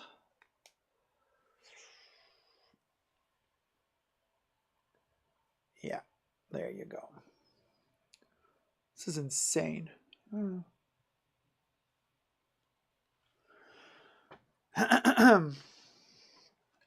Okay. Oh, I mean, I don't know. When I look to the side, I only see the side. When I look to the front, I don't see myself in the front. So I don't know if you guys, what's the vibe? What do we see when we look in the front? We'll go. I'm thinking mermaid, some weird hair. Get the aspirational mermaid merch, aspirational merch on superdacob.com or Amazon.com or somewhere. Just search on Amazon Super Dacob aspirational and you're going to get the aspirational merch.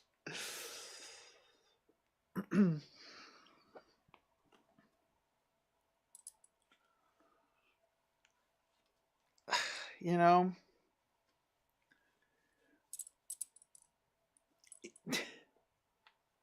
okay, let's do the hair. Mermaid. Let's open it up as much as we can. You know, I should kind of block it off. No, we can, it's like a little water fountain, right? Okay, that's a mermaid vibe. Woo, I am living. I mean, this is giving. This is like, okay, what will go, will go. This is the mermaid, y'all.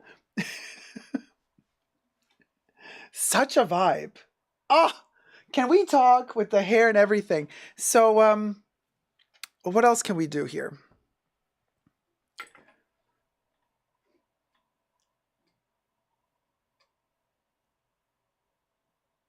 Oh, really? They're reselling the ocean highlighter on eBay and it's very expensive. I mean, I got it at Chanel, but it was not cheap, but oh, we already used up a ton. Look, like the Chanel logo is gone already. Almost fully gone. But I don't know, what else could we add? I mean, if I start adding the browns, I guess that could be fishy too. Like if we added like this brown here, but I'm scared it's gonna kill that 80s fantasy, you know, the 80s soft pinks and soft blues, kind of baby pink, baby blue. Like if we start working with the browns, I think maybe just to kind of create that edge, the contouring here, maybe for that we could use it, but I wouldn't add the browns. I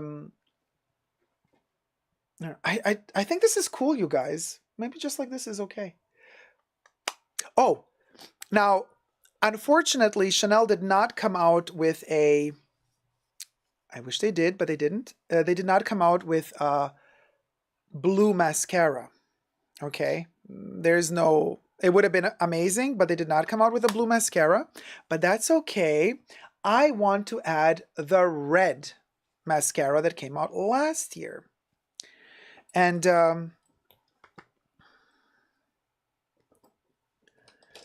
I already have black mascara, but we're going to do the Allure red mascara from last year. I think the red can add a little bit of fire, this mermaid. Because mermaids, what do? They sing songs to catch the fisherman who's swimming by, and then they kind of eat ya. So they're kind of vicious.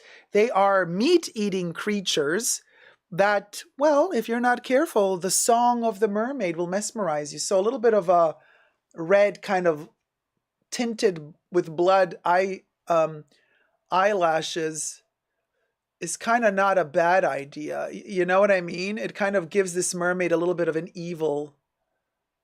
Oh, this is gorgeous. Okay, this works. This works very well, you guys.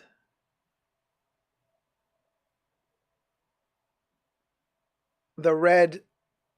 Oh, it's making me look more like an animal. This is so gorgeous. Okay, the red mascara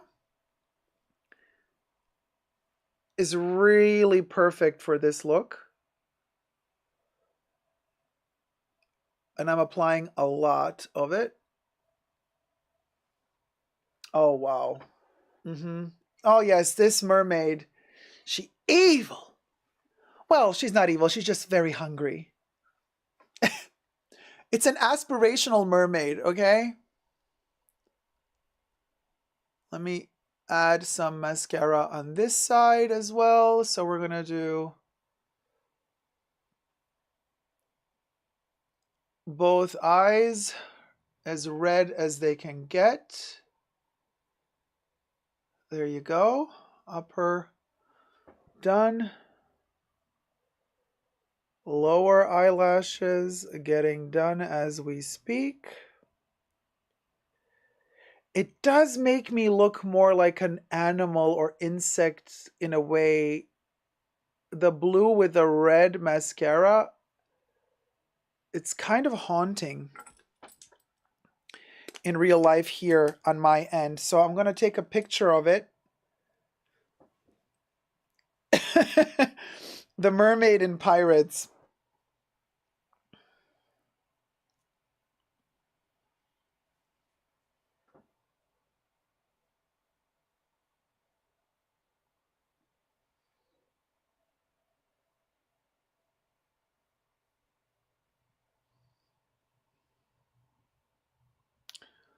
Oh, look, the eyelashes all of a sudden are double the size. Let me glue them on first.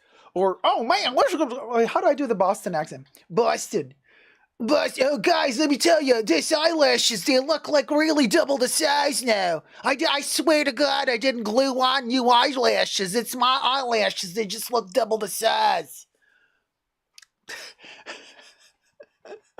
Bragging points for who guesses.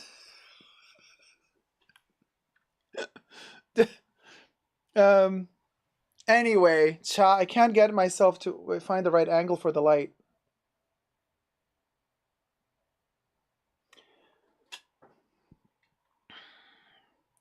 Okay, well, I mean, this is some ugly fish. This is some ugly fish, y'all. But look how beautiful this is. I mean, it's ugly, but in a... I was not you know what I mean? There you go. I just took this photo now. Not retouched. That oiliness, that shine. Look at that beautiful kind of... Yeah, to me, this is fun. This is what makeup should be. And it's Chanel. And Chanel, look, Chanel can also be playful. You know, people always say like, oh, Chanel will go, will go. Well, we'll go, we'll go. It will go, we'll go here. What do you guys think?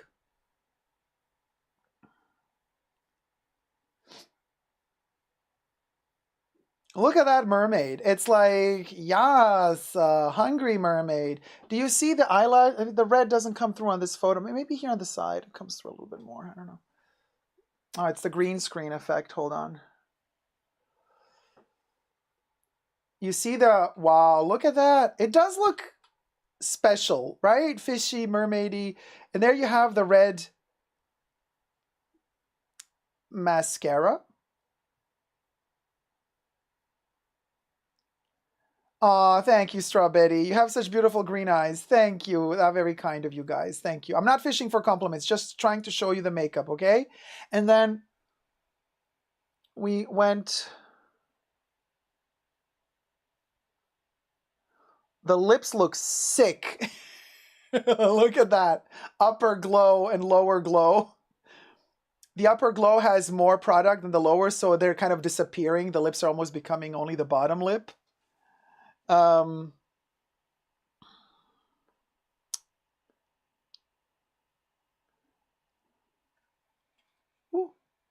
Trying to figure out if we can see.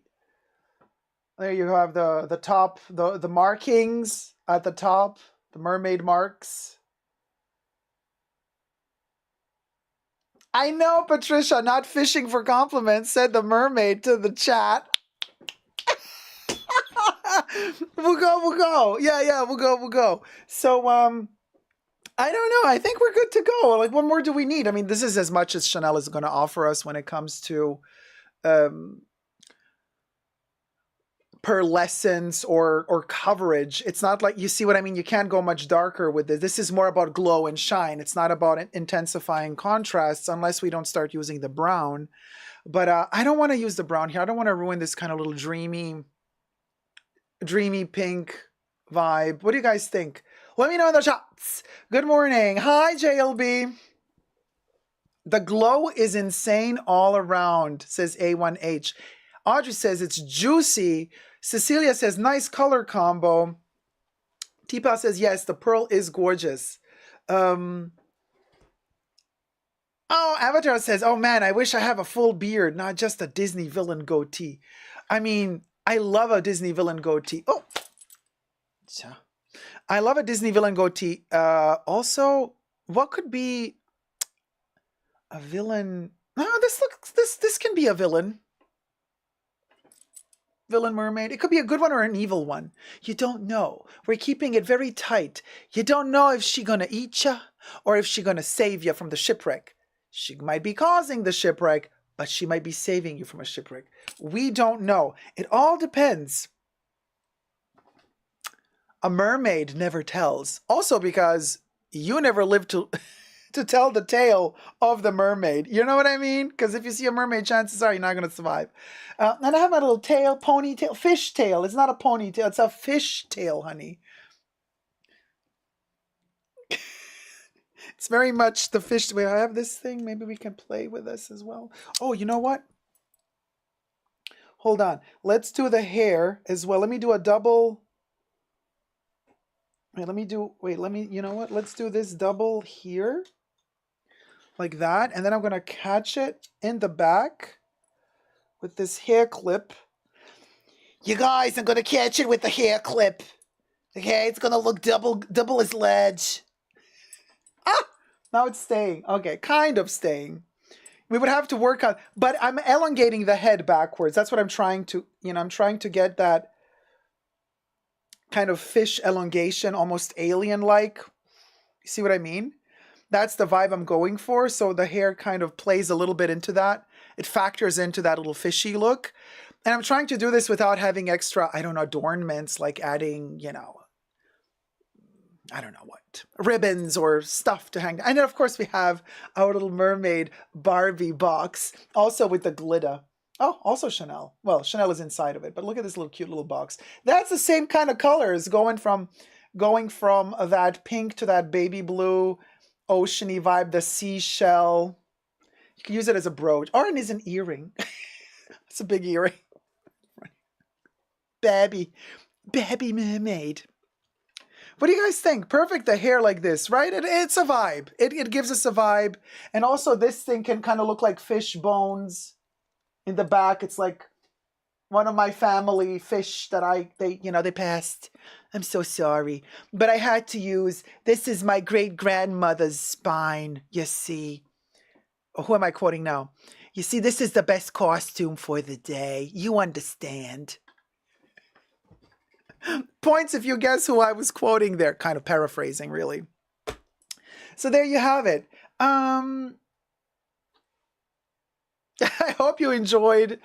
Yes, Debbie guessed it. Little Edie from Grey Gardens.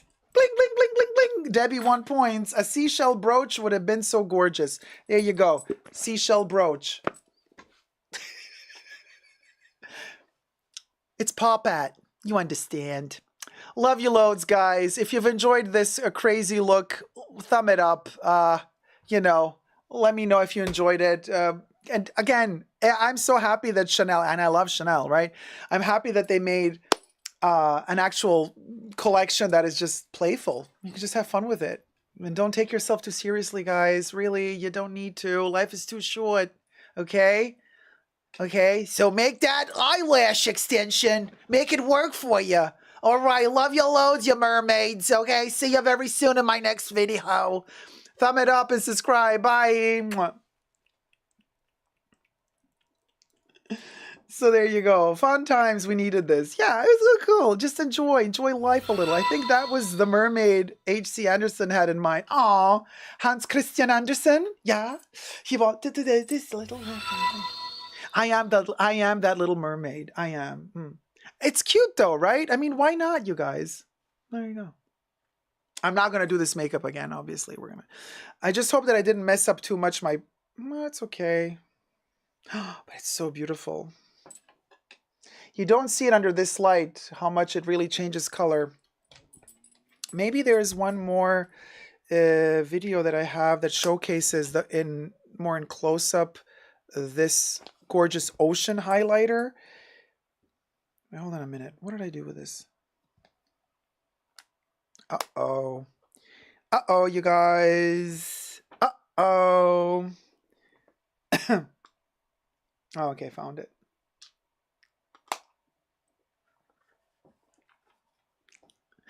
So, where's everything? Everything is a mess here. I have a ton of makeup here right now, and everything is so messy. Okay. Will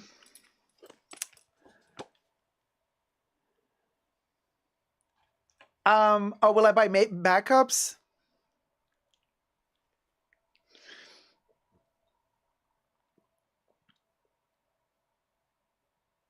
Maybe I already did. Wow. Debbie. Wow. Okay, wait, I have to do photos. Like, this is worth photos. Aspirational mermaid. Like, we'll go.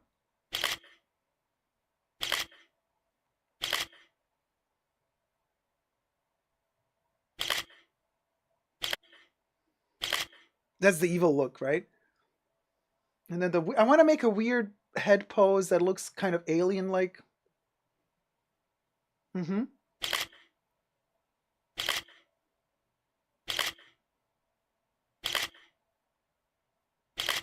Okay, that's kind of interesting. It looks freaky. So I wanted to show you guys the video of, I think I already showed you, didn't I?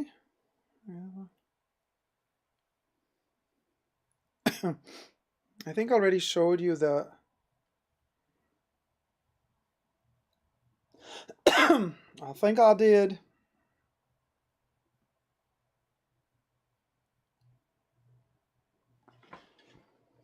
I think I showed you, right? Just the ocean, the light of the ocean. Look at it go.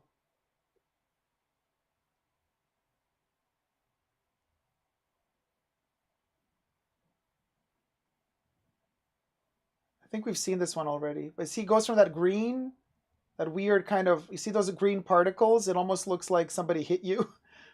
That green, when it turns, look, it's going to turn now. Look at that.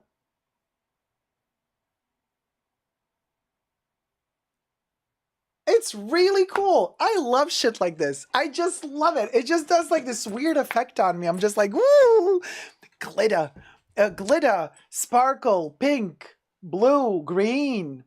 Rosy. Peachy. Orange. Yellow. Gold. Silver. And I just go like, yeah, okay. Okay, I'll buy it. So there you go. Patricia says, LOL. How well you know your Dacob? Our Dacob, spot on, Debs. Oh wait, Debs. See, wait. I bought. Okay, I was actually I was a good Dacob this time, because I did not buy a backup of everything. I only bought a backup of of my favorite thing, which is this. This is it. This is my. I bought a backup of this. Yeah. Just to have as a memory of an amazing piece of makeup. That's the only backup I swear, Debbie, as of now, that's the only backup I bought is the illuminating powder. This is the only double I bought. I did not buy the eye makeup double because I was thinking I'm not going to use them that much. You know what I mean? And because they have this jelly base, they're not going to age well. So if you buy them and just to collect and never use, I fear that this jelly consistency, it's going to dry them up and they're going to crack and they're going to look really weird after a couple of years if you don't use them. But this highlighter for me, even just for the box itself, to have this is really cool. Anyway, I mean, yeah. Yeah, I'm that mermaid. I have been anointed. I have been initiated. I have had my mermaid mitzvah.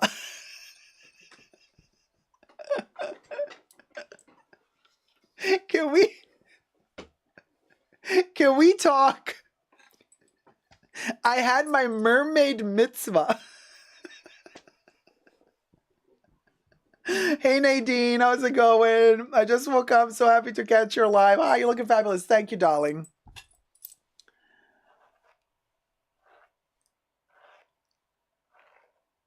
I just had my mermaid mitzvah. Dust Collecting 101 says, well, okay. Just one extra. I just allowed myself this as an extra. I almost bought a second blue, but I didn't. I only bought one. Can you believe? Yes, I did. Yes, I did. Only one. I've been a very good mermaid. So the only double I got was the Ocean Illuminating Powder. I didn't care for the blush. You can check out the blush. I think the blush is still not sold out. You're going to be the Moila? The bubbly? The bubbly is going to be the Moila. You're going to be my shiksa. The eyeshadow palettes are sold out. I wanted the pink. Any thoughts on alternatives? Try asking in a Chanel beauty boutique because they don't always sell out. And I don't know how far they've distributed these. Like, did they go... I don't know. I don't know if it's a beauty boutique exclusive or if there are some bigger Chanel counters that have them.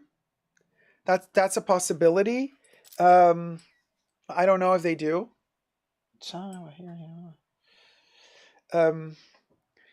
How would you wear the ocean illuminating powder for everyday makeup? Like, just ordered it, but no clue how to use it. Ah, okay, so they do have it online still. So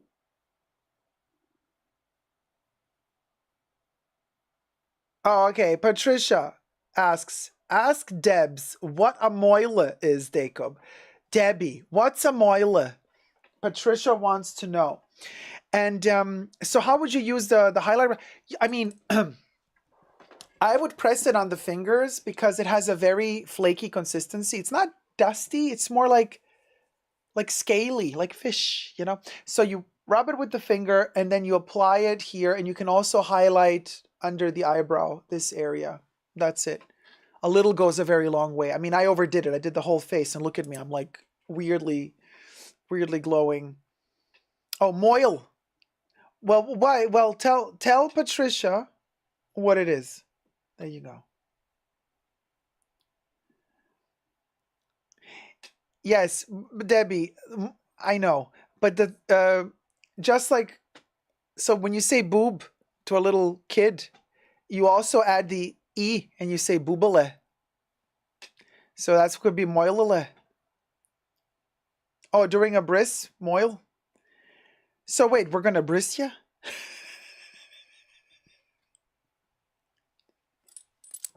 Cha. It's the guy who does the bris. Debbie, you're not the guy who does the bris.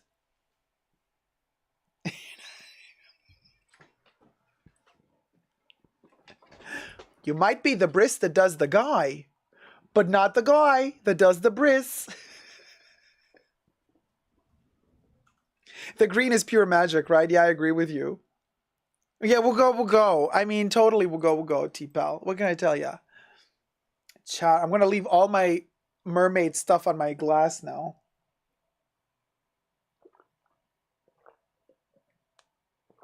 Yeah. Let's see how it looks if I give it a little smudge on.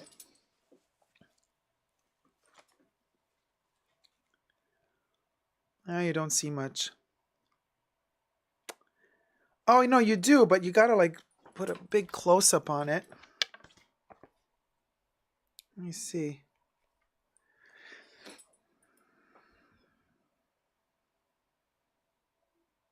No. It's very buttery. I was like, yeah, I know. Farella's gonna be like, oh wait, who called me? Butter.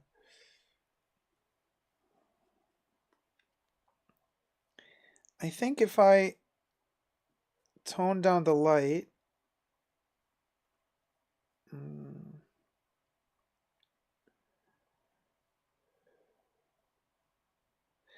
you get to see it more, but no, you don't.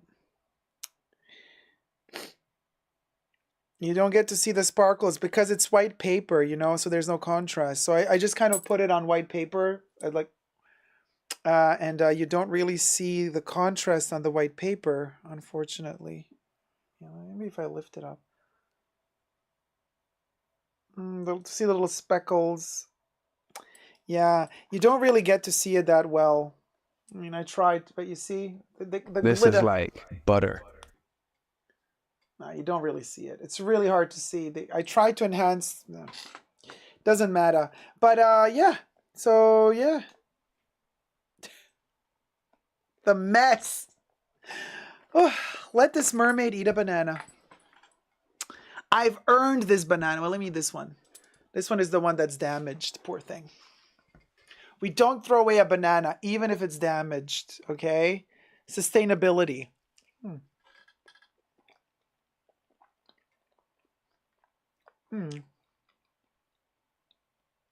Tina, what do you mean? It's highly milled stuff made in Italy. Thank you, Zeitgeist. You like the hair bomb?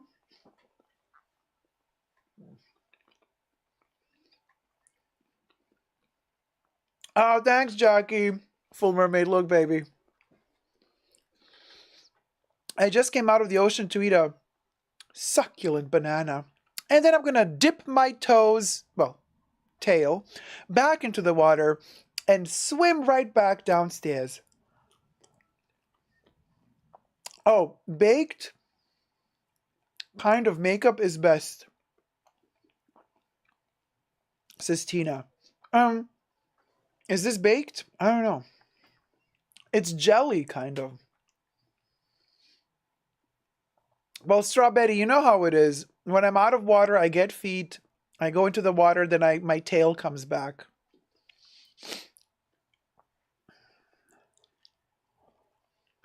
Oh, you know. Baked gelée. Can gelée be baked without it falling apart? I don't know, because I always think like if it's like baked gelée, it's gonna dry out or something.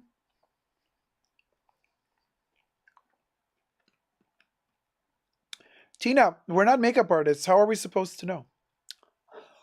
Oh no. Oh, really? So it dries out?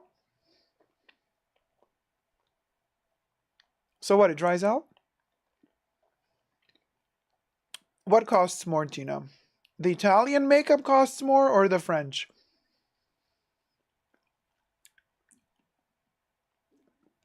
Well, T-Pow, Baby Yoda better be, you know.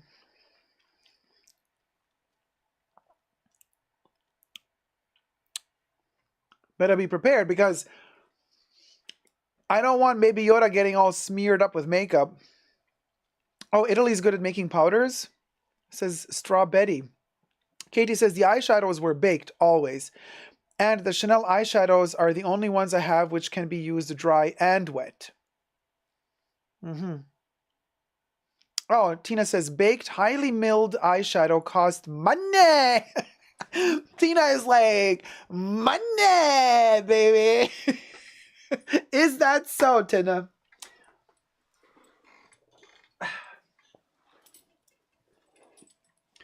Well, look at you. You're not even transparent today. Where's Dacob? You can't find him. You can't recognize me anymore, right? You hear me, but you don't know. Yeah.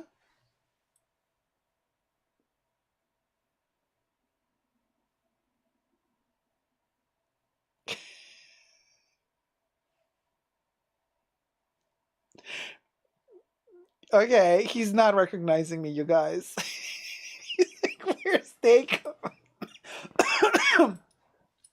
He's like, where did he go? Where did he go? Where did he go? Nobody know. Oh, yeah. It could be me. Am I Dacob? No? Who am I?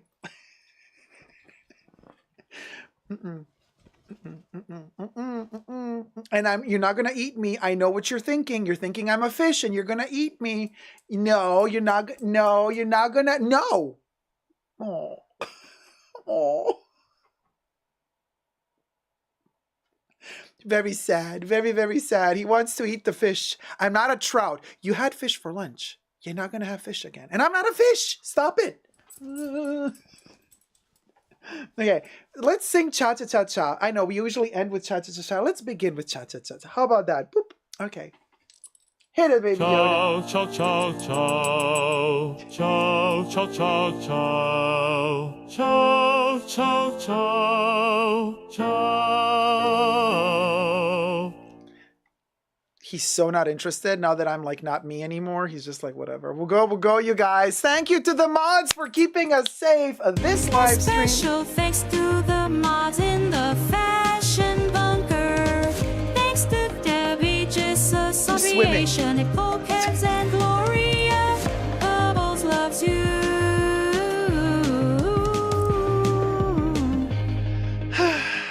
Oh, this mermaid. It's so lonely down here at the bottom of the ocean.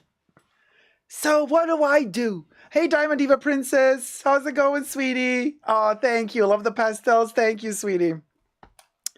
What's a mermaid? Okay, wait. In Michaela voice, right? What's a mermaid to do here at the bottom of the ocean with the natural eyelashes? I don't know. Just let the eyelashes go with the flow. The current of the water, the ocean. Hashtag not sponsored. So what does a mermaid do? Well, a mermaid will go where goes.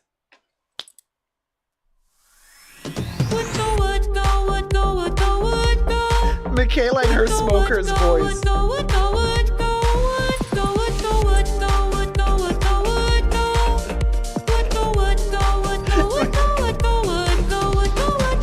Yes, I'm a mermaid. I'm swimming. What you want? Leave me alone. Let me swim. Let me swim at the bottom of my ocean. Michaela and her smoker voice. What did you call me? How dare you? I might be a mermaid, but I also get I could get a suntan. I could get the bronze. I could be a bronze mermaid. Okay. Yeah. Next time we do a tutorial, it's going to be a natural looking suntan for a mermaid. Okay. Not dried out on the beach, under the water.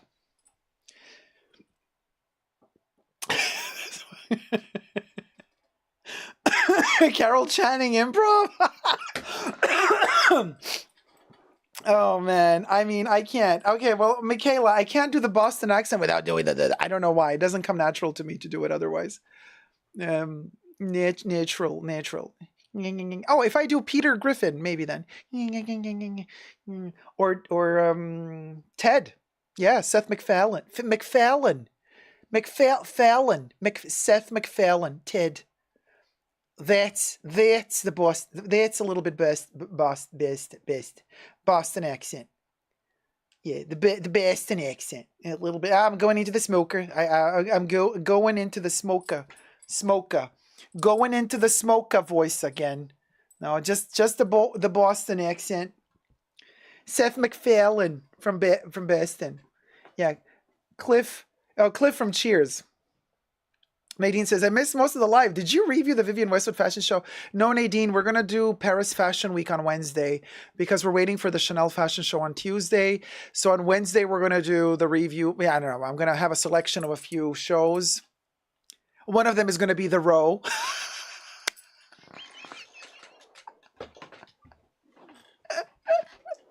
You guys, we're going to do Get in the Car. Yeah, Tina. Lois, get in the car. Get in the car. Will ya? We're gonna do the IYK. Could you imagine me? He's like, hi everybody, welcome back to the channel, to the Fashion Bunker. Today we're gonna review the Row Fall Winter 2024. Hit it, Bubbles. Nothing. Empty. 10 minutes later. Well, that's that. Pack the car. Pack the car. Yeah. Oh my God, V-Sense. Yeah, Rich Lux and I should do a podcast. I mean, we did do a V-Sense. Maybe you weren't here then. We did do a phone call together a while back. I don't know when that was. That was an epic live stream. We had so much drama. Oof. The penal colonies were in it. Oh my God. It was dramatic. So the drama was so big that even Rich Lux called in. And he called in and we had a convo. But a podcast with Rich Lux, I mean, it could be fun. I just don't know if we talk about the same stuff. Like, could we have...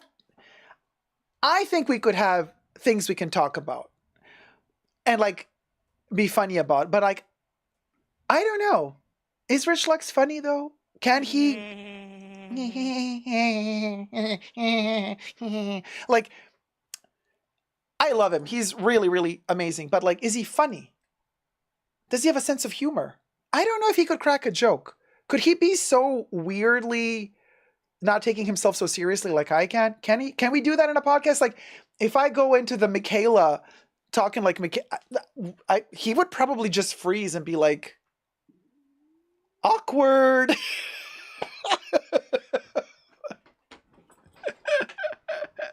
Right? Diamond Diva Princess, she's like, no. I would be like, so, you know what I mean? It would be interesting to see Rich Raw. Well, I would try to push him to be just himself, but I don't know, Hey, Angie Unboxing, how's it going, sweetie? No, but I mean, just saying, like, could it be an organic convo, or would it be like, what would it be like? Like, you know. Also, I'm not a drama channel, so it's kind of hard for me to like talk. Most of these people that he talks about, I don't know who they are. I really don't, you guys. I have no clue who they are. Actually, thanks to Rich Lux, I find out about some of them. I mean, because I love watching him. And so sometimes I watch, and he makes like this drama video about these people, and I'm like, okay, who are they? So then I get to know about them thanks to Rich, because I really have no clue who they are. And, but you know, what I would really like is, I would really like to, okay, brain fart. Get in the car. Pack the car. What's, oh my God. Ethan, Get in, loser. We're going shopping. where are we going? Where are we gonna go, Bubbles? Wait, what's Ethan's wife's name? Gila. Gila from the H3 podcast. HR. I always call them HR for some reason. But Gila, I would love to have like a podcast with Gila. Yeah, Gila, I like her. She's super intelligent, super clever, she doesn't say much. She's very, she know what she would know, Gila from the H3 podcast. She's Ethan's wife. They have third kid on the way. Two kids. I don't know. Couple of kids, couple of dogs, YouTube channel. And they have merch company, super cute. Little teddy bear stuff is their logo. And I don't know. I really like her. I think she's sweet.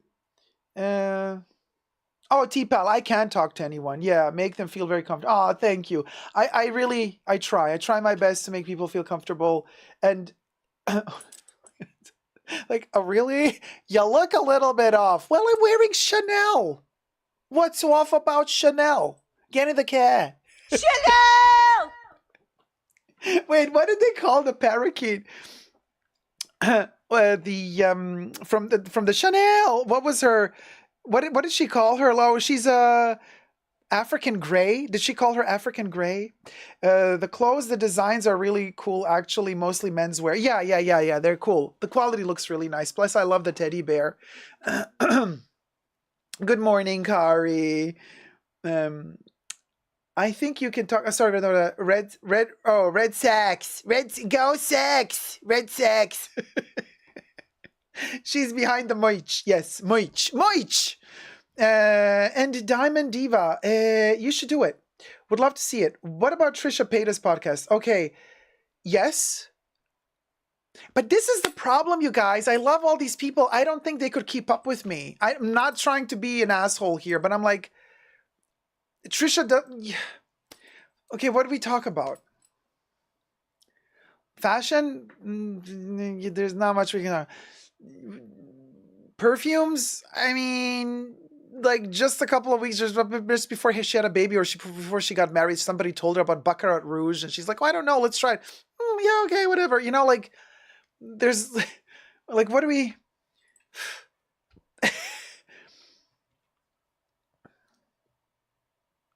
I don't know. With Trisha, I don't know. Yeah, birdcage, the Chanel birdcage. Yeah, okay, but even that would be a conversation where I would get too moral with her, and that's. I would be like, Trisha, don't let them bully you into buying a $20,000 Chanel birdcage. But then, like, that's no fun, because that's, again, me being motherly and being like, I'm not talking about being motherly or fatherly. I'm talking about talking to someone on the same level, where you have the same pop cultural knowledge, where you have the same pop culture references, where you have the same intensity and the same type of sense of humor. Then you can like build on top of each other. It's like with improv. You have to have the same backgrounds to build. Otherwise it's like one of the two has to constantly adapt to the other, because the other can't go with you. So I feel like I would find myself toning myself down all the time. Look at this. When there's less light, I mean, I look savage. Like with more light, I look healthier, youthfuler. And then when I move back and there's less light, like I shrivel up. You know what I mean? And I mean no disrespect, because I watch all these channels and I love them. I do not hate watch. I love these channels. Love Trisha, love Rich, love the H3 podcast. Really do. Really do. They entertain me. They give me good vibes, even though Trisha can be sometimes problematic. But even in that case, I don't take it too seriously. So I get good vibes. I'm seriously, honestly, very, very positive about these people and their YouTube channels and their YouTube careers. I'm, oh, my bag's falling. So no shade there. I'm just authentically saying, well, if we were to get together in one room and film something together and improvise together, where would we, what will go, will go. What will go, will go. You know what I'm saying? Get Mr. Personality, Ray. So, I mean, Ray, would be difficult because he knows so much about 60s, 50s, 70s toys, and that's kind of not my territory. And then he knows nothing about perfumes, and that's like in fashion, and I don't know about literature, art, history. I don't know. Literature. Does he know about literature? And I don't mean the cha-cha. Just saying. Can we talk about books? Can we talk about movies? He said he doesn't like really movies except for a few. Like, they have to be specifically blah, blah, blah. And I'm like, okay, girl. So I don't know. But I still love to watch his channel. You see what I mean? I love watching his channel. I love watching his videos about the geekiest toys in the world. I love watching his channel. But I don't think we would be capable of having an I mean, I would love to listen to him. I would love to be in the same room with him and just listen to him talk for 2 hours about toys. That I would love to do. But would I be able to sustain a conversation at the same knowledge level as he has about the toys that he knows? No, I would not be able to sustain. And then I would like crack a joke and then he would get offended because, people that are very, you know what I mean? Because I would crack a joke about something and then people will get offended. And then I'm like, oh, oops, I went too far. Went too far. So Diamond Diva says, but if that's the case, Dacob, hate to say it, but you have no contemporary. Story of my life, Diva. Story of my life. Always a fish out of water. Always. Always. That's been my crutch, my crux in life. And it's a pity because that also limits me from growing quicker because people don't get me. Like, you know what I mean? People are like, what the WTF? Like, literally. And I'm like, oh my God, like, you're going to get it. I know you're going to get it. It's just going to take you 10 years. And the people with whom I can talk, like super like that, they do not want to be on camera. I'm this oddity that also likes to be on camera and feels comfortable on camera and can talk like this. I do have people in my life that are like me, but it's not a camera thing. Okay. So you see, there's that. Tina, one of a kind gem. Thank you. Boop, boop, boop. I do have you, Patricia. That's why we're talking. That's why we're talking. Cecilia, yeah, to find someone who's on the same page with you and gets you 100%. Like, I don't expect that, but at least to have kind of, to bounce off each other with the same kind of pop cultural reference, at least, because that's entertaining. Because you're always going to find some people who get a pun or a joke. You know what I mean? Like, you get a little pun, you're like, and even if it's like cringe stuff, like, you understand, okay, and we don't take each other too seriously. And when you don't take yourself too seriously, but you still have the knowledge to back up whatever you're saying, then it becomes really interesting because then you can tickle the pickle. Okay. But anyway, get your minds out of the gutter. Oh, a podcast not on camera, just audio? Yeah, we'll go. I mean, sure, why not? I don't know. It's just some people, on camera, I mean also on microphone, some people just don't want to be public about certain things, which is okay. Like, I get it. That's fine too. But like, we'll go.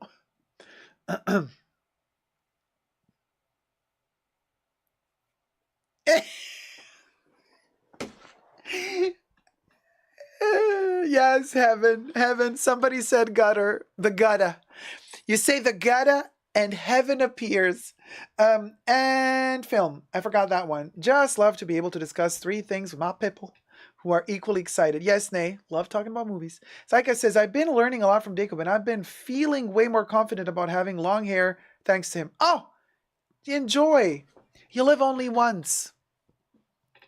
I can never really see from these little tiny thumbnails. For the most of you people, I have no clue if you're women or men or aliens or something in between. So I have no clue who's who here. So Zeitgeist, okay, let me zoom in. You look like you're male, but I don't know. You might be, I don't know. So, not that it matters, but I have no clue.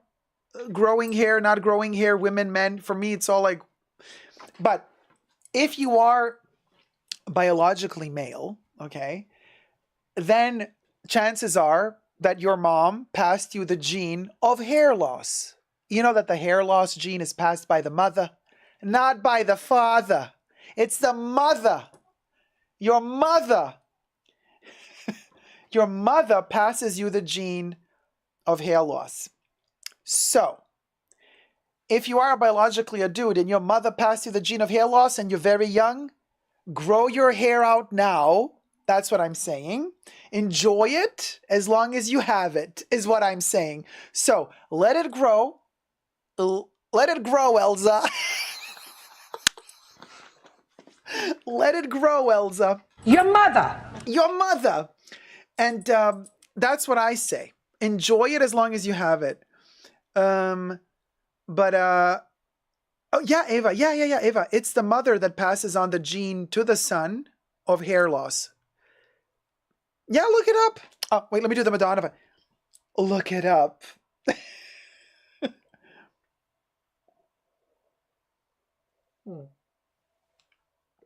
Okay, I'm on a diet, but I've live streamed for so long today. I need a cheat. I need a pizza. I need a burger.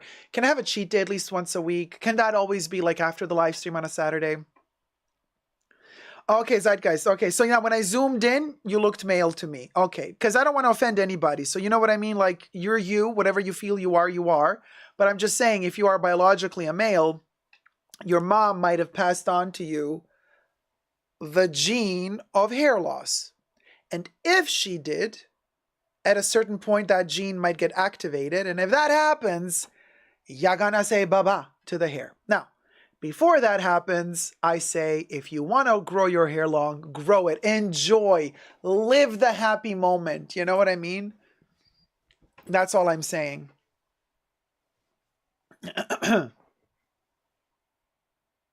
No, MMM, we're not going to do the tarot card reading. Too much stress.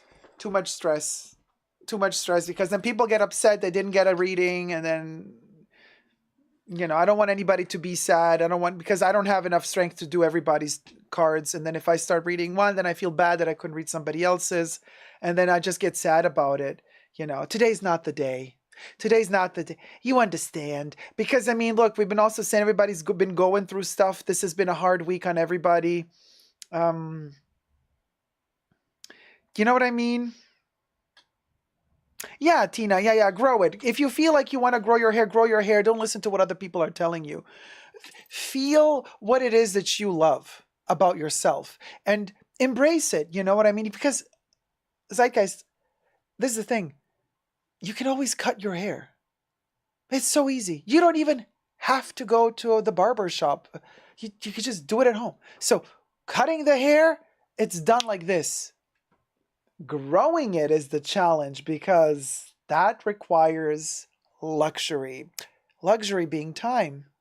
So that's why I say, at a certain point, if you get tired of the long hair, you don't want to grow it anymore, okay, fine. Chop it off. Done.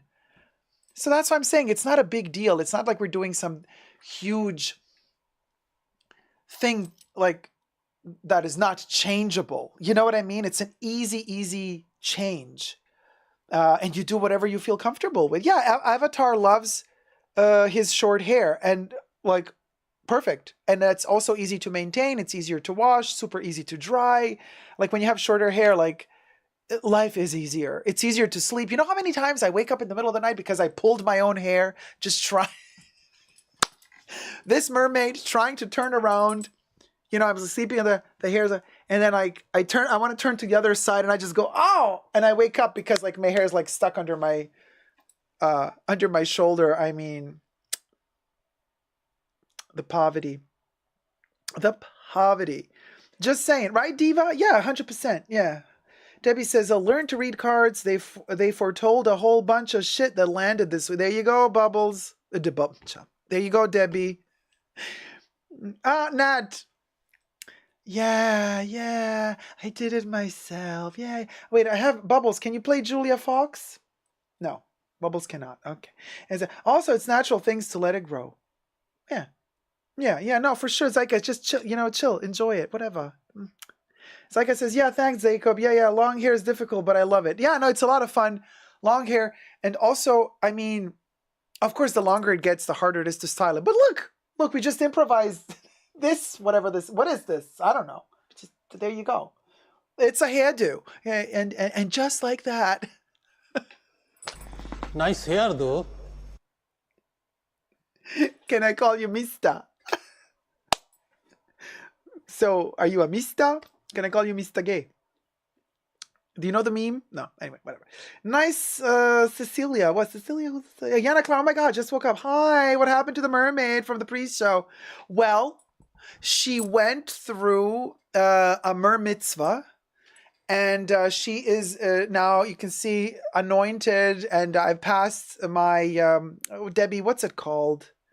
Debbie, what's it called when you, initiation, the initiation process, and I've passed the tests, the trials of mermaiddom, and that's why I got my markings from my forefathers, four mermaids, and now, now we're moving on and living our life, and I'm going to have to go into the ocean, and I'm going to have to let go of the feet and grow the fins all over again and the tail. There you go.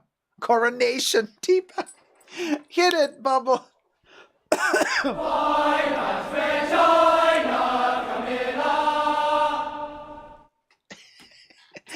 Literally, in this case, no better case than now to say, yes, Queen.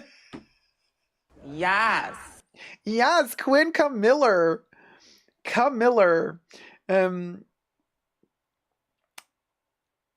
Yeah, Mr. Gay. Yeah, Denmark. That's the one. You know the one, right? It's an interview, you guys. So funny. I think you can find it on YouTube. Yes, Avatar. I can eat sailors as a mermaid. Some of them are tastier than others. Some are bigger than others. But I don't mind a small snack from time to time. As a mermaid, I do take care of my weight, and of course I do, as a mermaid, also diet from time to time. So a smaller sailor is also will go. And then you get a bigger one, and then you say, oh my. Well, I don't know if I could handle, but I'll try. And usually, you try and it's all good. Sardines, Debbie. Sardines. They're all just sardines. What card game, Tina? Oh, wait. Now you're trying to turn the tarot into... I wish we could do the card game. You mean the tarot. the Lenormand. No, we're not doing that. Too complicated now. Not the 10. God, now I have that Morrissey song in my head. Oh, heaven. Sailors are... Yeah, I know. Shani? Sailors are fa, ni, and ya, me. I mean, cops can be too. Let's not lie to ourselves,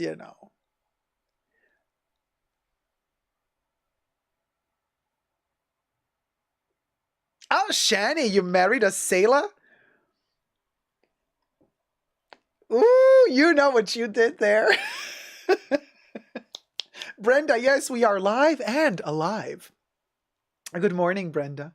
Uh-huh. Yes, yes, Heaven, a cop. Yeah. And a sailor. Mm. Shani's like, yeah.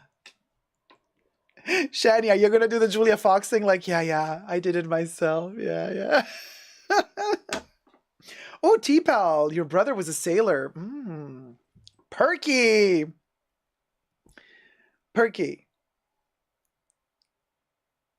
There's a lot that happens in those submarines behind the doors. Well, you know, the submarine. I mean,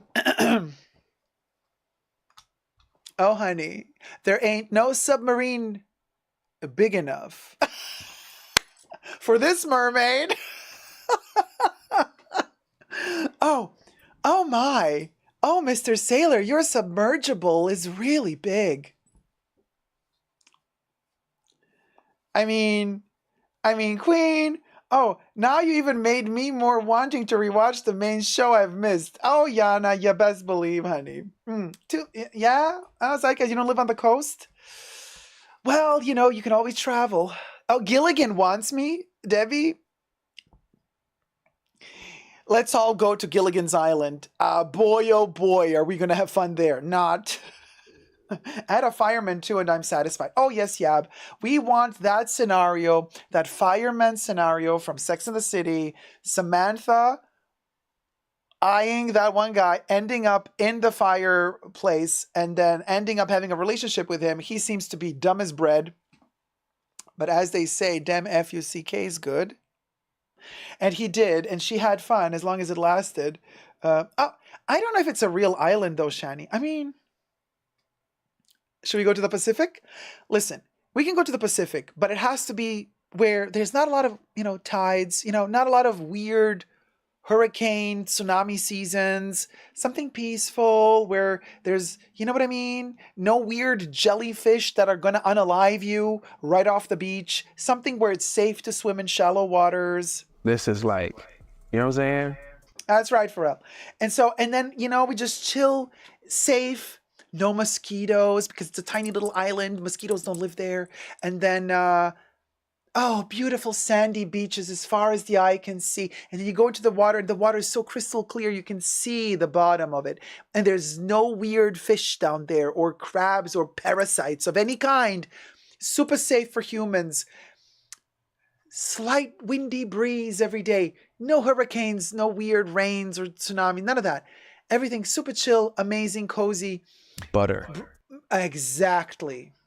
Butter in the Pacific. That's where I want to be. I want to be in the butter in the Pacific. Pink sand. Ooh. Oh, that is.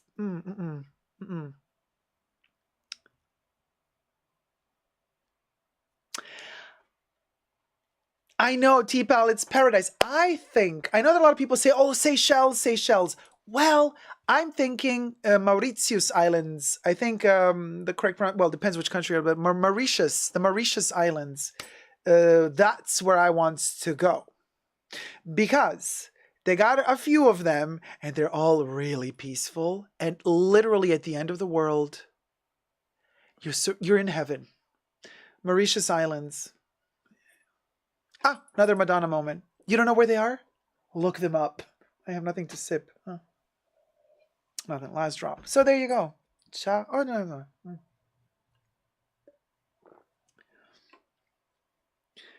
Yeah, you've been to the Mauritius Islands in 2014? That's literally 10 years ago when I started my YouTube channel. So while I was starting to work my butt off for YouTube, you were chilling on the Mauritius Islands. Is that we'll go? Yab is like, yeah, what you want? No, not Australian waters.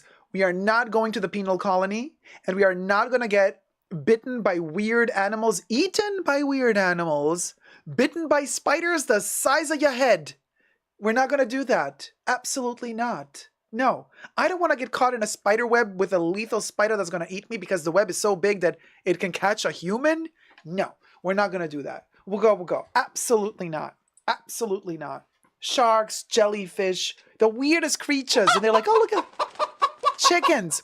Did you know that chickens are the evolution of Tyrannosaurus rexes? Yeah, let that sink in. No, I've seen it. I'm telling you. I've been saying this for years. Debbie knows. Chickens.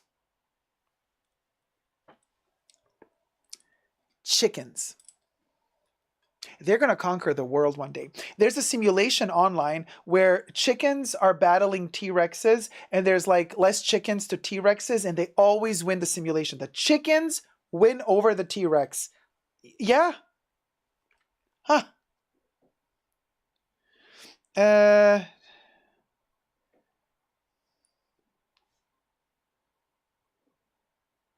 Where is the... Yeah, the evolution of the T-Rex to the chicken. Google it. And I'm trying to find this really funny meme of a T-Rex talking to a chicken, but because the T-Rex chicken evolved from T-Rex.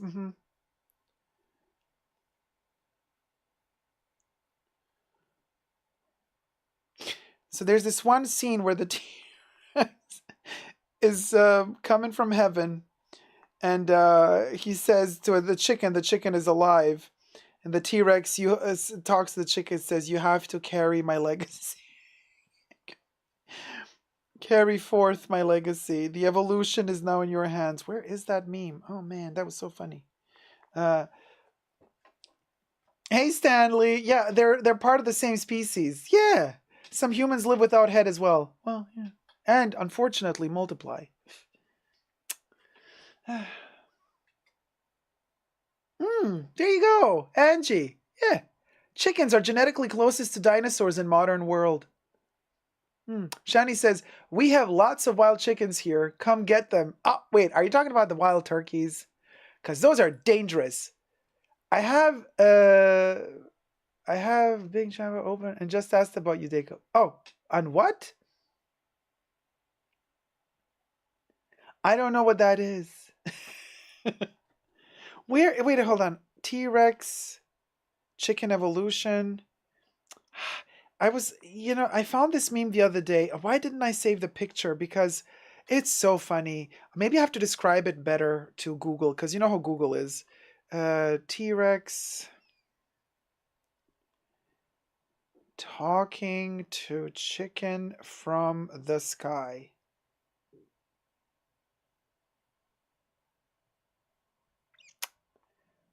Maybe from the heavens? T-Rex talking to chicken from the...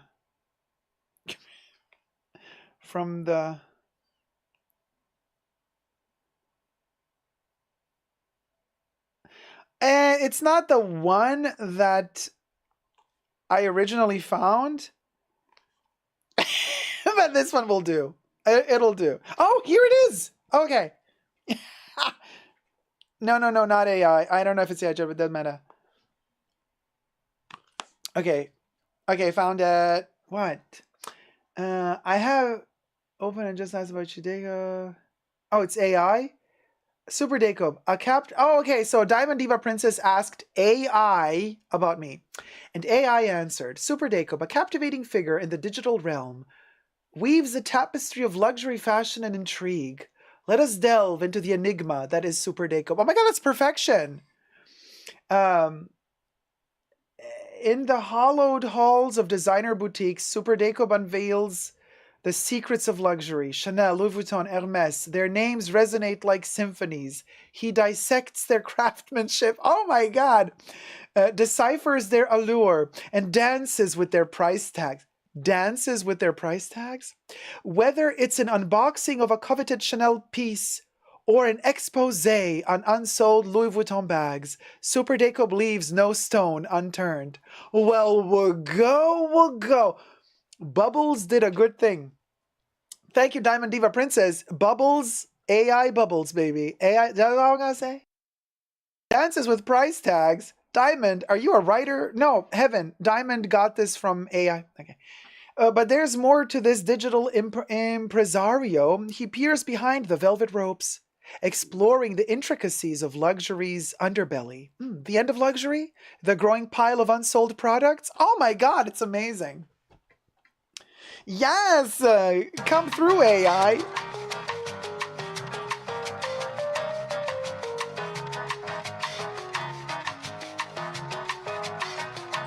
Why am I want price tags. Dance price tags.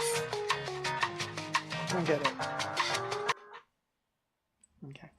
MS Hair's staggering $14 billion gift to a gardener.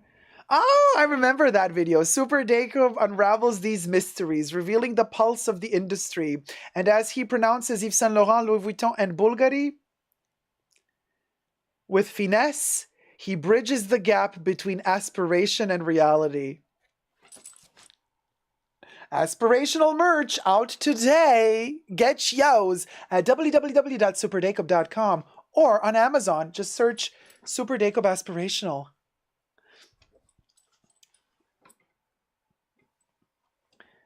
This is the image I wanted to show you.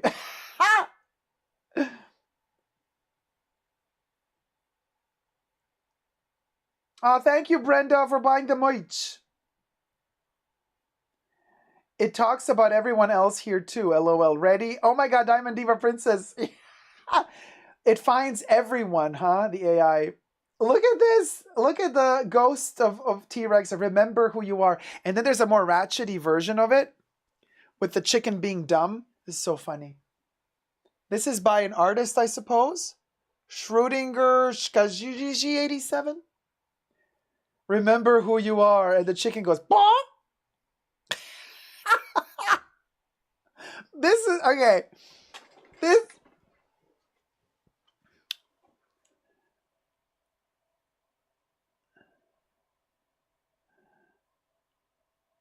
So, wait, who am I going to throw shade at? Let me think. Let me think this one through before I...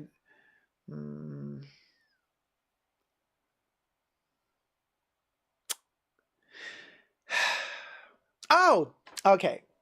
Christian Dior, Maria Grazia Curie. Christian Dior, Maria Grazia Curie for Dior. Christian Dior is like, remember who you are. And Maria Grazia Curie, bonk! Dior. I said nothing. I meant nothing. I don't know what I said. I don't know what I said.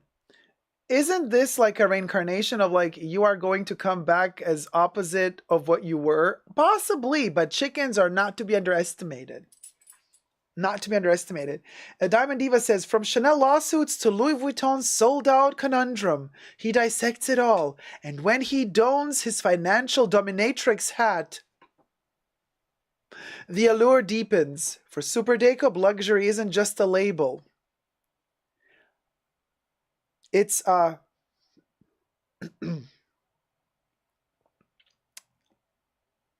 waiting. But my financial dominatrix hat. I wonder what that hat is. I wonder what my dominatrix hat looks like.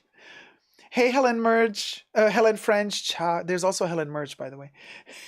Hi, Helen. Morning, Dacob, and all of you. Hi, sweetie. Yannick said, we need a bark emoji. Bark, bark, bark, bark. Without sugar, you can't be responsible for what you might say. Mr. Puppy.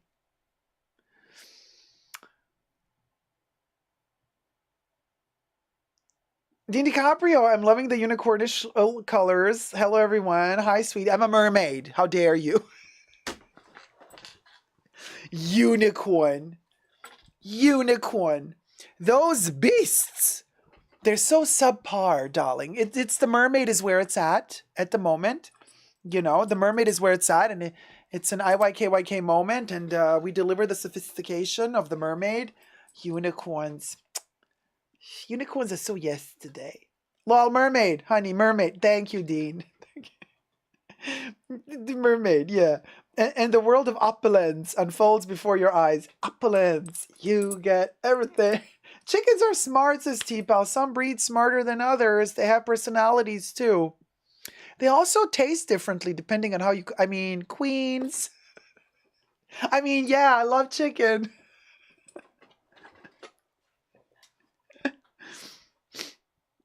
Oh, thank you, Diamond Diva. Okay, that's all Bing co-pilot says about you. LOL. Heaven, I will look the channel up. Oh, I love that farm chores guy on Insta. So Baby Yoda has been eating chicken nuggets. So Baby Yoda has been eating dinosaur nuggets?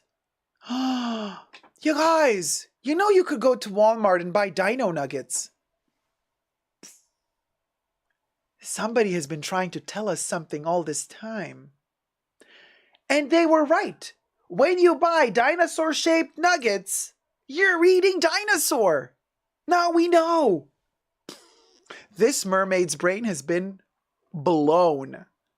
Blown. Blown. Seriously. Dino nuggets. And now we know, since chickens come from T-Rexes, you see what I mean? Everything is holistic. Everything is connected. Patricia, I keep up this level of energy because we're all together having fun now. But once the blue stream. I'm a mermaid now. I'm thinking in mermaidish. In mermaidish, it's not a live stream. It's a blue stream because of the water, you see. You understand. Once the blue stream is over, I will collapse and I will be a zombie until Monday. Heaven, mind blown. I'm telling you. I'm telling you. Dacob, how on earth? And Diamond Diva answers. So Patricia asks, how on earth do you keep up this level of energy? Diamond Diva says, Bing co-pilot says that it's Super Dacob's enigma. There you go. Dino Nuggets Chicken Heaven.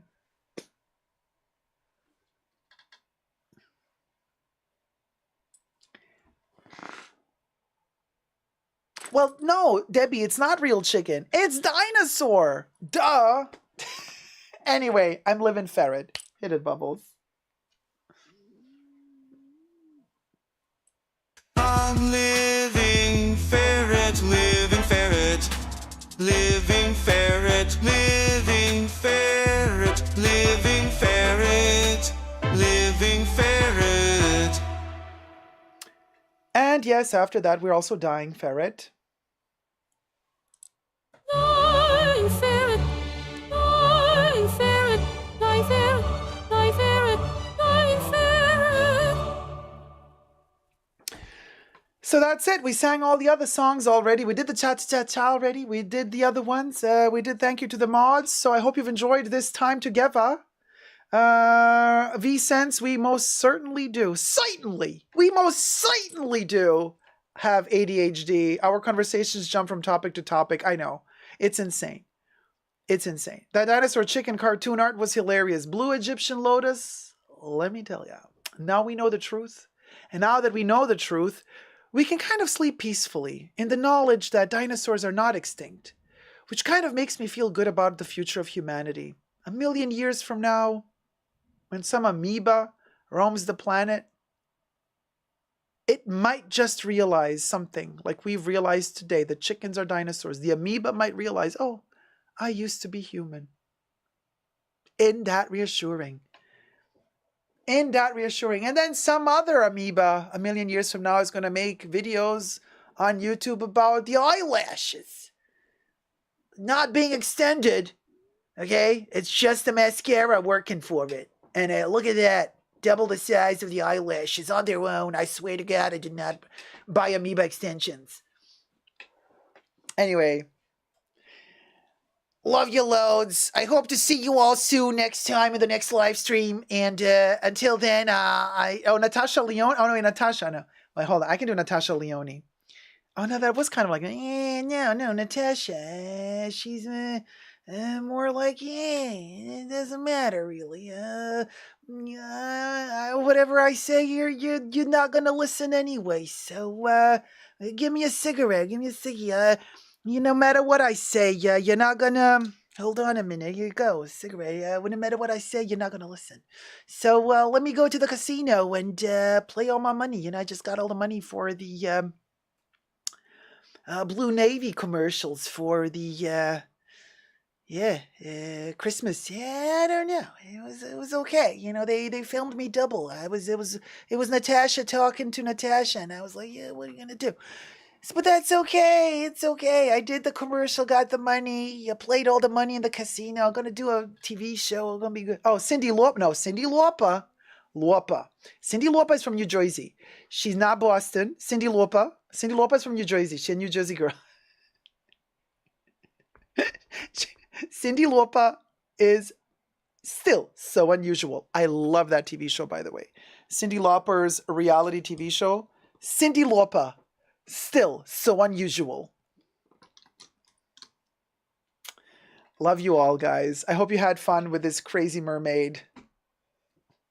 We'll go. Until next time, and never forget to never give up on love. You know, stay yourself. Enjoy the rest of your weekend.